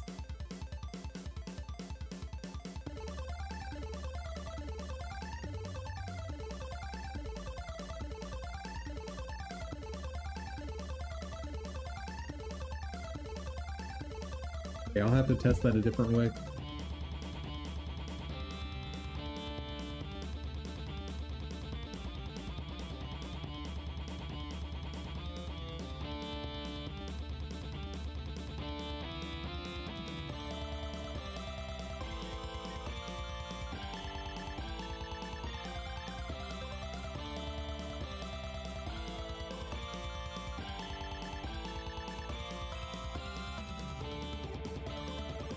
One thing I want to do real quick.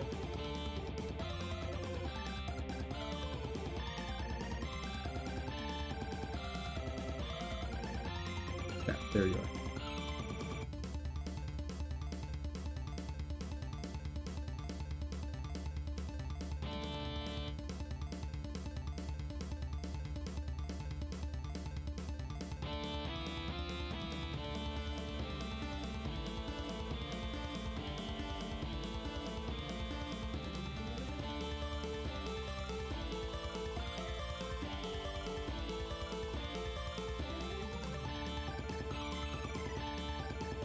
Yep.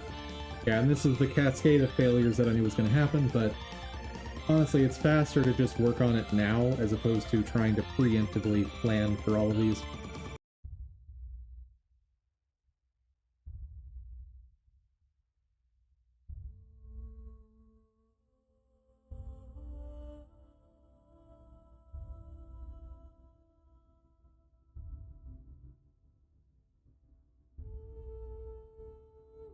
Valid operands of that.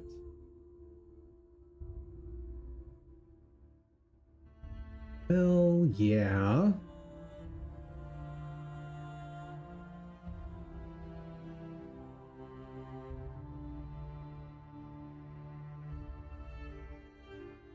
Fine, I'll do it this way. Nah.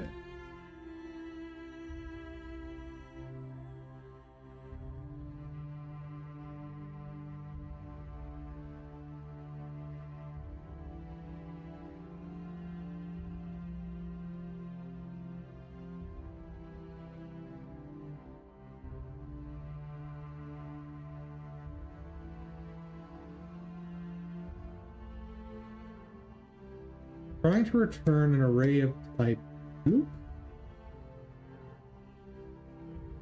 It is the right type, I promise.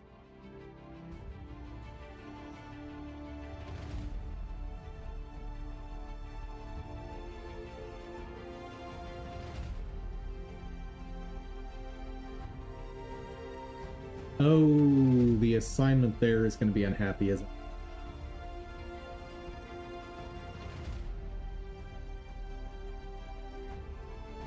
Maybe. We'll see. Huh?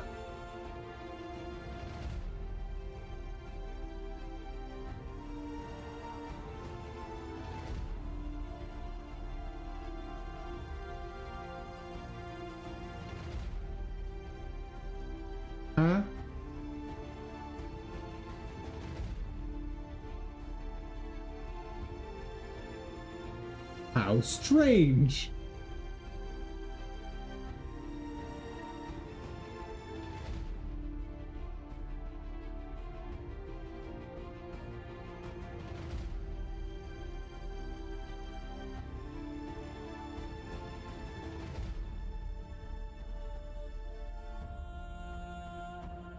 How extra strange.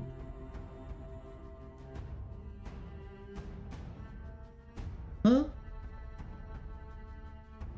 What? Excuse me?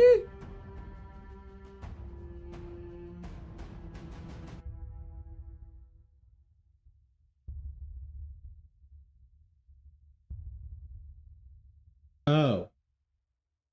Oh, I'm just dumb. Well, that's fine.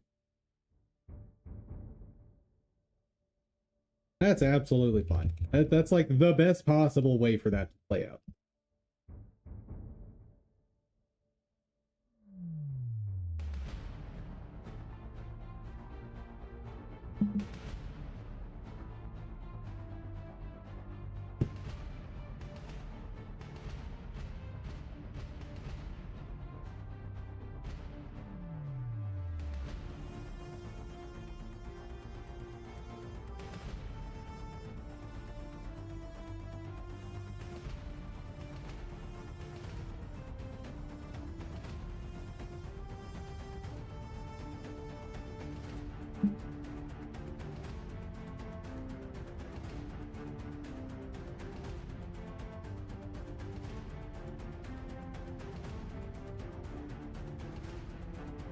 Hey! I mean, they're obviously off center, but that's working.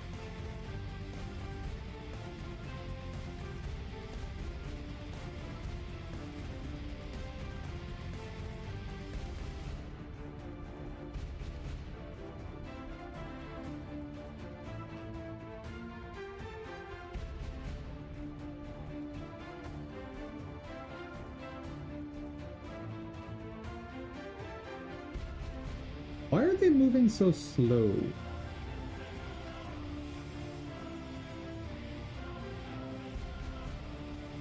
That doesn't seem right.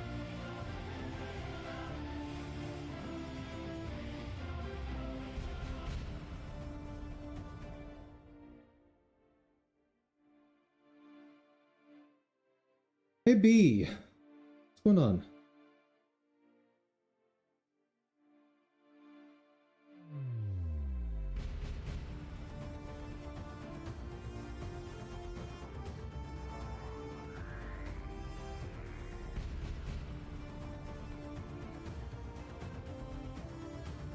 Why is speed 85?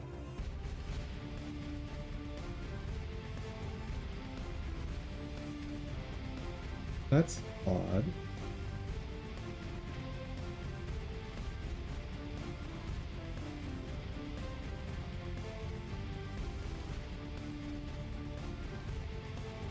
That's why. Because I told the game that the bee is a slime. And bee is not slime. Bee is bee.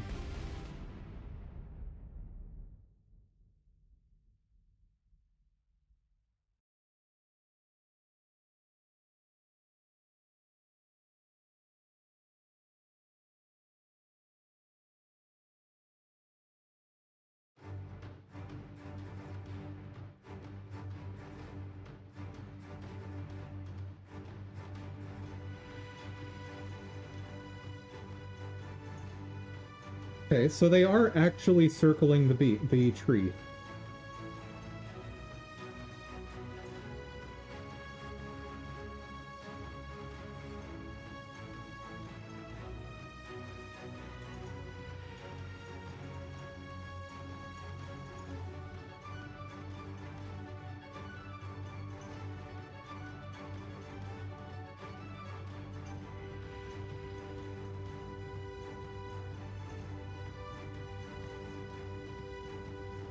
Oh, what's happening over there?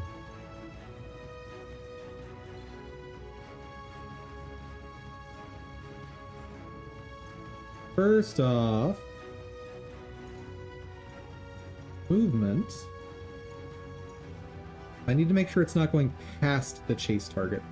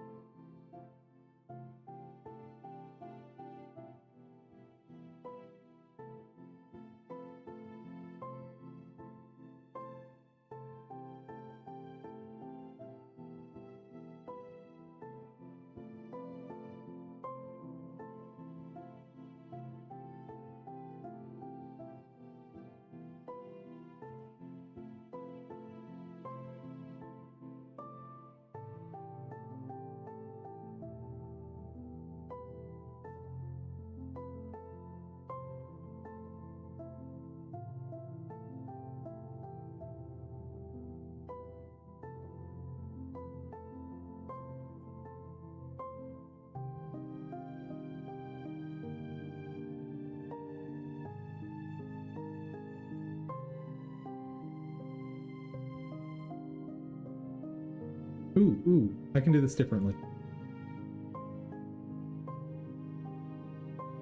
First,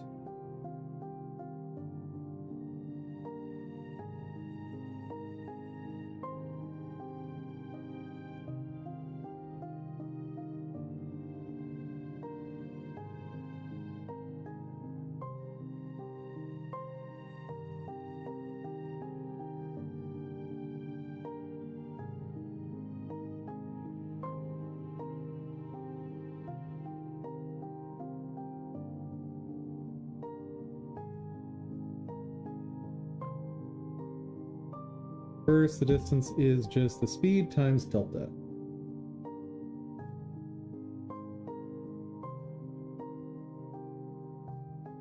Then, if chase target dist minimum of dist and equals hit mobile distance.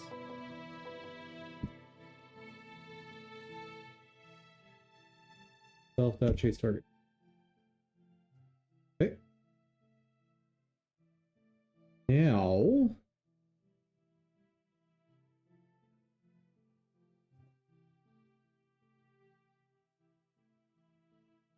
instead of going through velocity, maybe I just use it directly.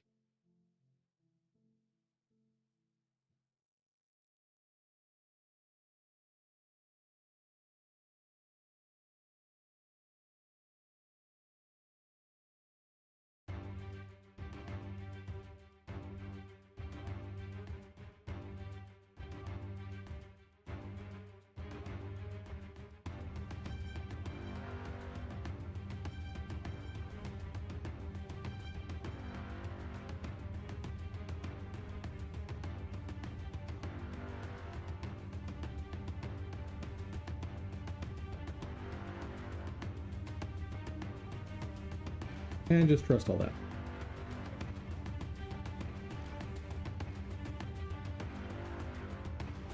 I think that'll smooth out their motion. Because now, instead of moving past the point they're trying to get to, they should just move exactly to that point. Like they were kind of jittering back and forth, and I want to get rid of that.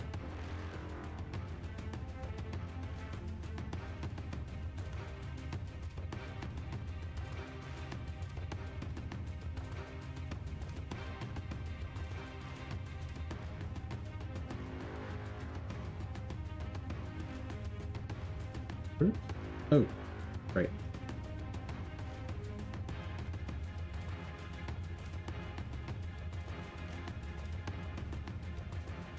Whoops, whoops, whoops. There we go.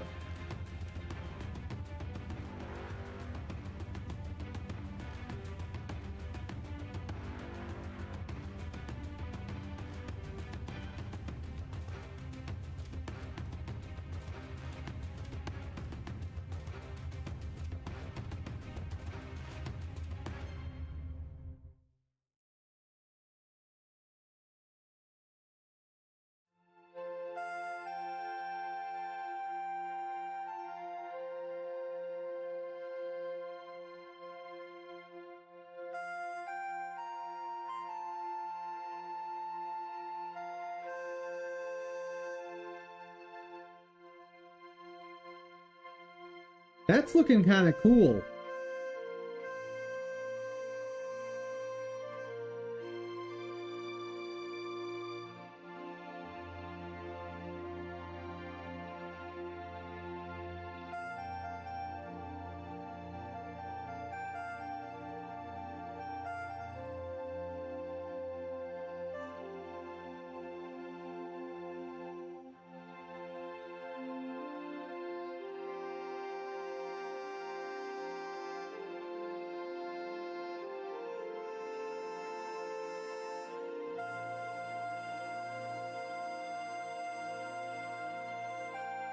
Okay, for making a video, I want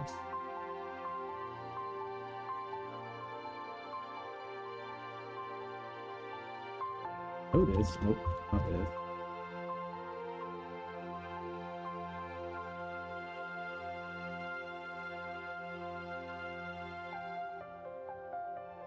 Honor disabled.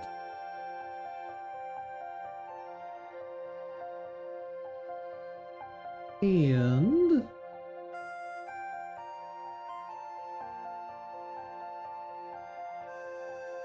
player, let's move the camera. Offset.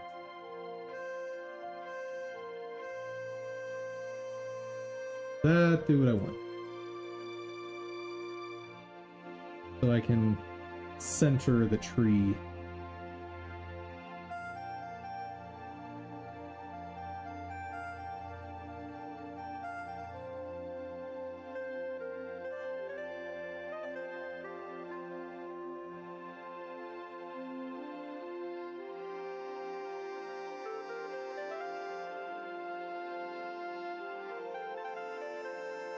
That'll work.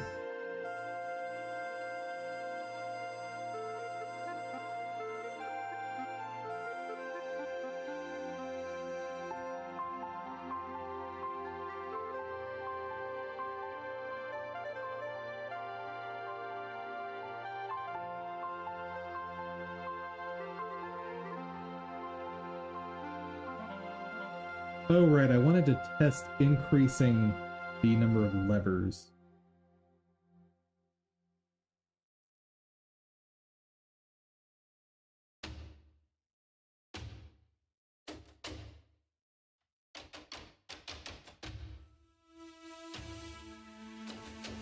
Where can I do that safely?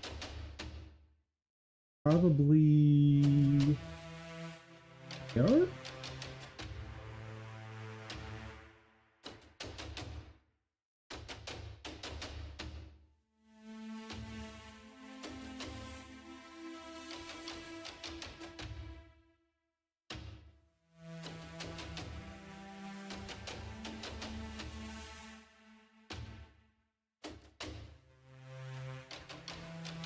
Okay, let's see what that does. Hopefully no blow up. Hopefully.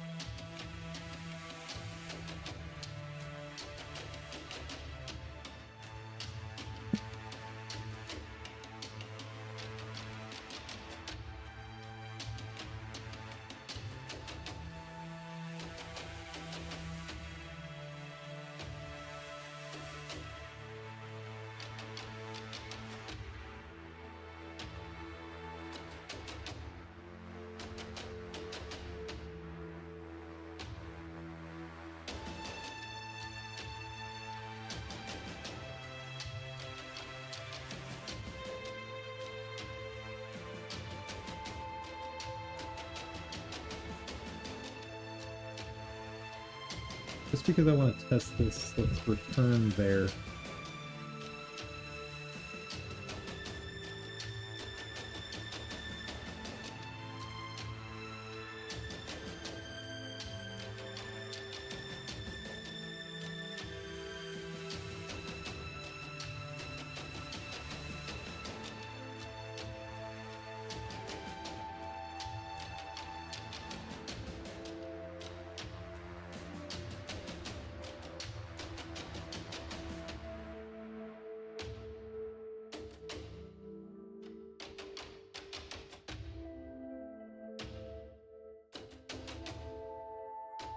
Huh?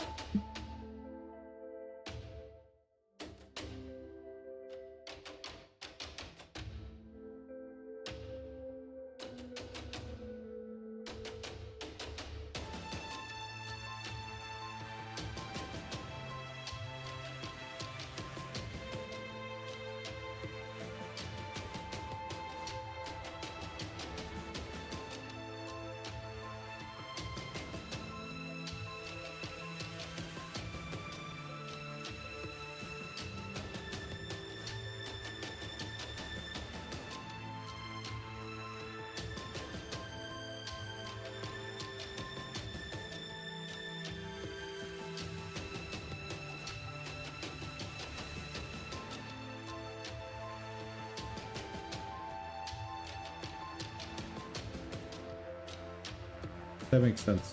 That actually makes sense. A lot of sense. Oh.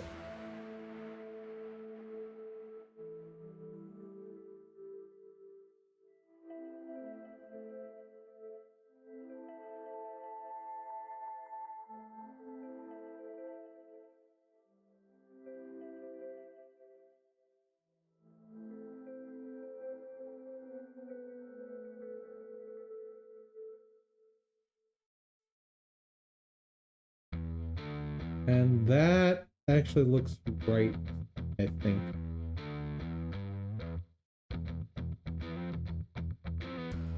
Maybe.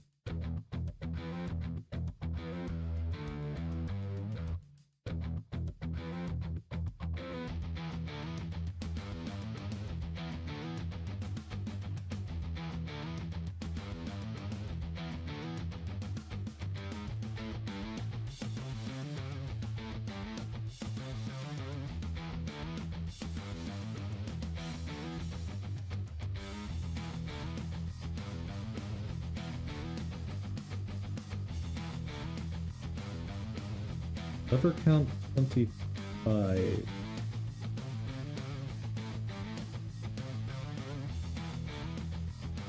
Huh? Did I put 25?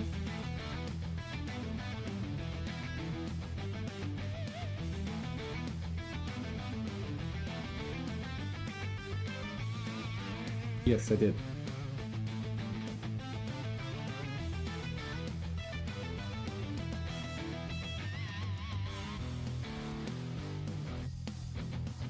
Do a smaller number.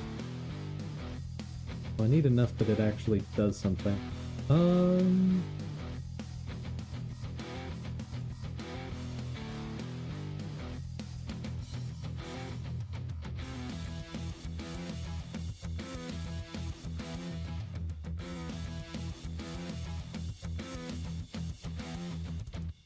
Wait.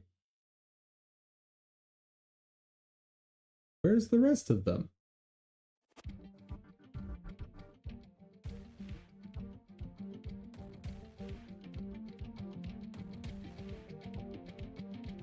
Huh?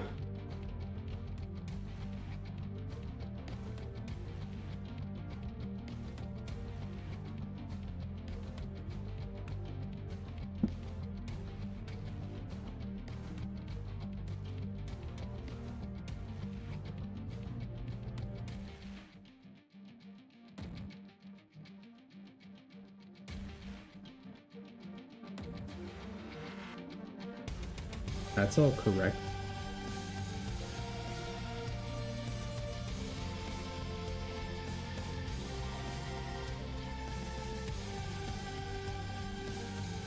Why are they invisible?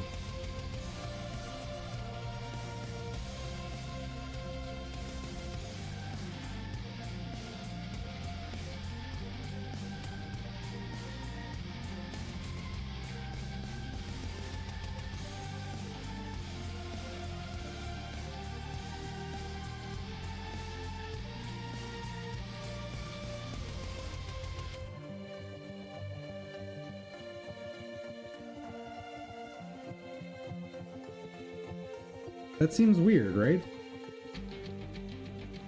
Like, this has a thingamabob.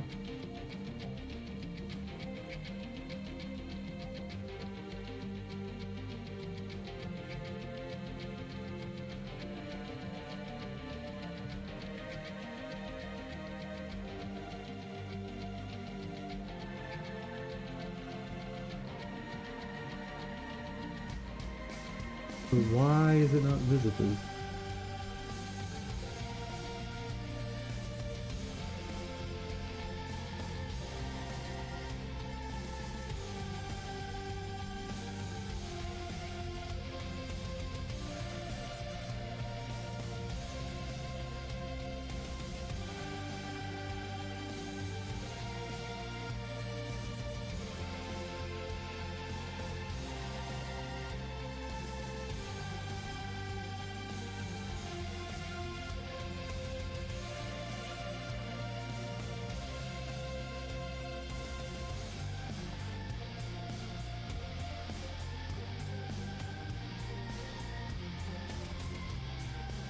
When it added them before they were visible.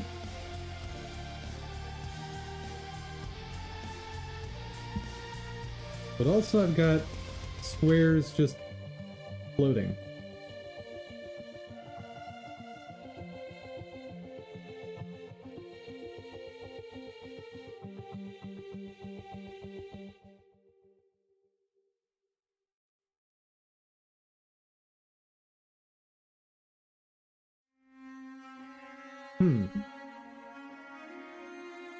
How strange.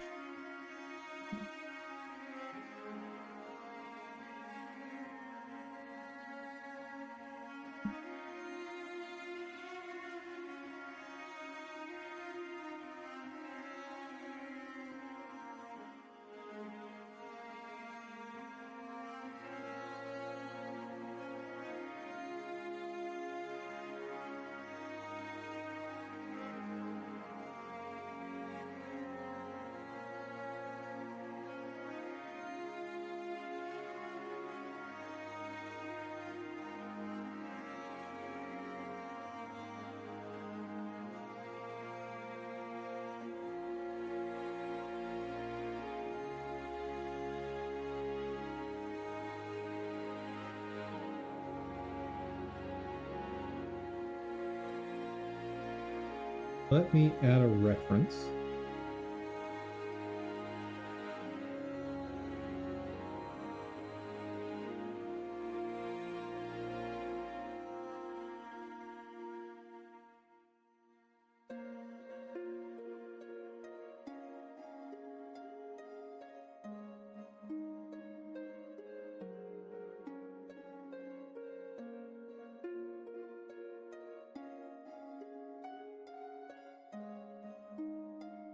Maybe I'm childing them wrong.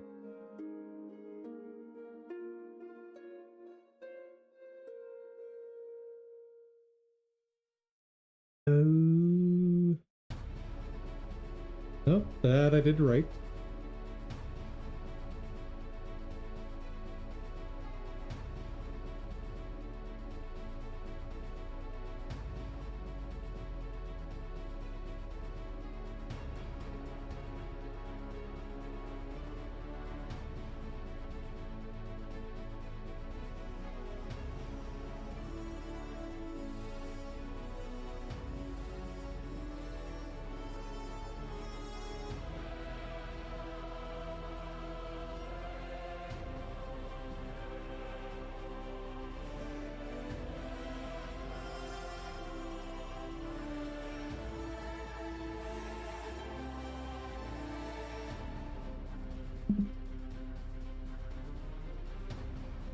All right.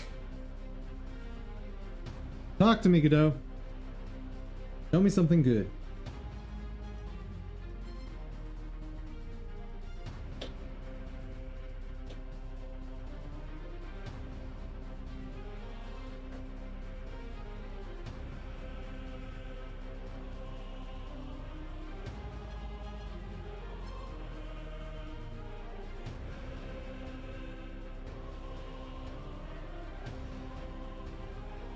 Right now it says there are only 10 children.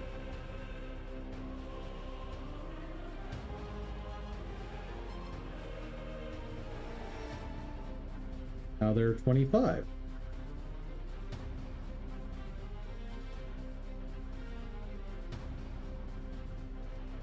You have a green rectangle. Are you? Allegedly, you have a green rectangle. Why do I not see you?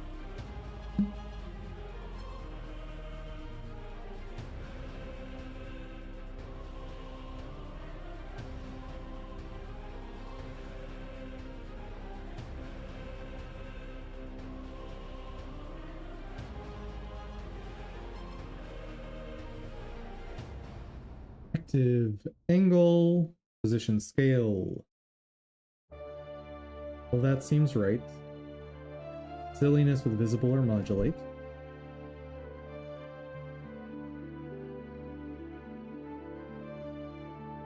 Color, size, position, scale.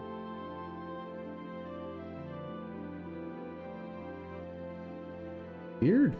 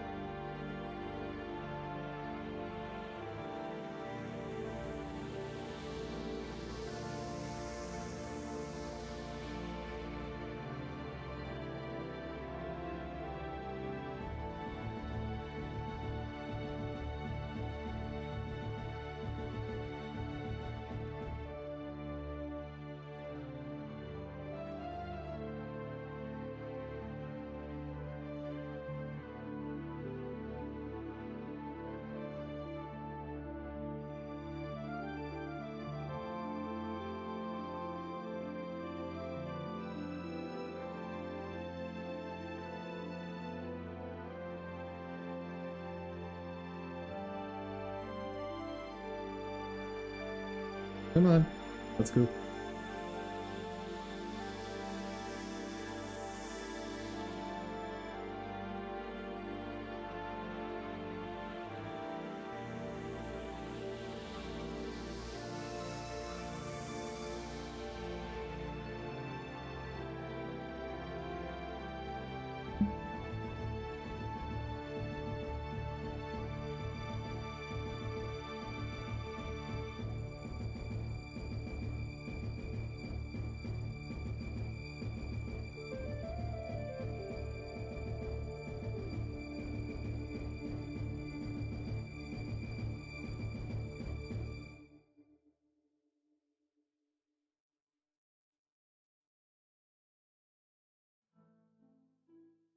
Well, it says they're in the right locations, but I can't see them.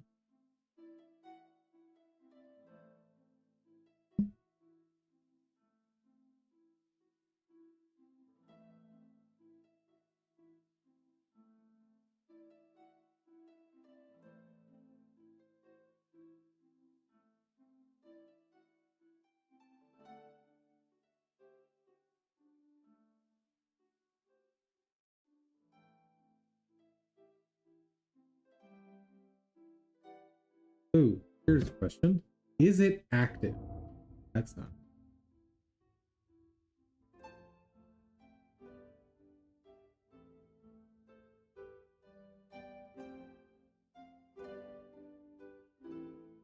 Yes.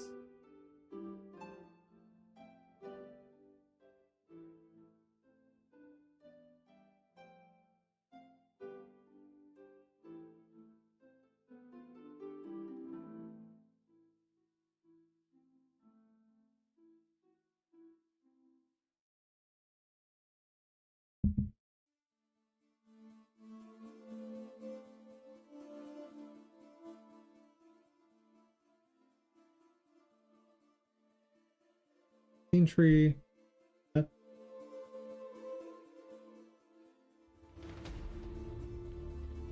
Visual collision shapes, no.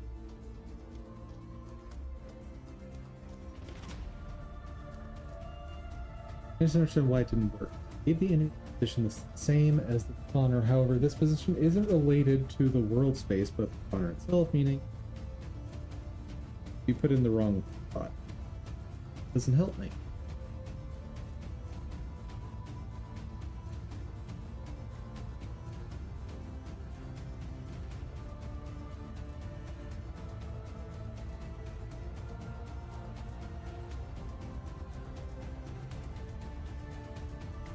Maybe I need to use call deferred. Like maybe it's somehow skipping the draw. So it should be redrawing every frame, but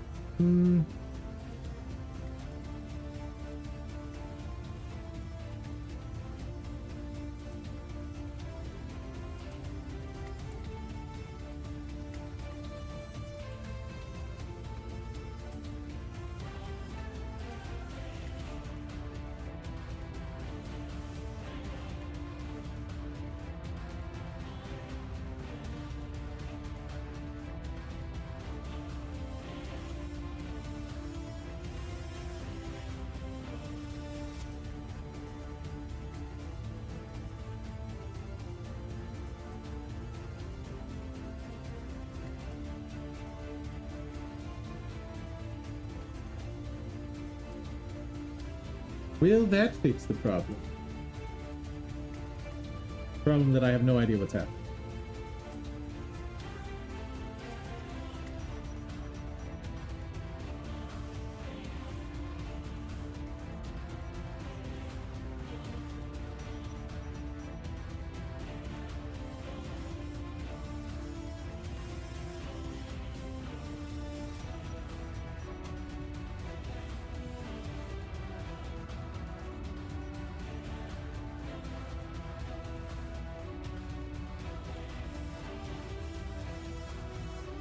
Because I did call deferred. Doesn't exist yet.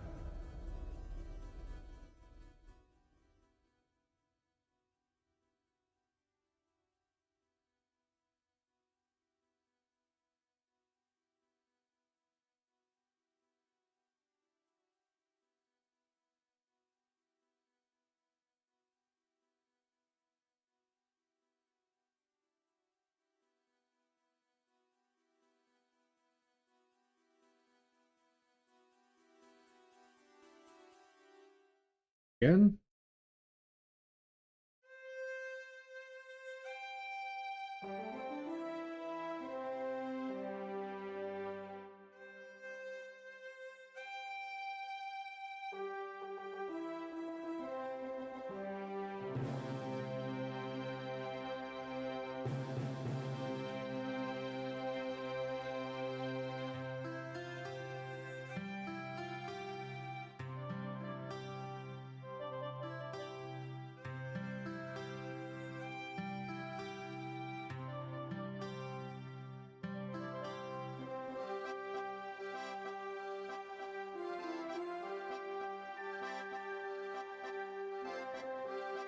Okay.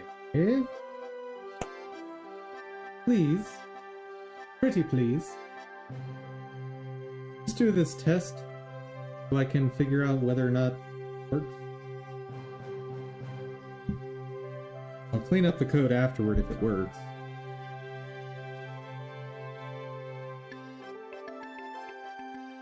Seriously.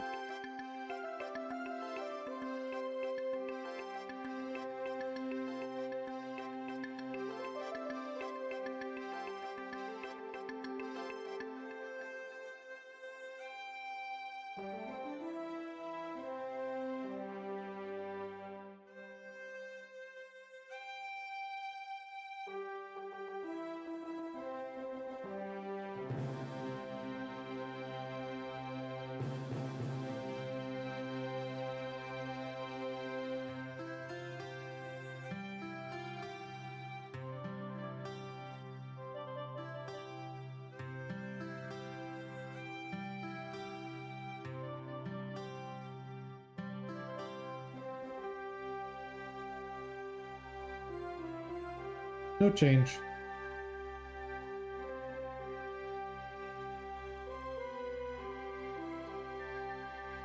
Wait.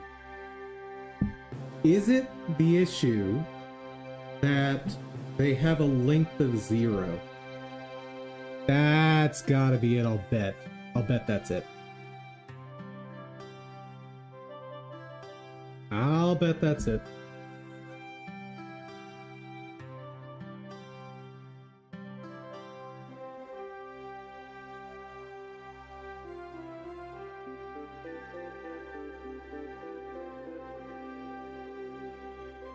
Origin? No, I'll bet what's happening is I'm setting the length before I set the number of actives, which actually I know that's the case. So yeah, I'm not actually setting the length of these yet. Hold please. Let me just remove all of this.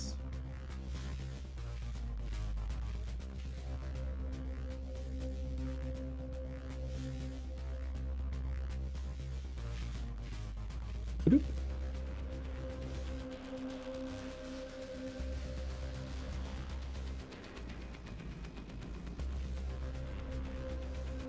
R lever is equal to U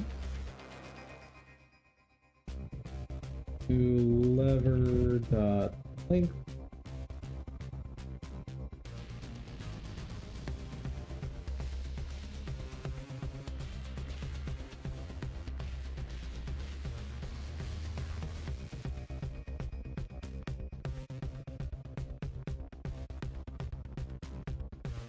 book length.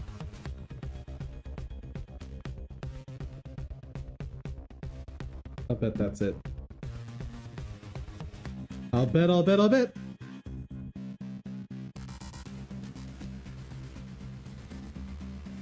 This is why we run tests.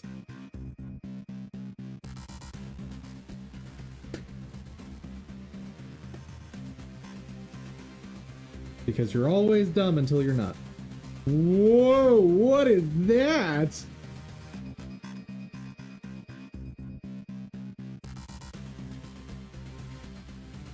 Huh.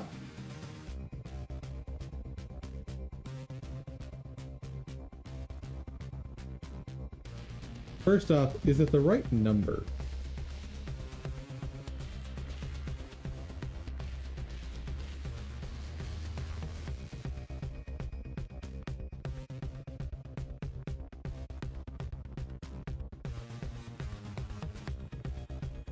Yes, we have the right number.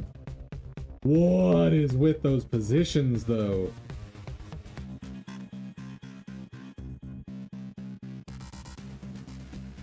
That was weird.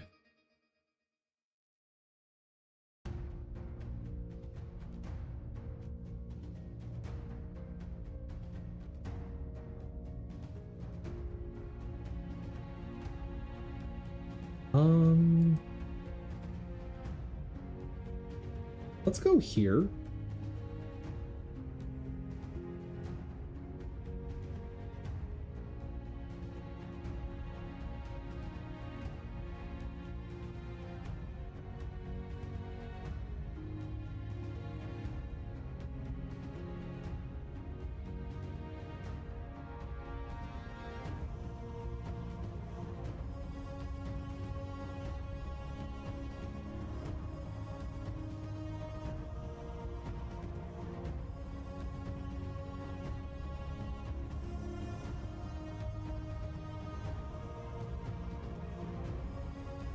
Scale, length.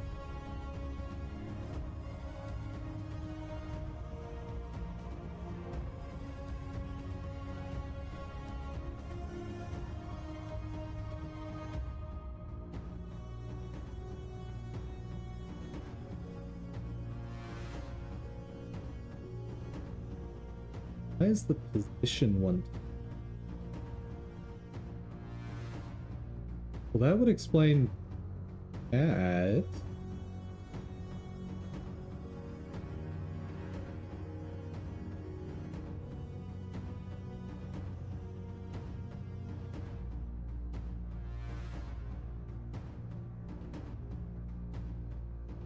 Huh.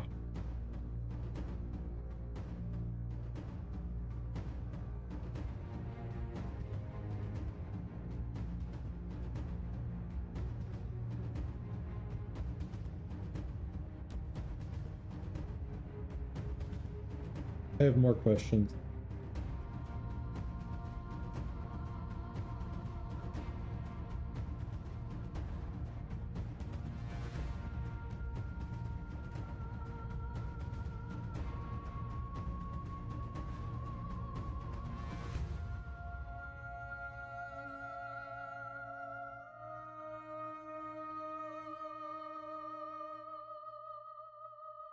That's fine. So how was it working before?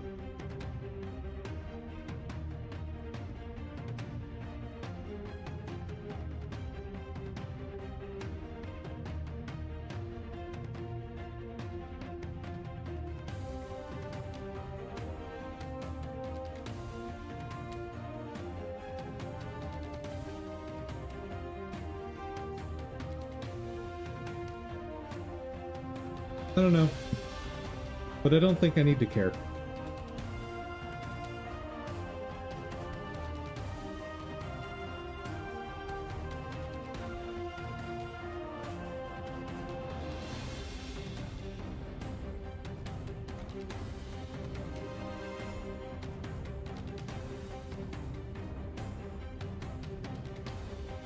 Sell the sign of property or position with type 2. Base value to type nil.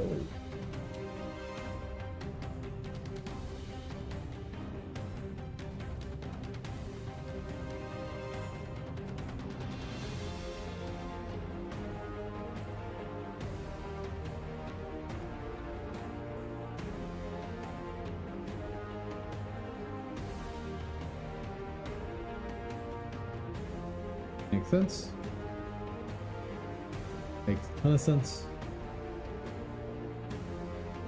But I actually probably don't need the self-check either now. That's fine. I'll remove it after.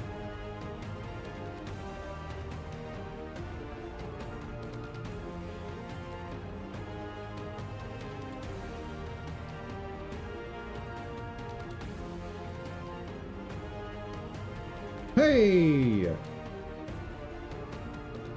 That looks like it works. How cool.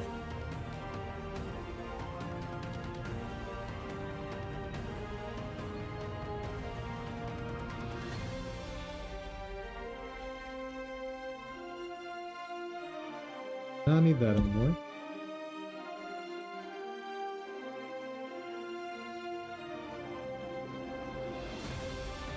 Need that. They don't need that.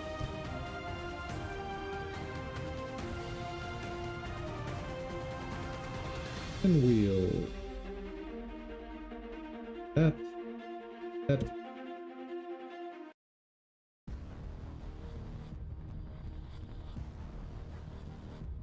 Beehive.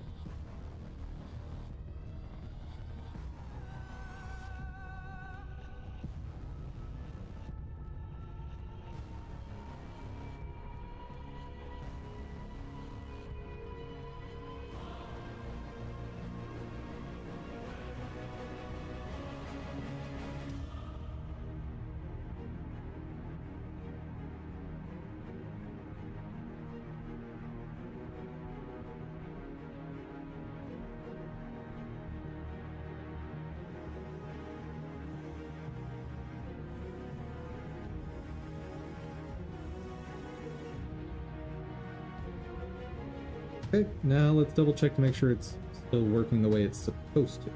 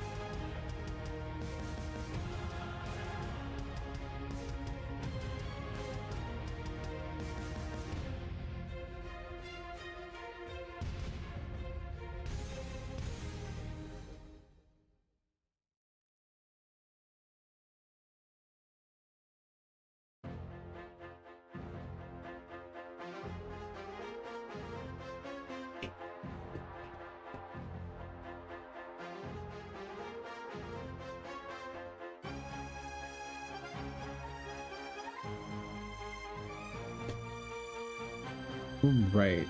Assuming this looks like I expect it to.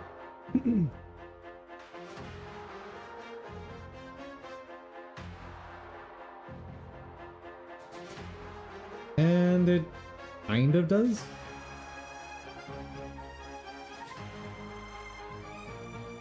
Yes, that is what I expect to see.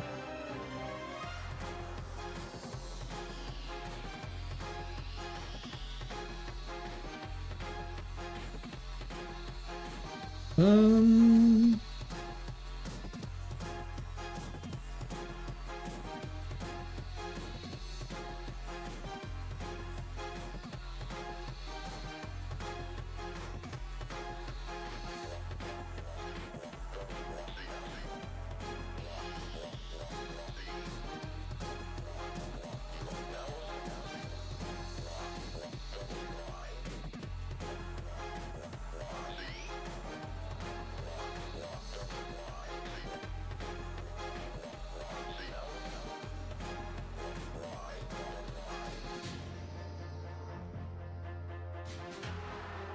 instead of disabling that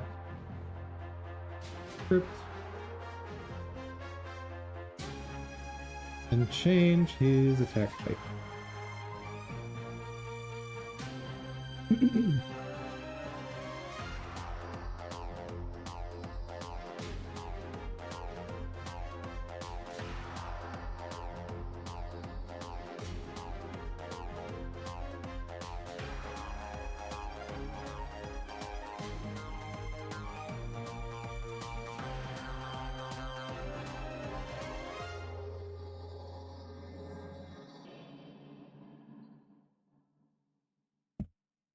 Okay.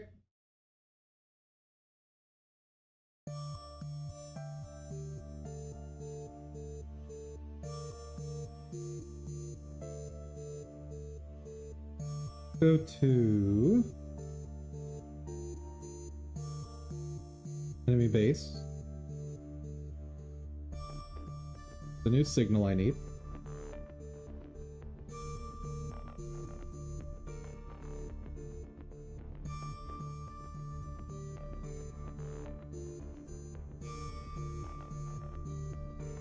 Active. Is that right? But alive.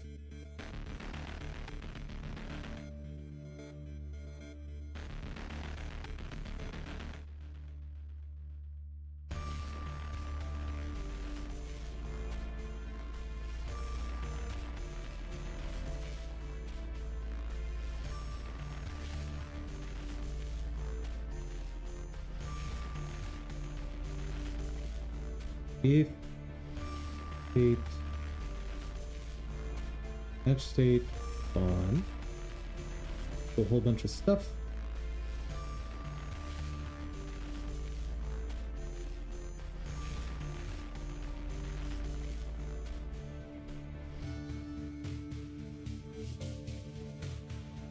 Actually, just put here.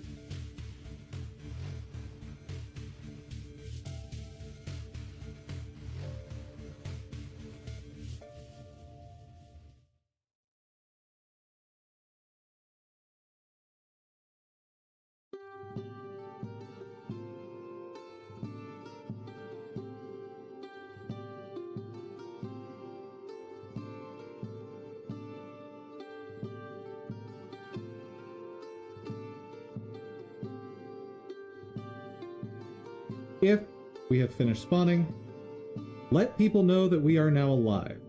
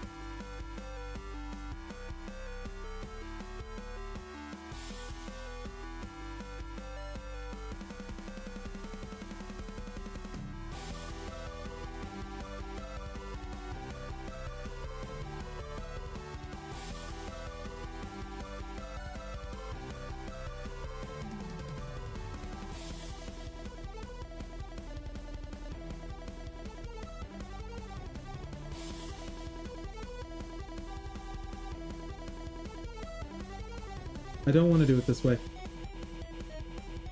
For a couple reasons. But yeah, I don't like this implementation. I think it's bad.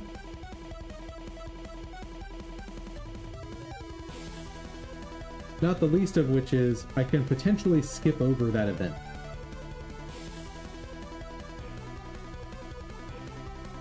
So instead,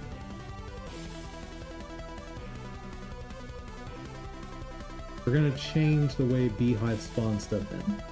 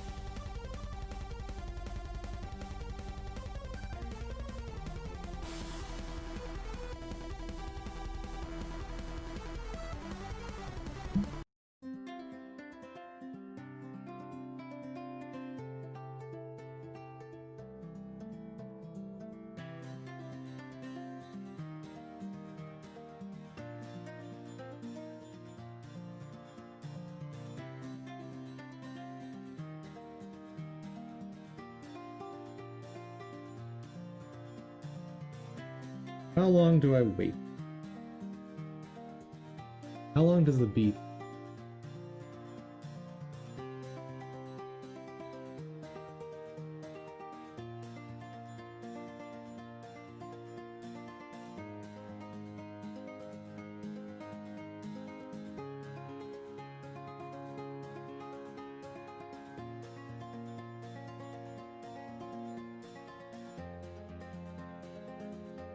1.25 seconds.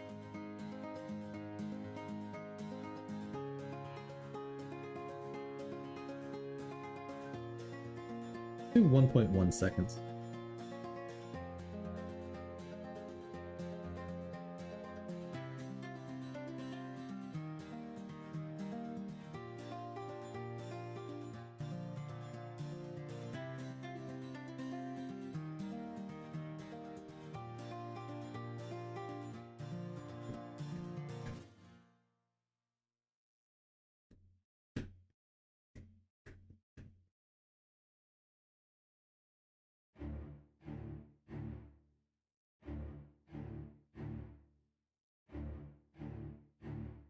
Ow.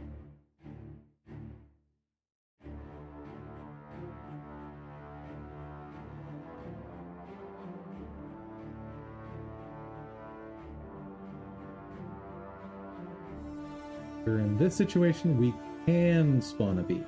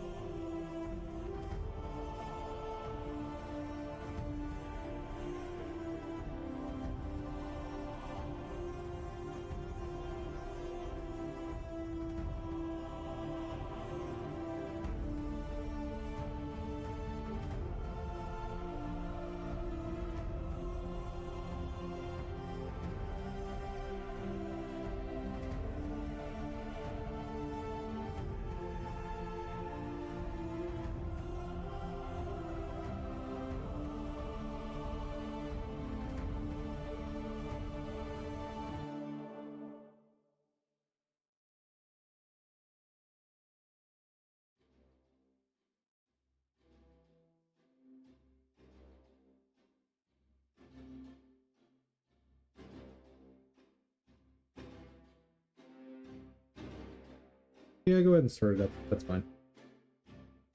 Even if it doesn't need to do anything.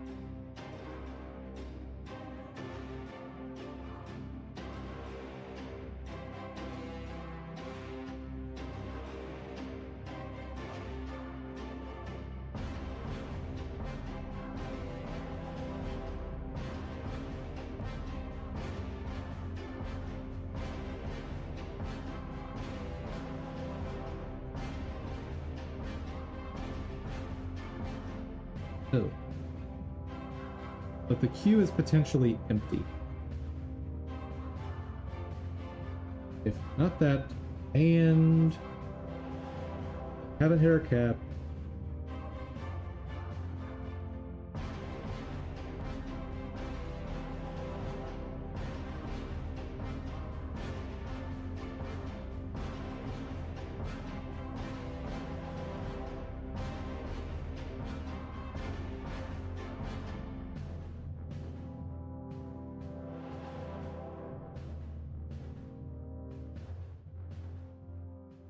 Okay.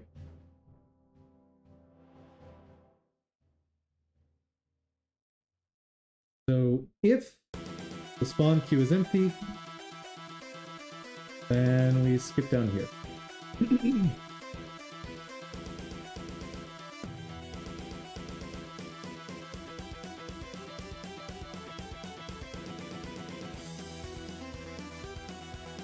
Actually, let's just do that. This.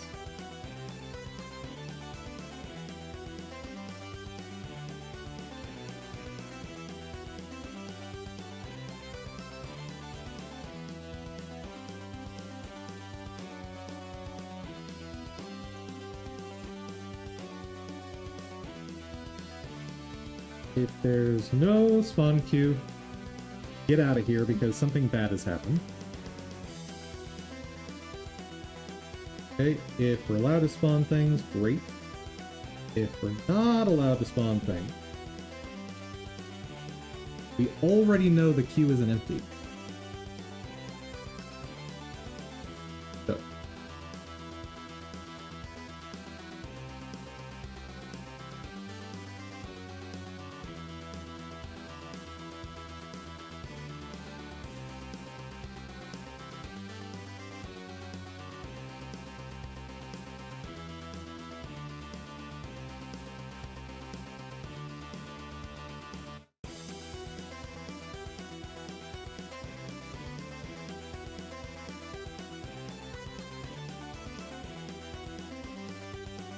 So if I've done this right,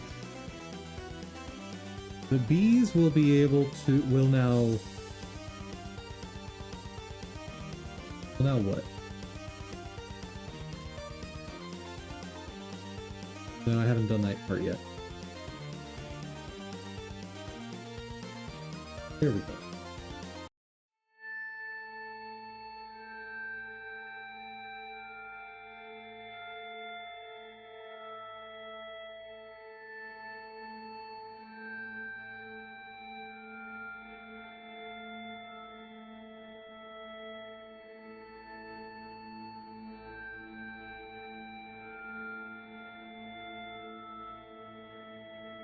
If waiting for the to be on, stop rotating.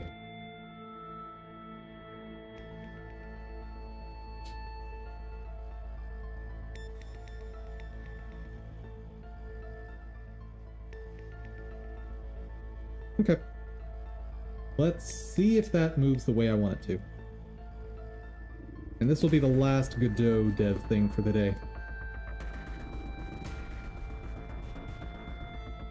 I'd still like to get the shadow fixed up for the bee, because that'll make the demo video of this look so much better.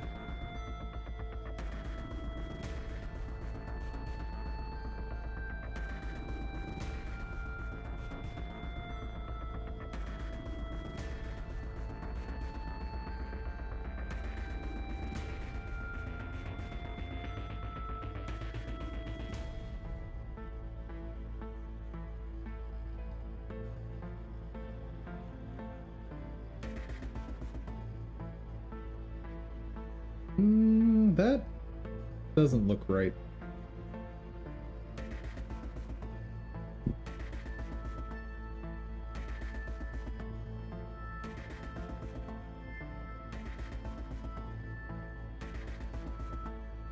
Yeah, it's just kind of funky.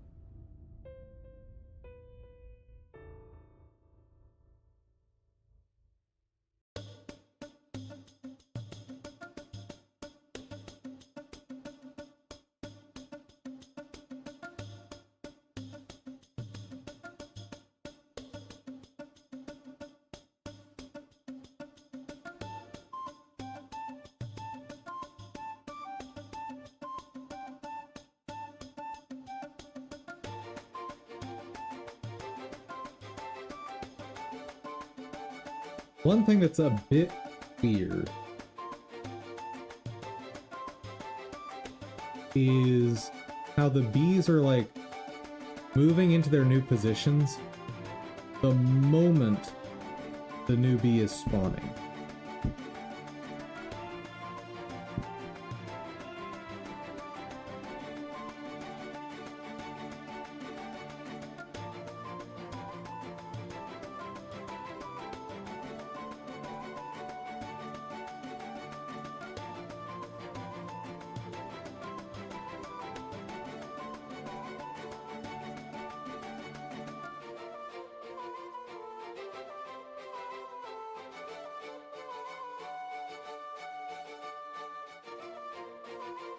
What I'd prefer to do is update those angles after the spawn delete.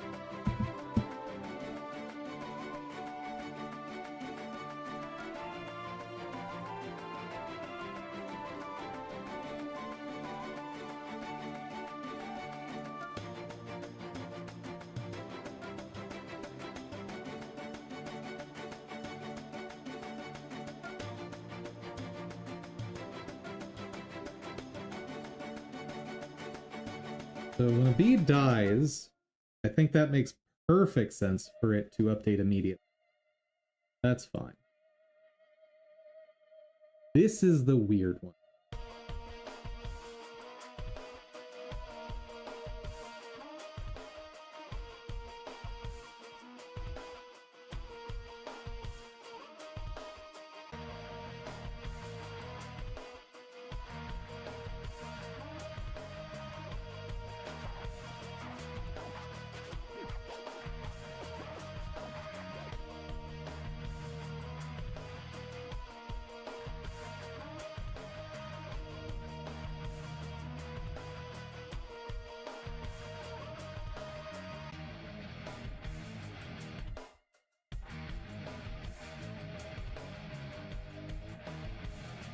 That's when the position updates. Now, how do I tell it where to fly in so that this makes any sense?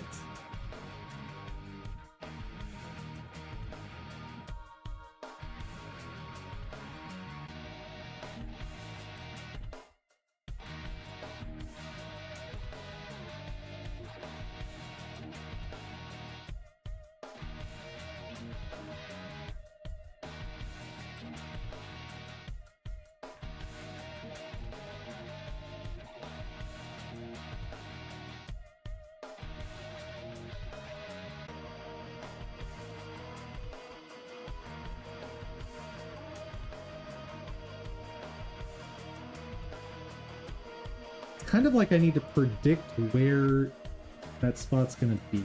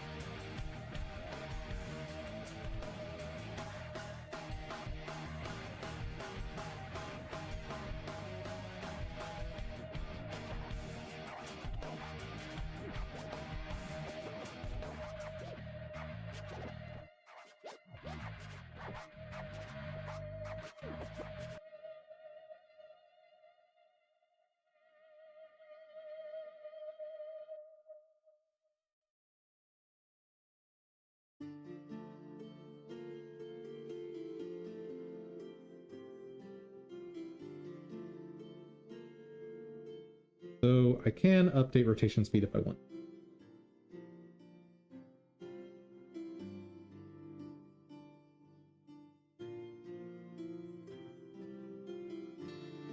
I guess the landing position.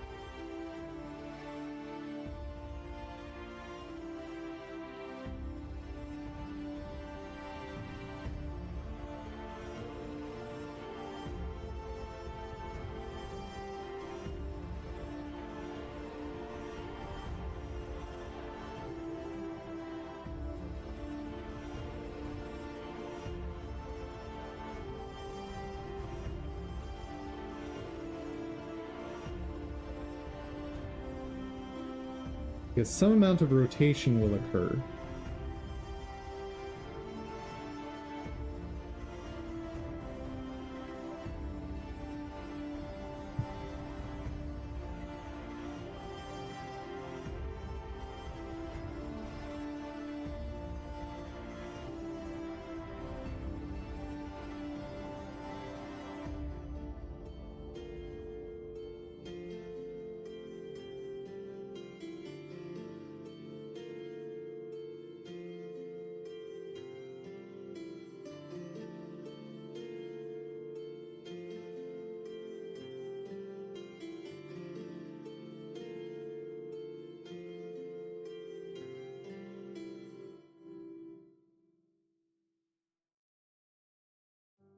Now it also depends on, are we on the inner circle or outer circle?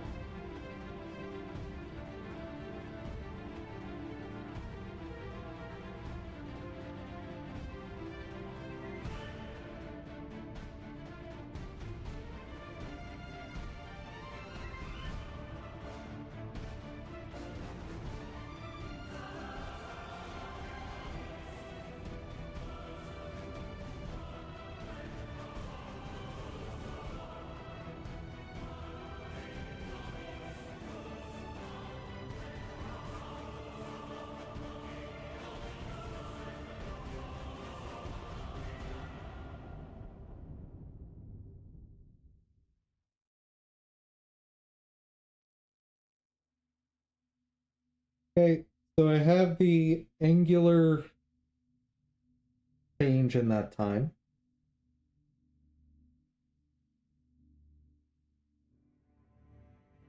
So this should be times 1.1.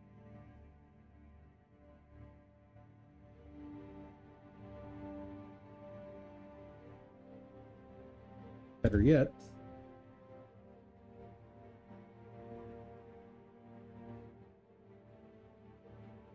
use the actual wait time. So if I ever change it, this automatically updates. Cool.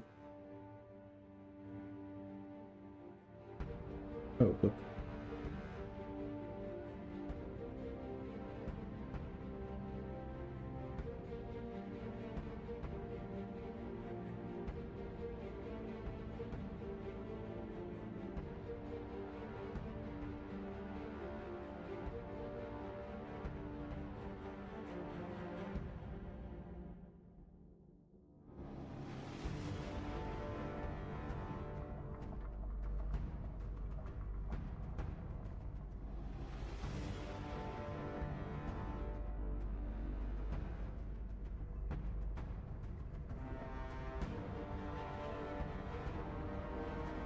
Let's just have a function on the pinwheel for this.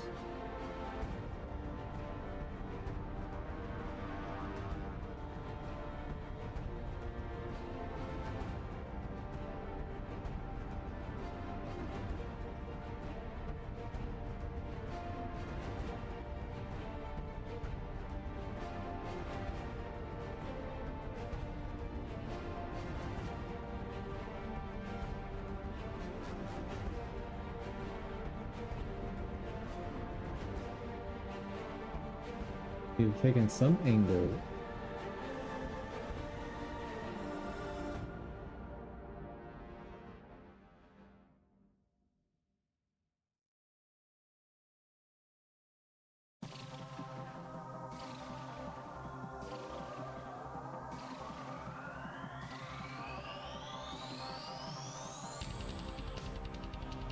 Don't want to use delta.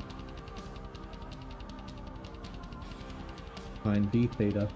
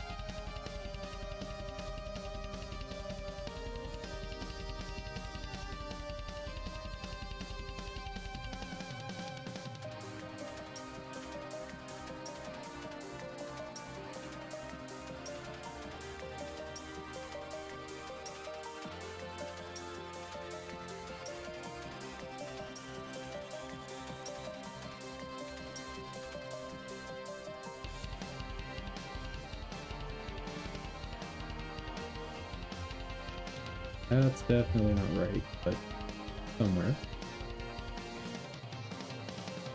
Okay, so I've got a unit vector.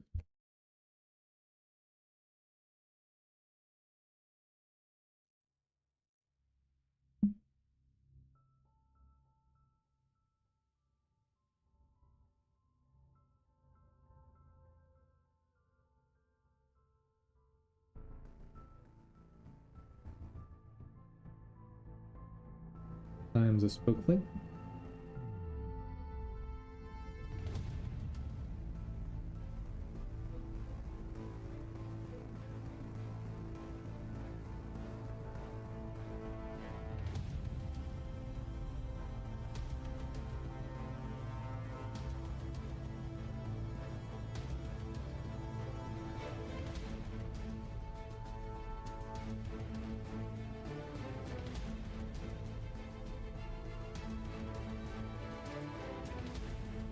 I think that's clear.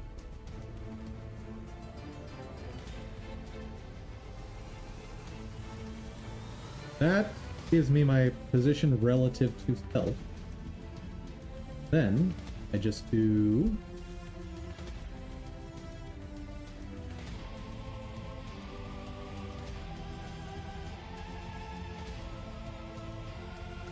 add on the relative position to my global position.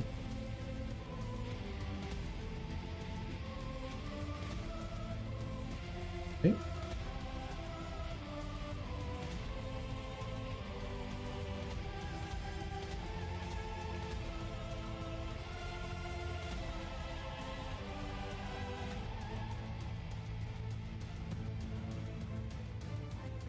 Kind of a messy function name, but what you gonna do?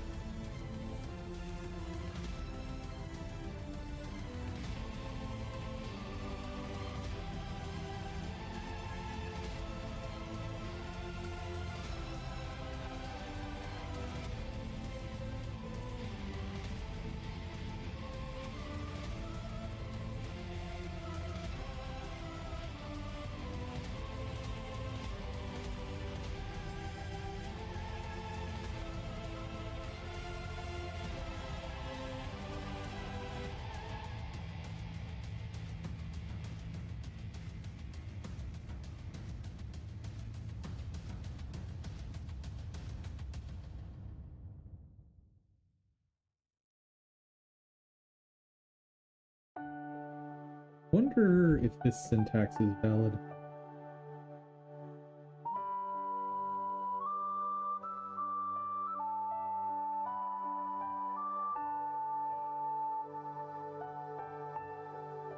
Yes. Cool. Dot.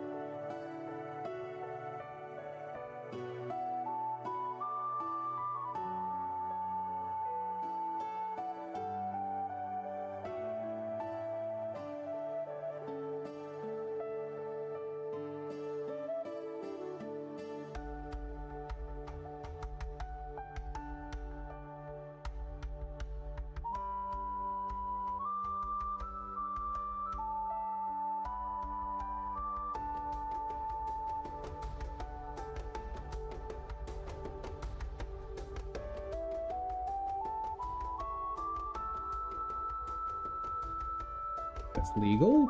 That doesn't feel legal. That feels very illegal.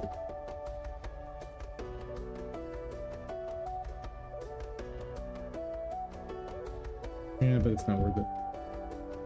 I'd like to not have this chunk of far this, far this, far this, far this. It's fine.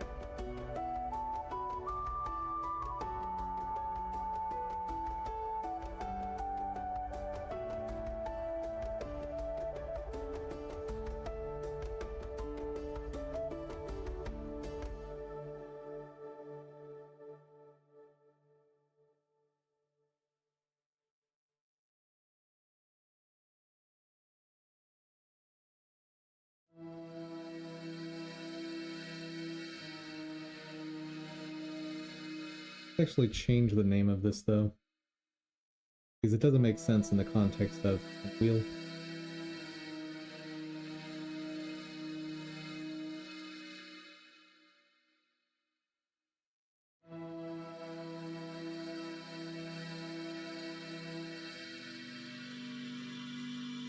Virtual spoke.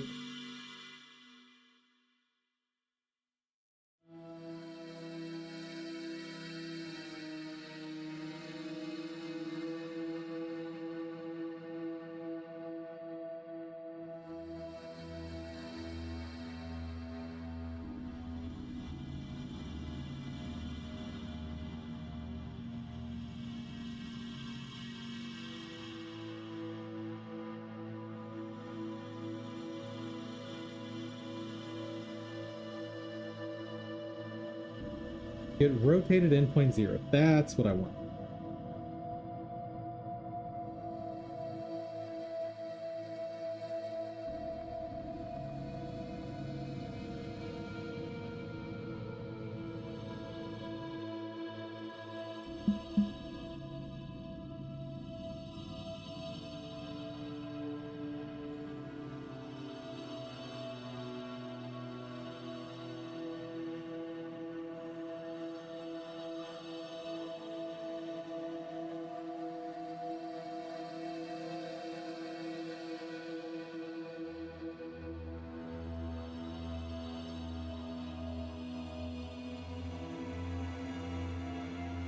In which case I don't actually want this to. I actually want.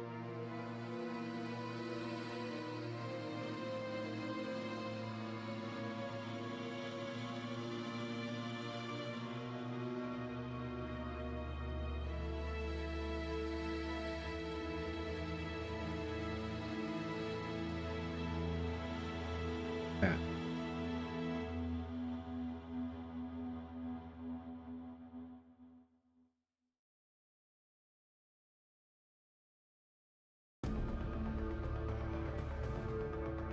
I want 90% of the rotation to get us not quite there, because they're gonna have to, like, it's supposed to fit in just behind the 0th position.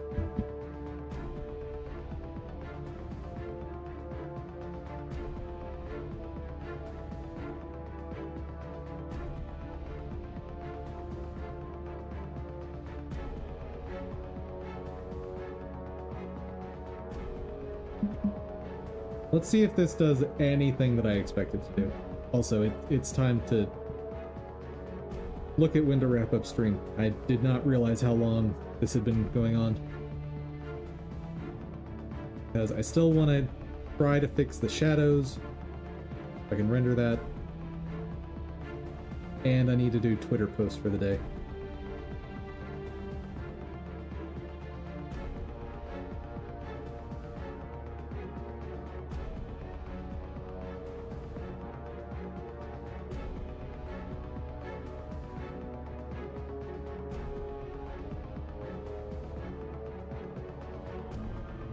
They don't look like they're going the right way.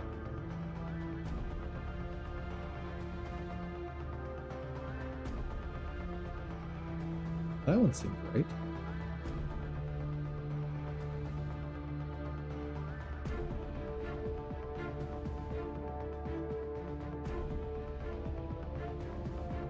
Maybe I've got parity backwards?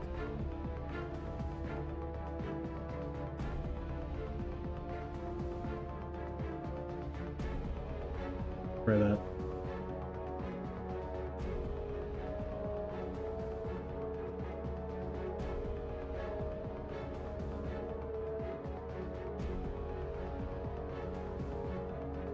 Oh, that doesn't really make sense.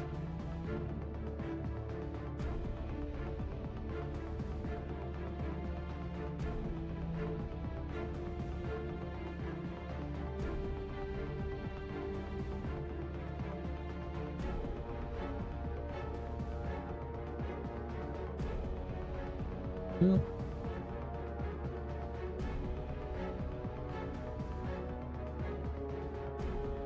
okay. Do you appear to do what I want you to do?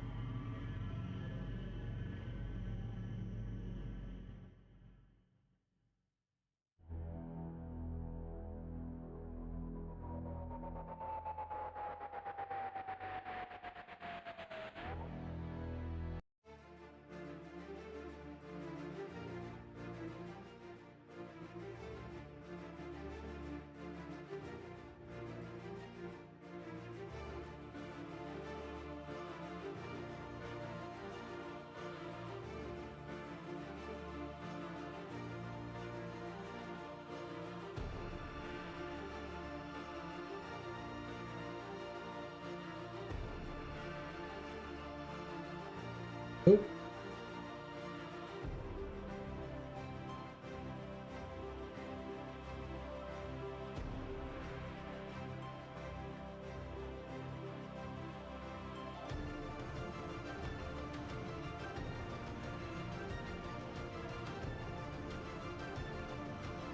Yeah, that just doesn't look right at all.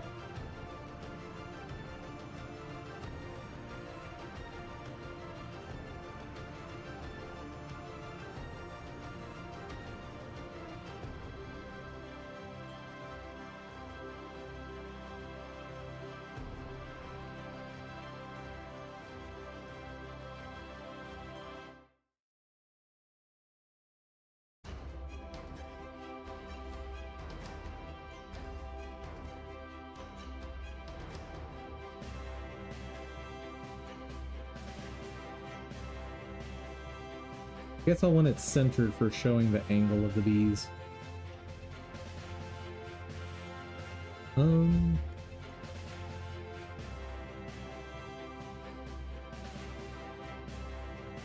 How to predict fly-in. That looks good. I don't like the way the bees are floating in. Doesn't look right.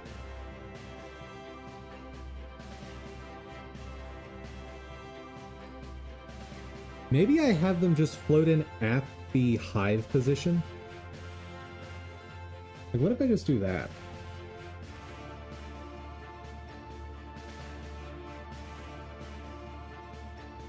Maybe that's more reasonable just in general, because like they're coming from the hive.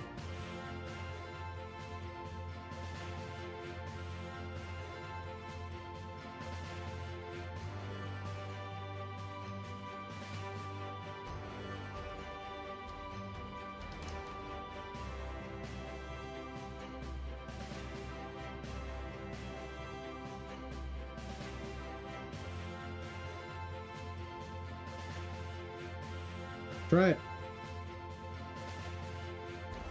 Won't they fly through the tree, though? Yeah. And I'm okay with that.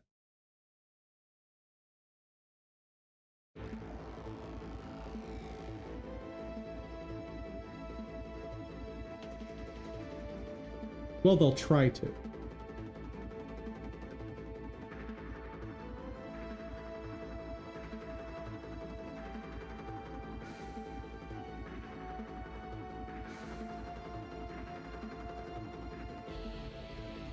I think this is better. They come from a predictable location. It looks fairly reasonable.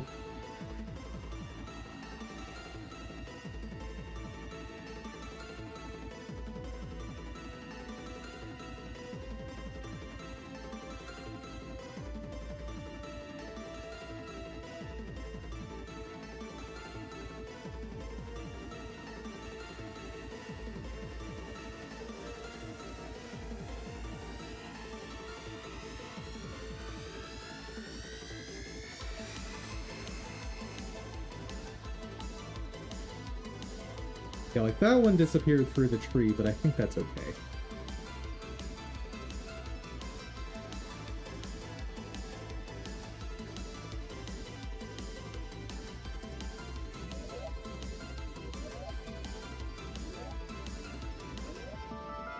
And if I want to disallow that,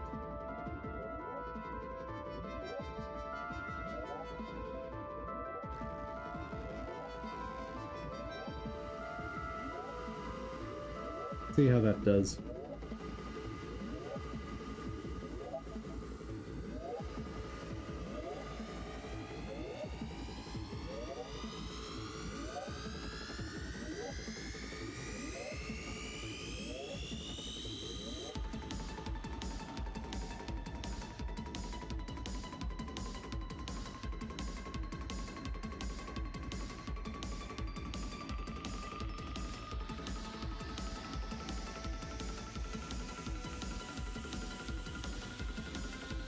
They're getting stuck in the glue.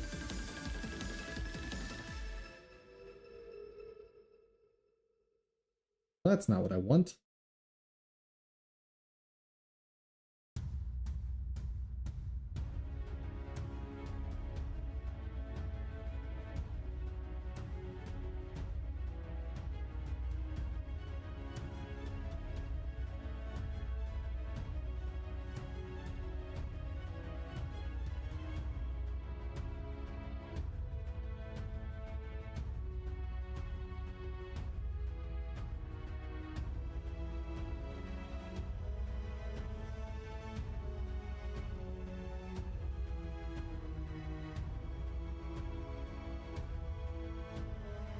I love your top of your comment there.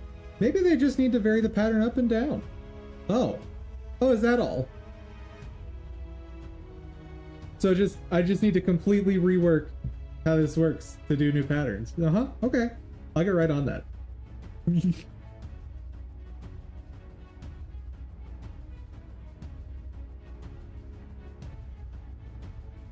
Yeah, I think I'll just let them fly through the tree. I think it's fine.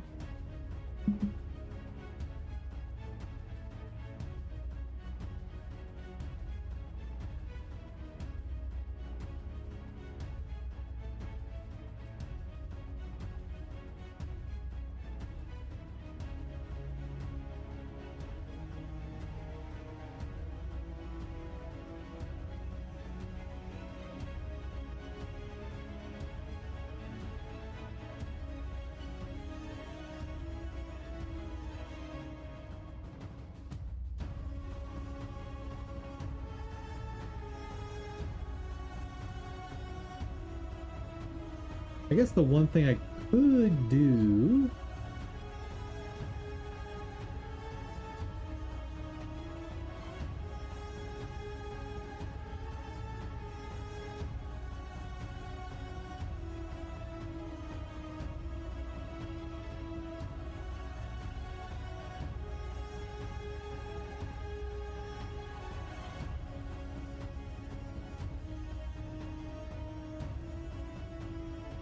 flying blocker. add station tape. Okay.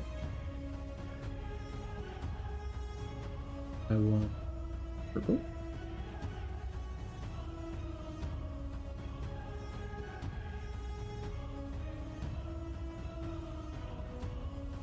Let me actually steal this.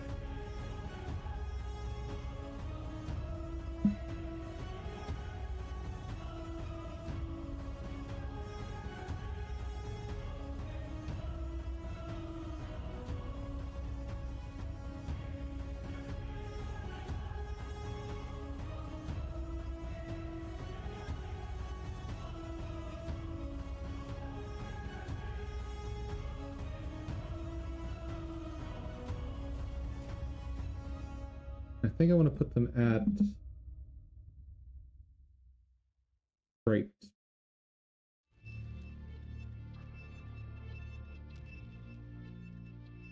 Oh no, I wanted it at that position.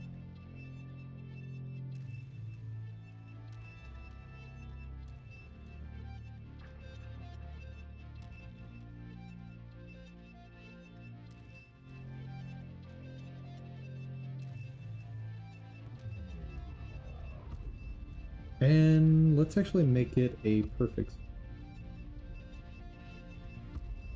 Just so the collision complexity is much reduced.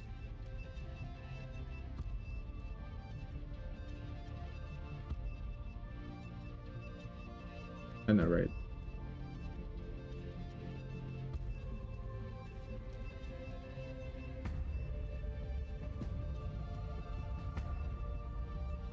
Oh, right. It's inheriting the scaling from above. Get that. There we go.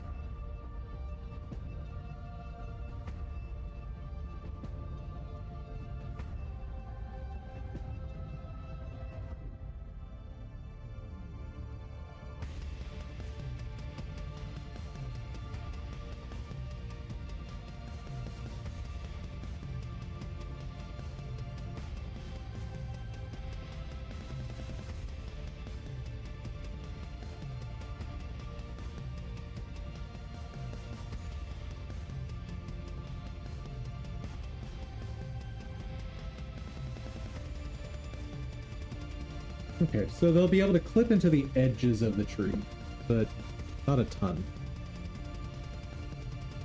Okay, then you... Nope. And...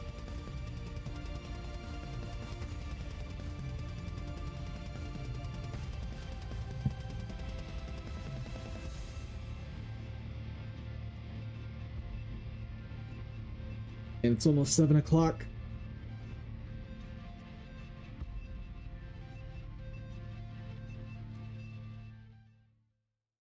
Please do not get stuck on the collision again. Pretty, please.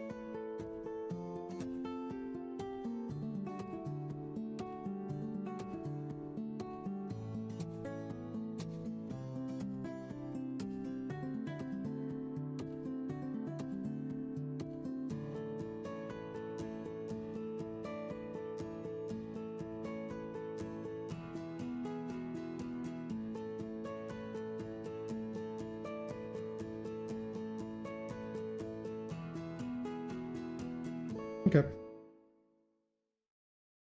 I'm pretty okay with that.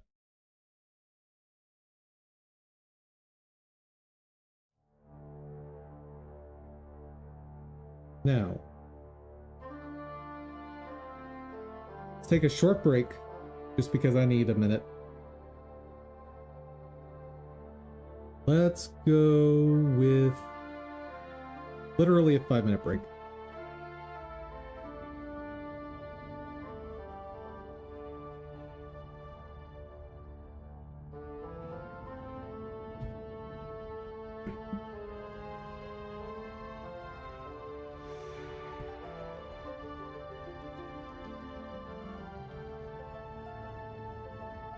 Well,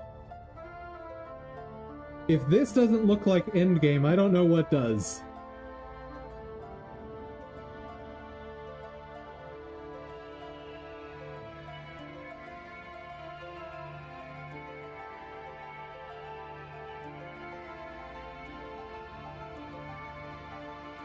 Yeah, no, this is the end of the world. You can tell because everything looks like evil glowy stuff.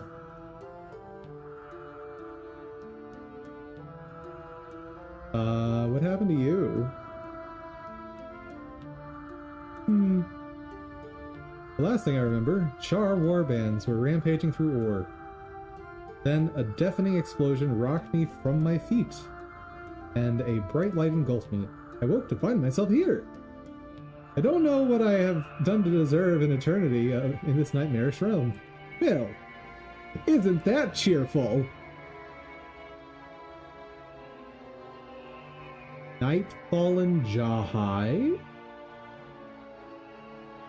Wait. When you say Jahai, are we talking like Jahai Bluffs? From Antha?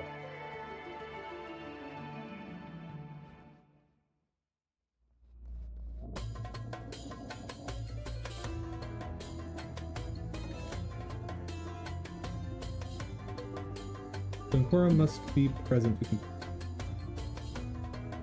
bring Dunkora to meet with Cormier and Nightfallen Jahai.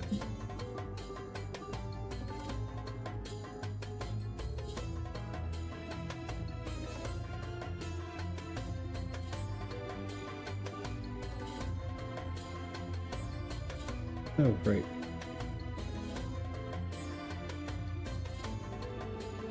Oh. Oops.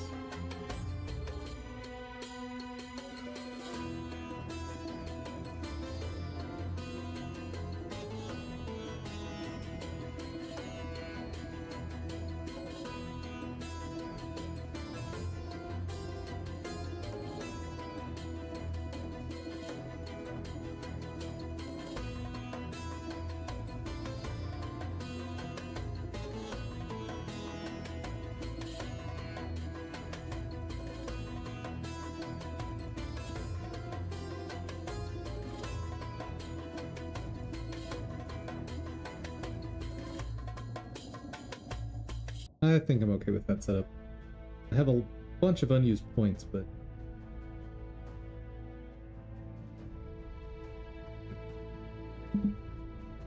we'll try it. Alright, Dunkoro.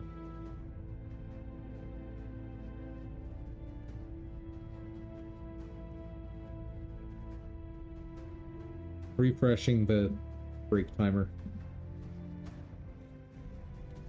Hello, Cormier.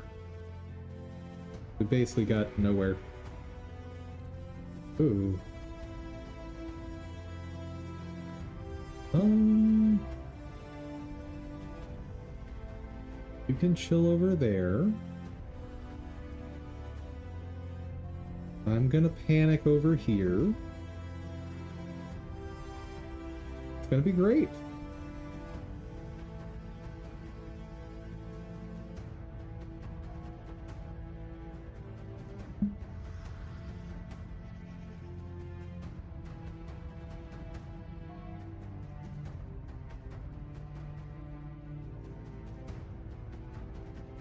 Well, there's just a whole bunch of awful everywhere.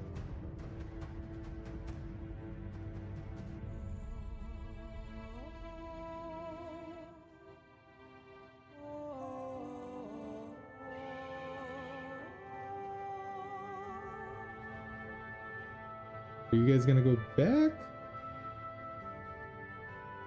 So I don't have to fight you? That'd be awesome.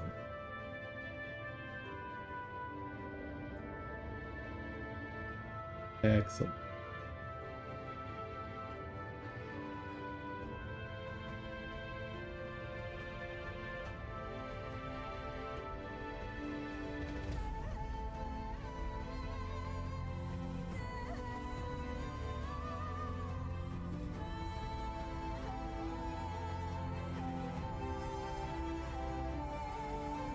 Hooray! Resurrection Shrine.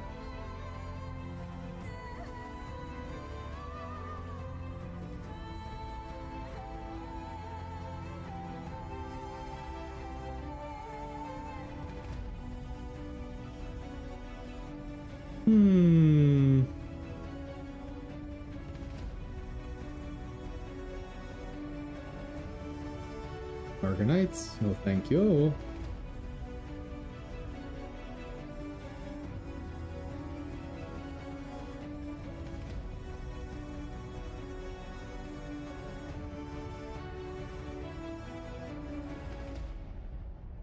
So far, this is the easiest quest in a long, long time.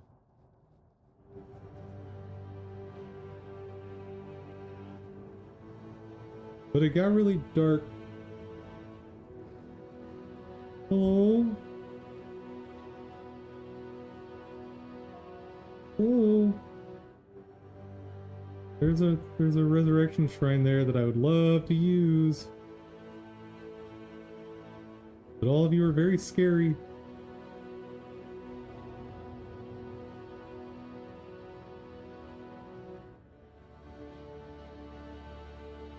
Sorcerer, 2 seers, warlock, and a monolith. Well, doesn't that just look awesome?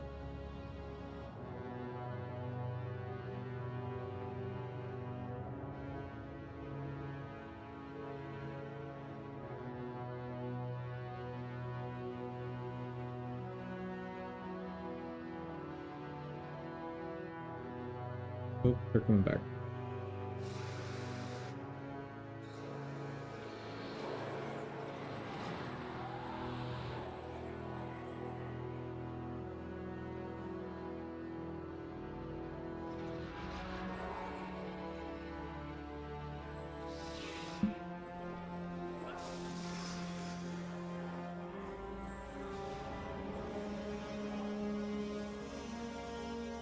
Bye!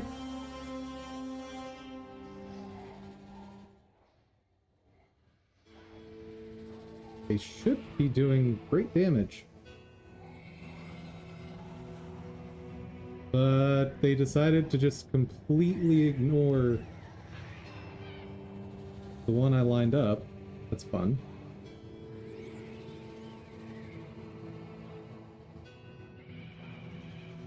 But apparently it was able to take out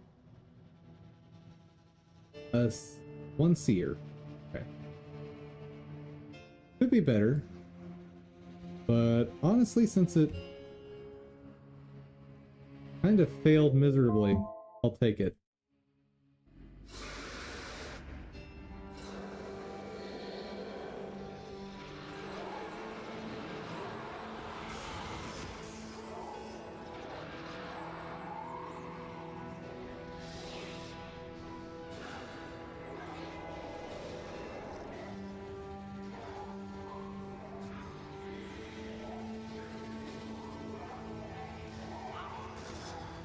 Well, the setup is pretty nice.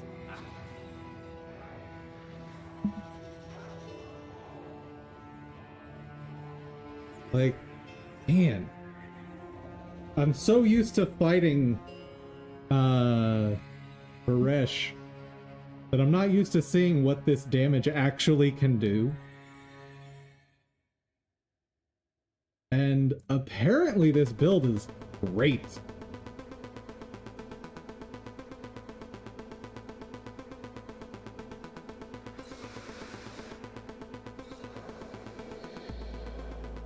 I need y'all to not run away.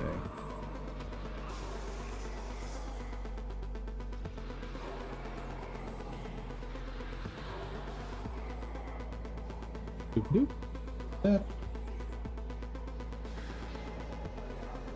Okay, we should be good. A little more focus would be awesome, guys.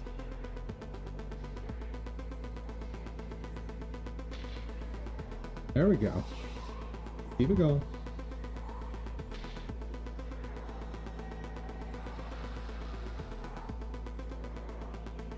Glorious.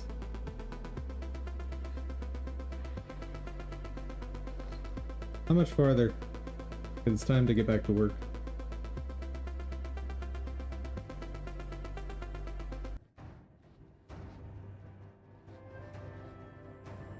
How do I reach?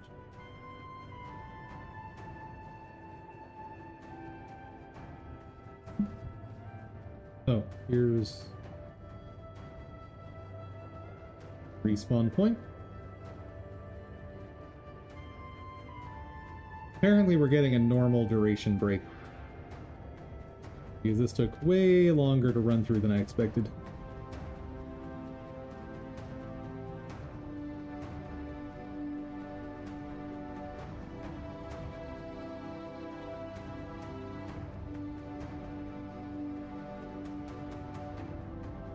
What is a Madness Titan? Never seen one of these before. Are they bad for my health? Uh-oh. I don't want to fight you guys. Apparently I've got to fight those guys. They're guarding a bridge.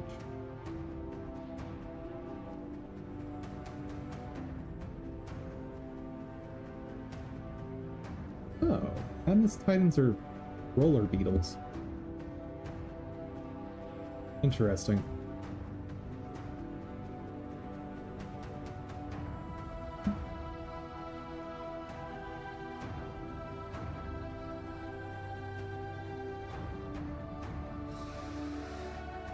Uh-oh.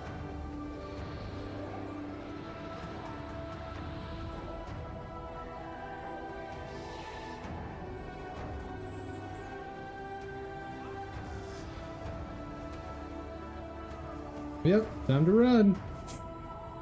Bye.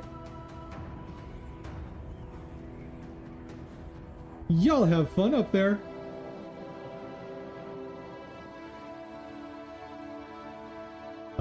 Why are you still chasing me? Sir. Sir. That is enough. You know what? You're gonna separate like that? Fine.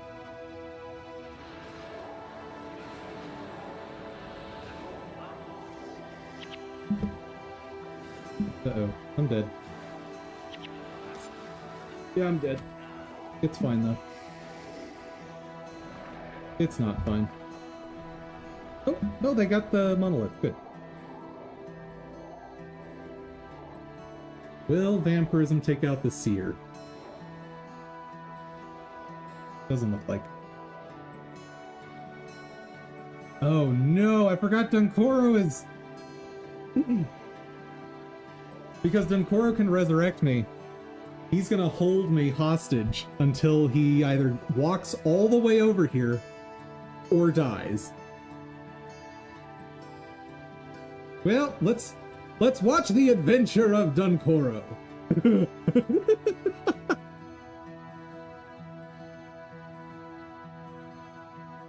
So, if I'm not in... Oh, there they are. Okay.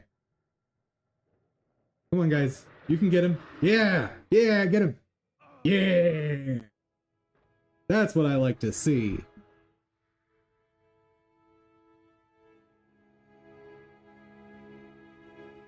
Good teamwork, Nightmares. Good teamwork. No! I think I know what just happened. I think because I was watching him, it counted as being in range of the spawn point. Oh, that is all the hot garbage.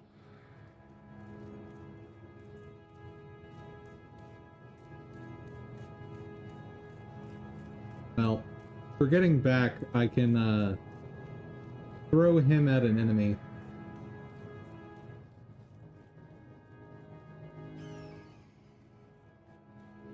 You know what, let's just do that. Go have fun. Go play.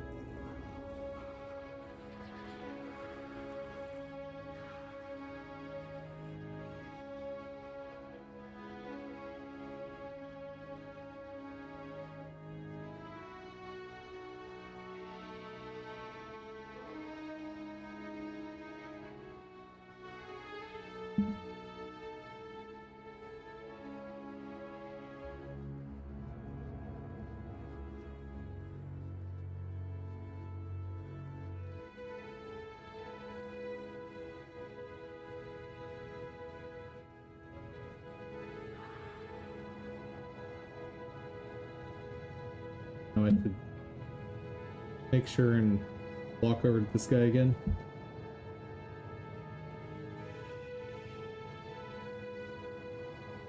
There's also just the fact that because I'm no longer in a mission, dying is fine. Like, as long as I'm making progress walking forward, death is no real concern.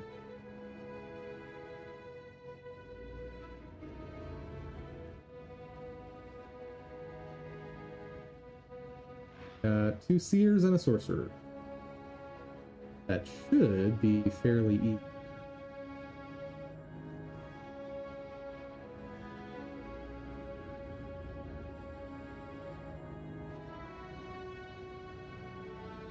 Okay, pull back the other way. Pretty please.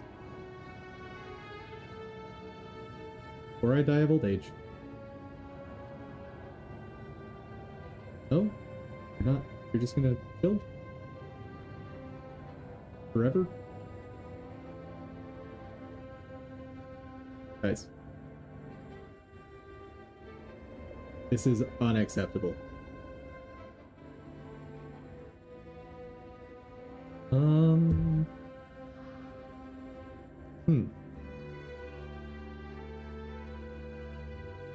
I said they were stuck there forever. I was joking. Obviously, there's no way they'd be stuck there forever.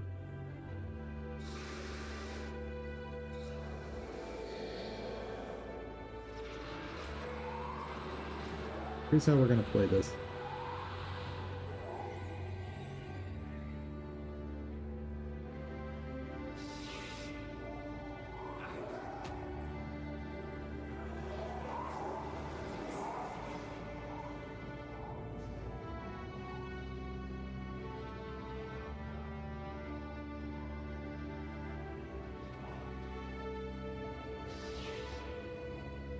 Oh, wow. Madness Titan just absolutely wrecked them.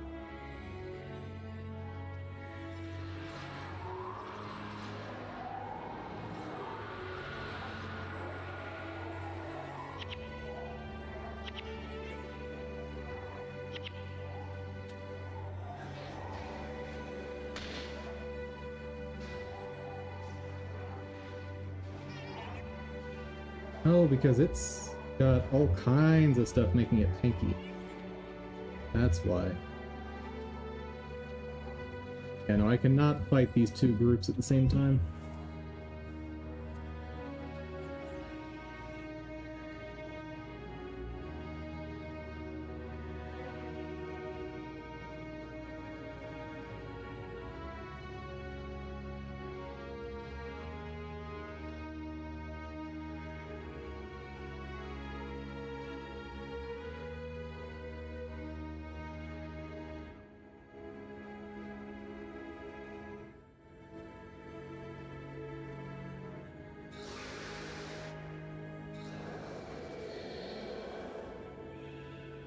I am probably strong enough to just run past the seers. Huzzah!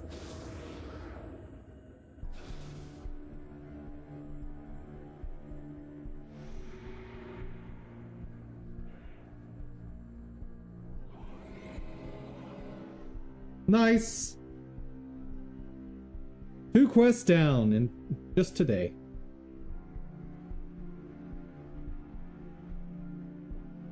Ooh. River of Souls? You seem troubled, Doncoro. What's the matter? We should not proceed. This place is madness. Let us retreat to our own world and prepare defenses there. Would you abandon those trapped here, Doncoro? Yeah, I'm with Doncoro. Like, when you walk through the desert and you end up in a place that looks like this, you know, maybe just pack it up, go home. Like, I think you've done enough.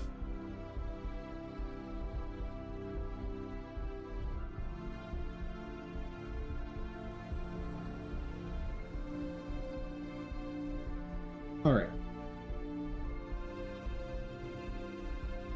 We're done with that for today. Next, I need to fix the ground and the sun. Honestly, I need to fix anything that has frame data. I don't know how it got frame data either. It's super weird.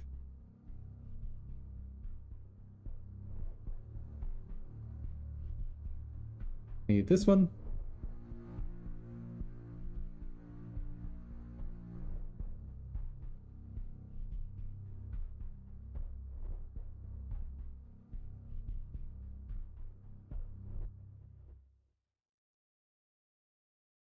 First question. What parts of this actually affect the lighting? Like, does scale have an impact on the light? Seems to be only if it goes negative.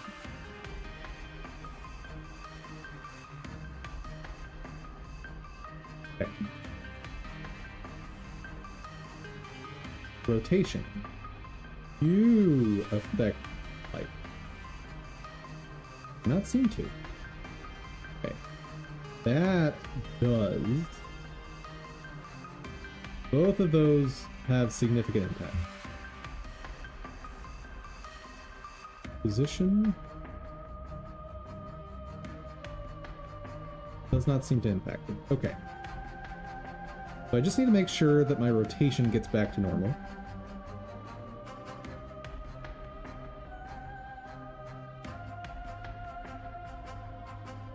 Can I do this?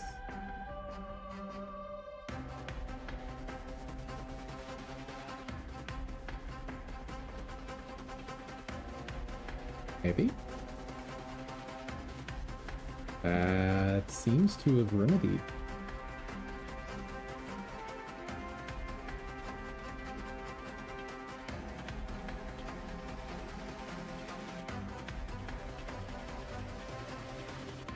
Oop. I made it unhappy.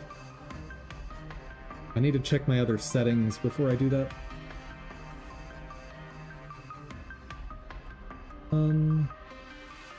4.5, 2.3.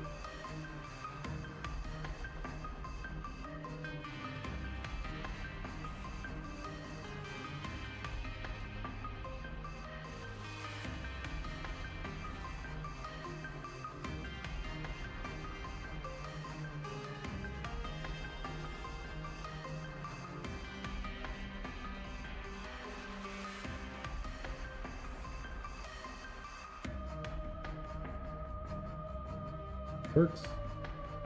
Yeah, go a little softer. That I'm okay with. Okay. Sun is fixed.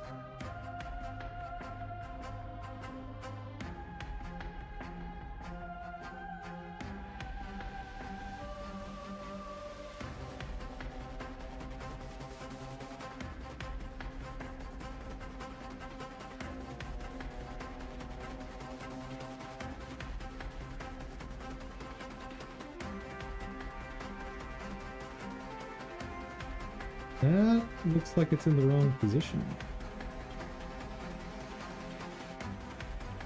Hold up.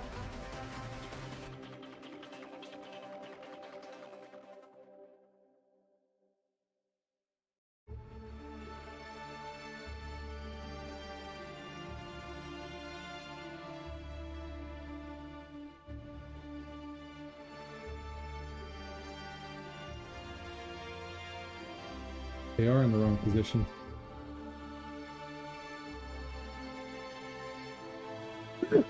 Excuse me.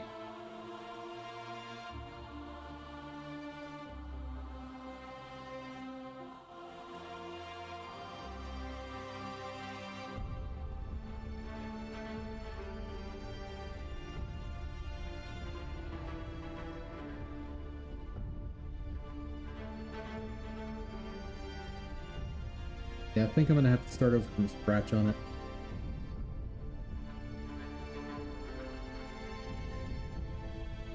But that's not happening today. It's already very late. So I could create a dumb shadow that looks bad.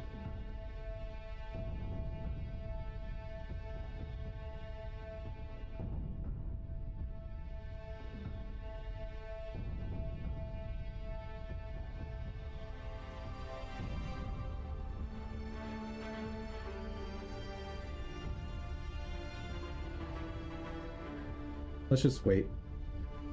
This is too much of an undertaking for tonight. Oh. We will...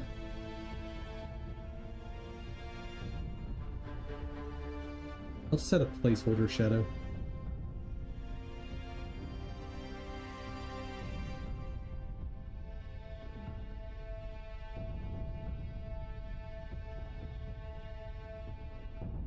Not like that, I won't.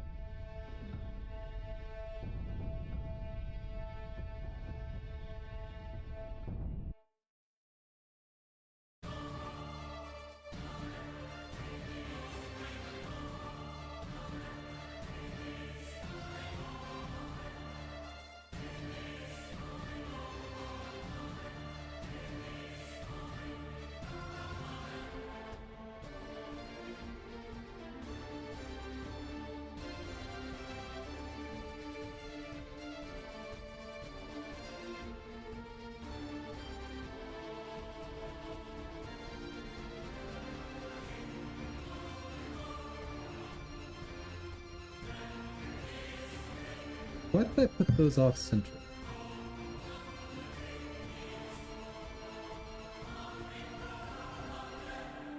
Seems wrong.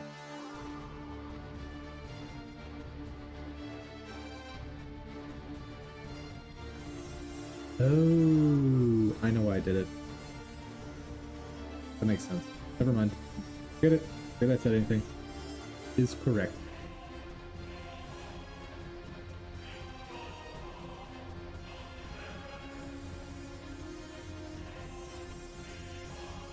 Make sure this looks fine.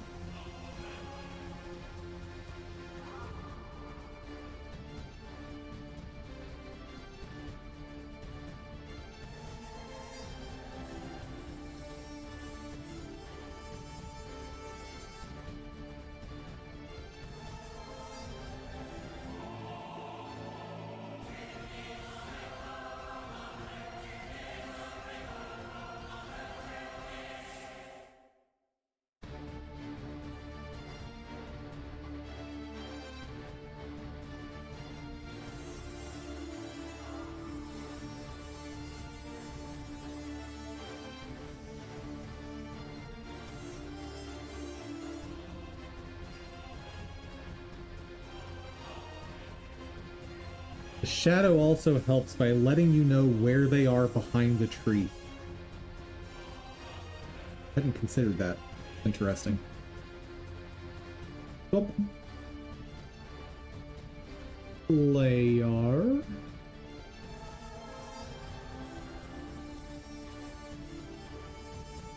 Camera. Oop. Hey, world. Let's hide Dum-Dum for a second. Where are you?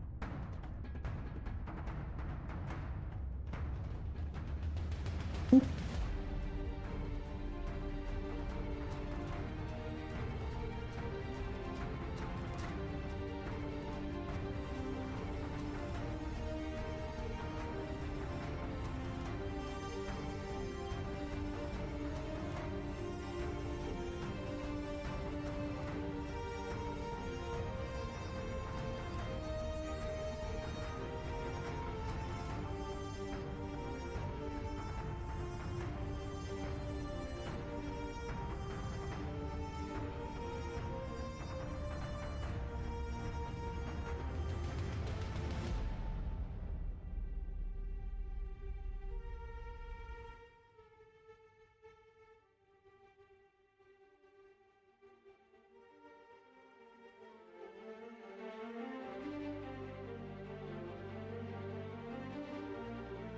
I should make them spawn faster for...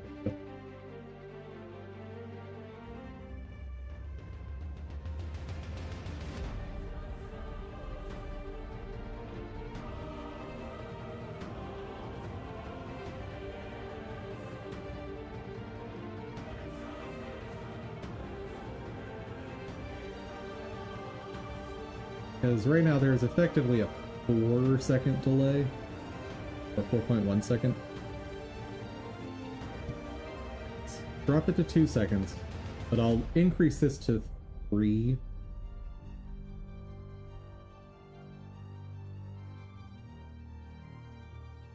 Or I'll increase it to 2, so the total is 3.1 afterward.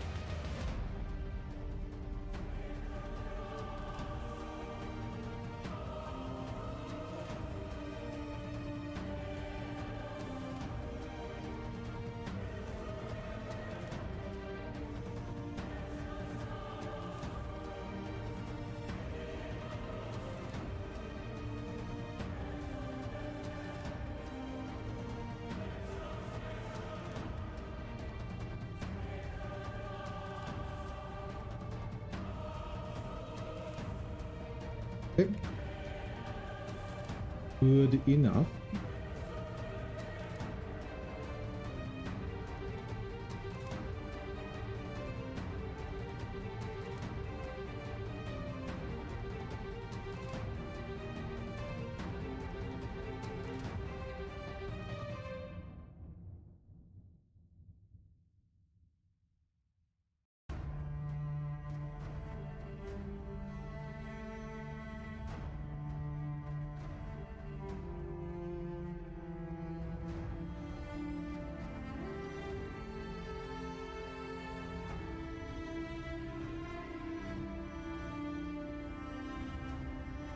Now I need to keep all those raw videos out.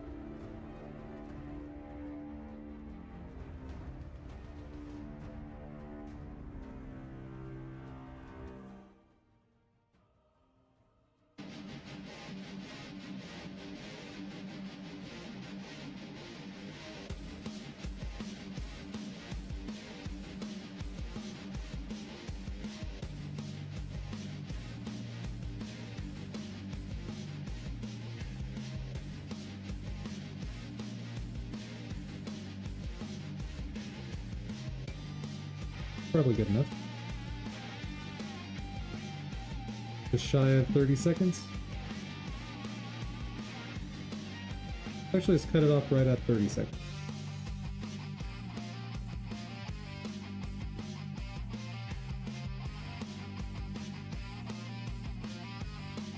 "30 seconds is a good number." Create audio, multiple clips. We do not need audio for this.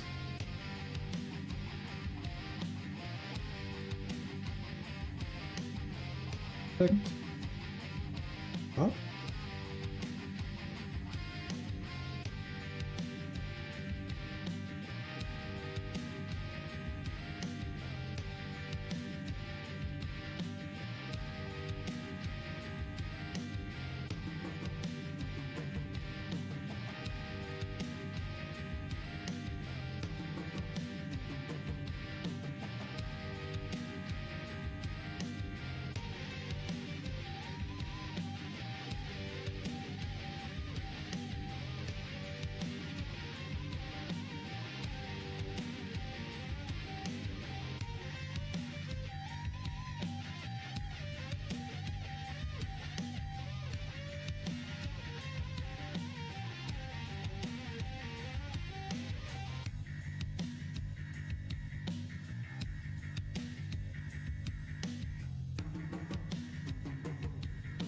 safely shave off a little bit down here.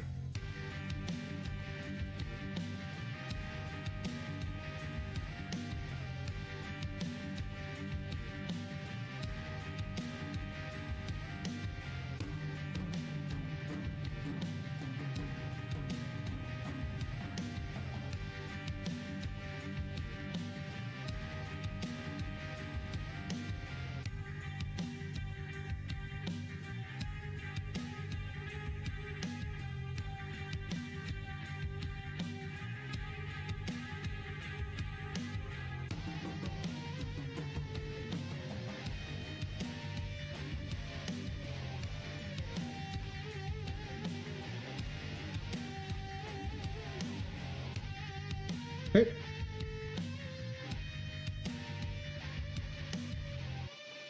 Come on. You can do it. Let's see, where am I putting you?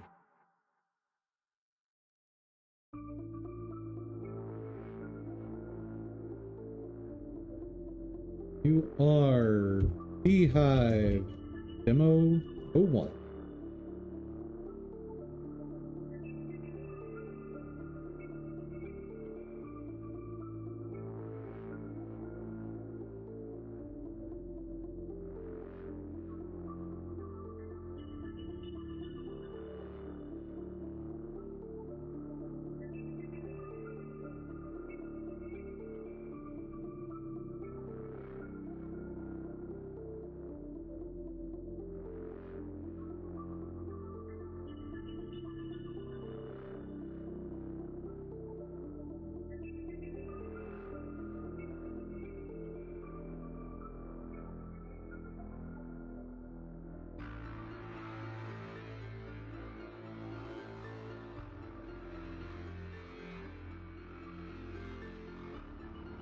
Looks good to me.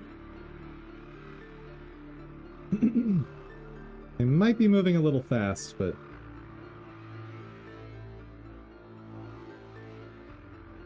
so I'll probably want to add something like an inverse proportion to the distance.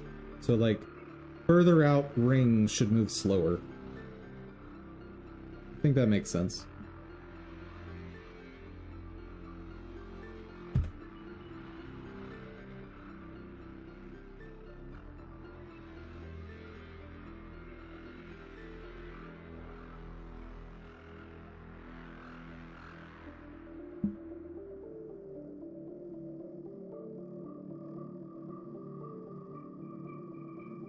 And what all happened this week? What did we do?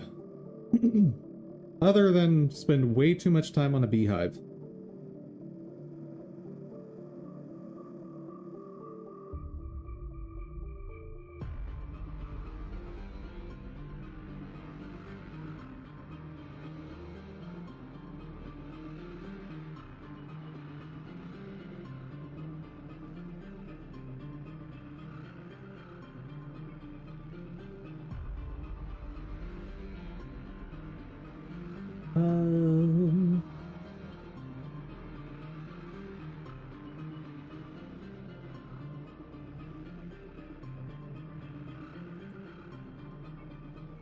Created first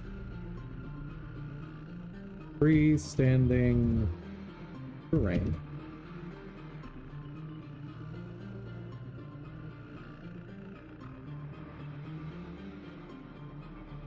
Created beehive.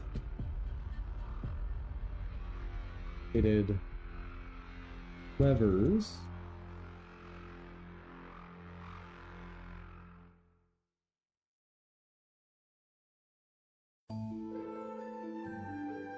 Calculate addition data. Made bees dance. There we go.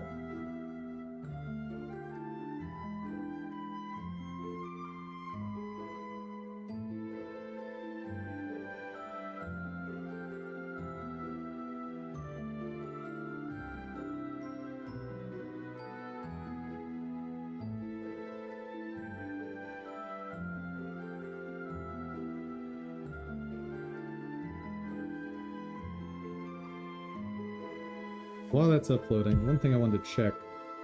Is there something that I was supposed to post from the tail end of last week? I think there might have been.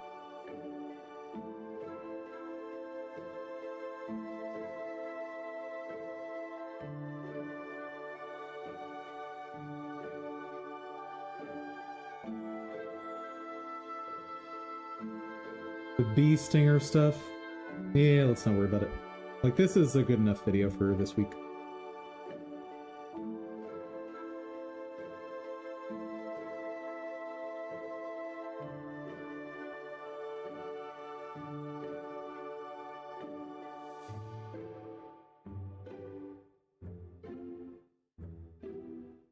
Yep, that'll do.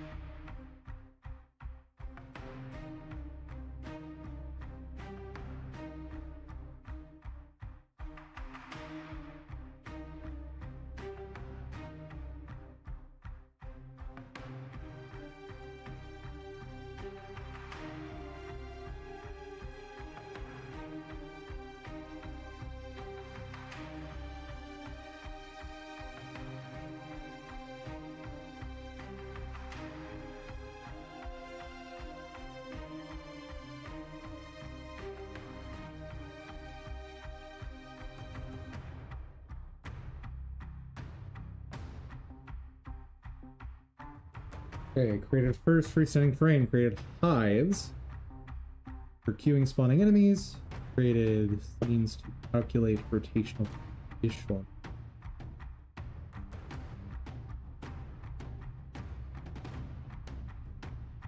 Made bees dance.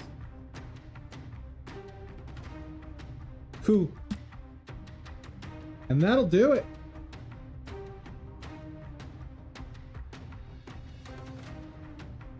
Two. That. Let's get that. Oop.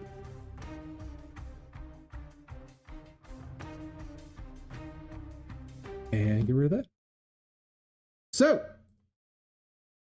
everyone, thank you so much for joining. I hope you had fun. I hope you learned something. Oh, wait.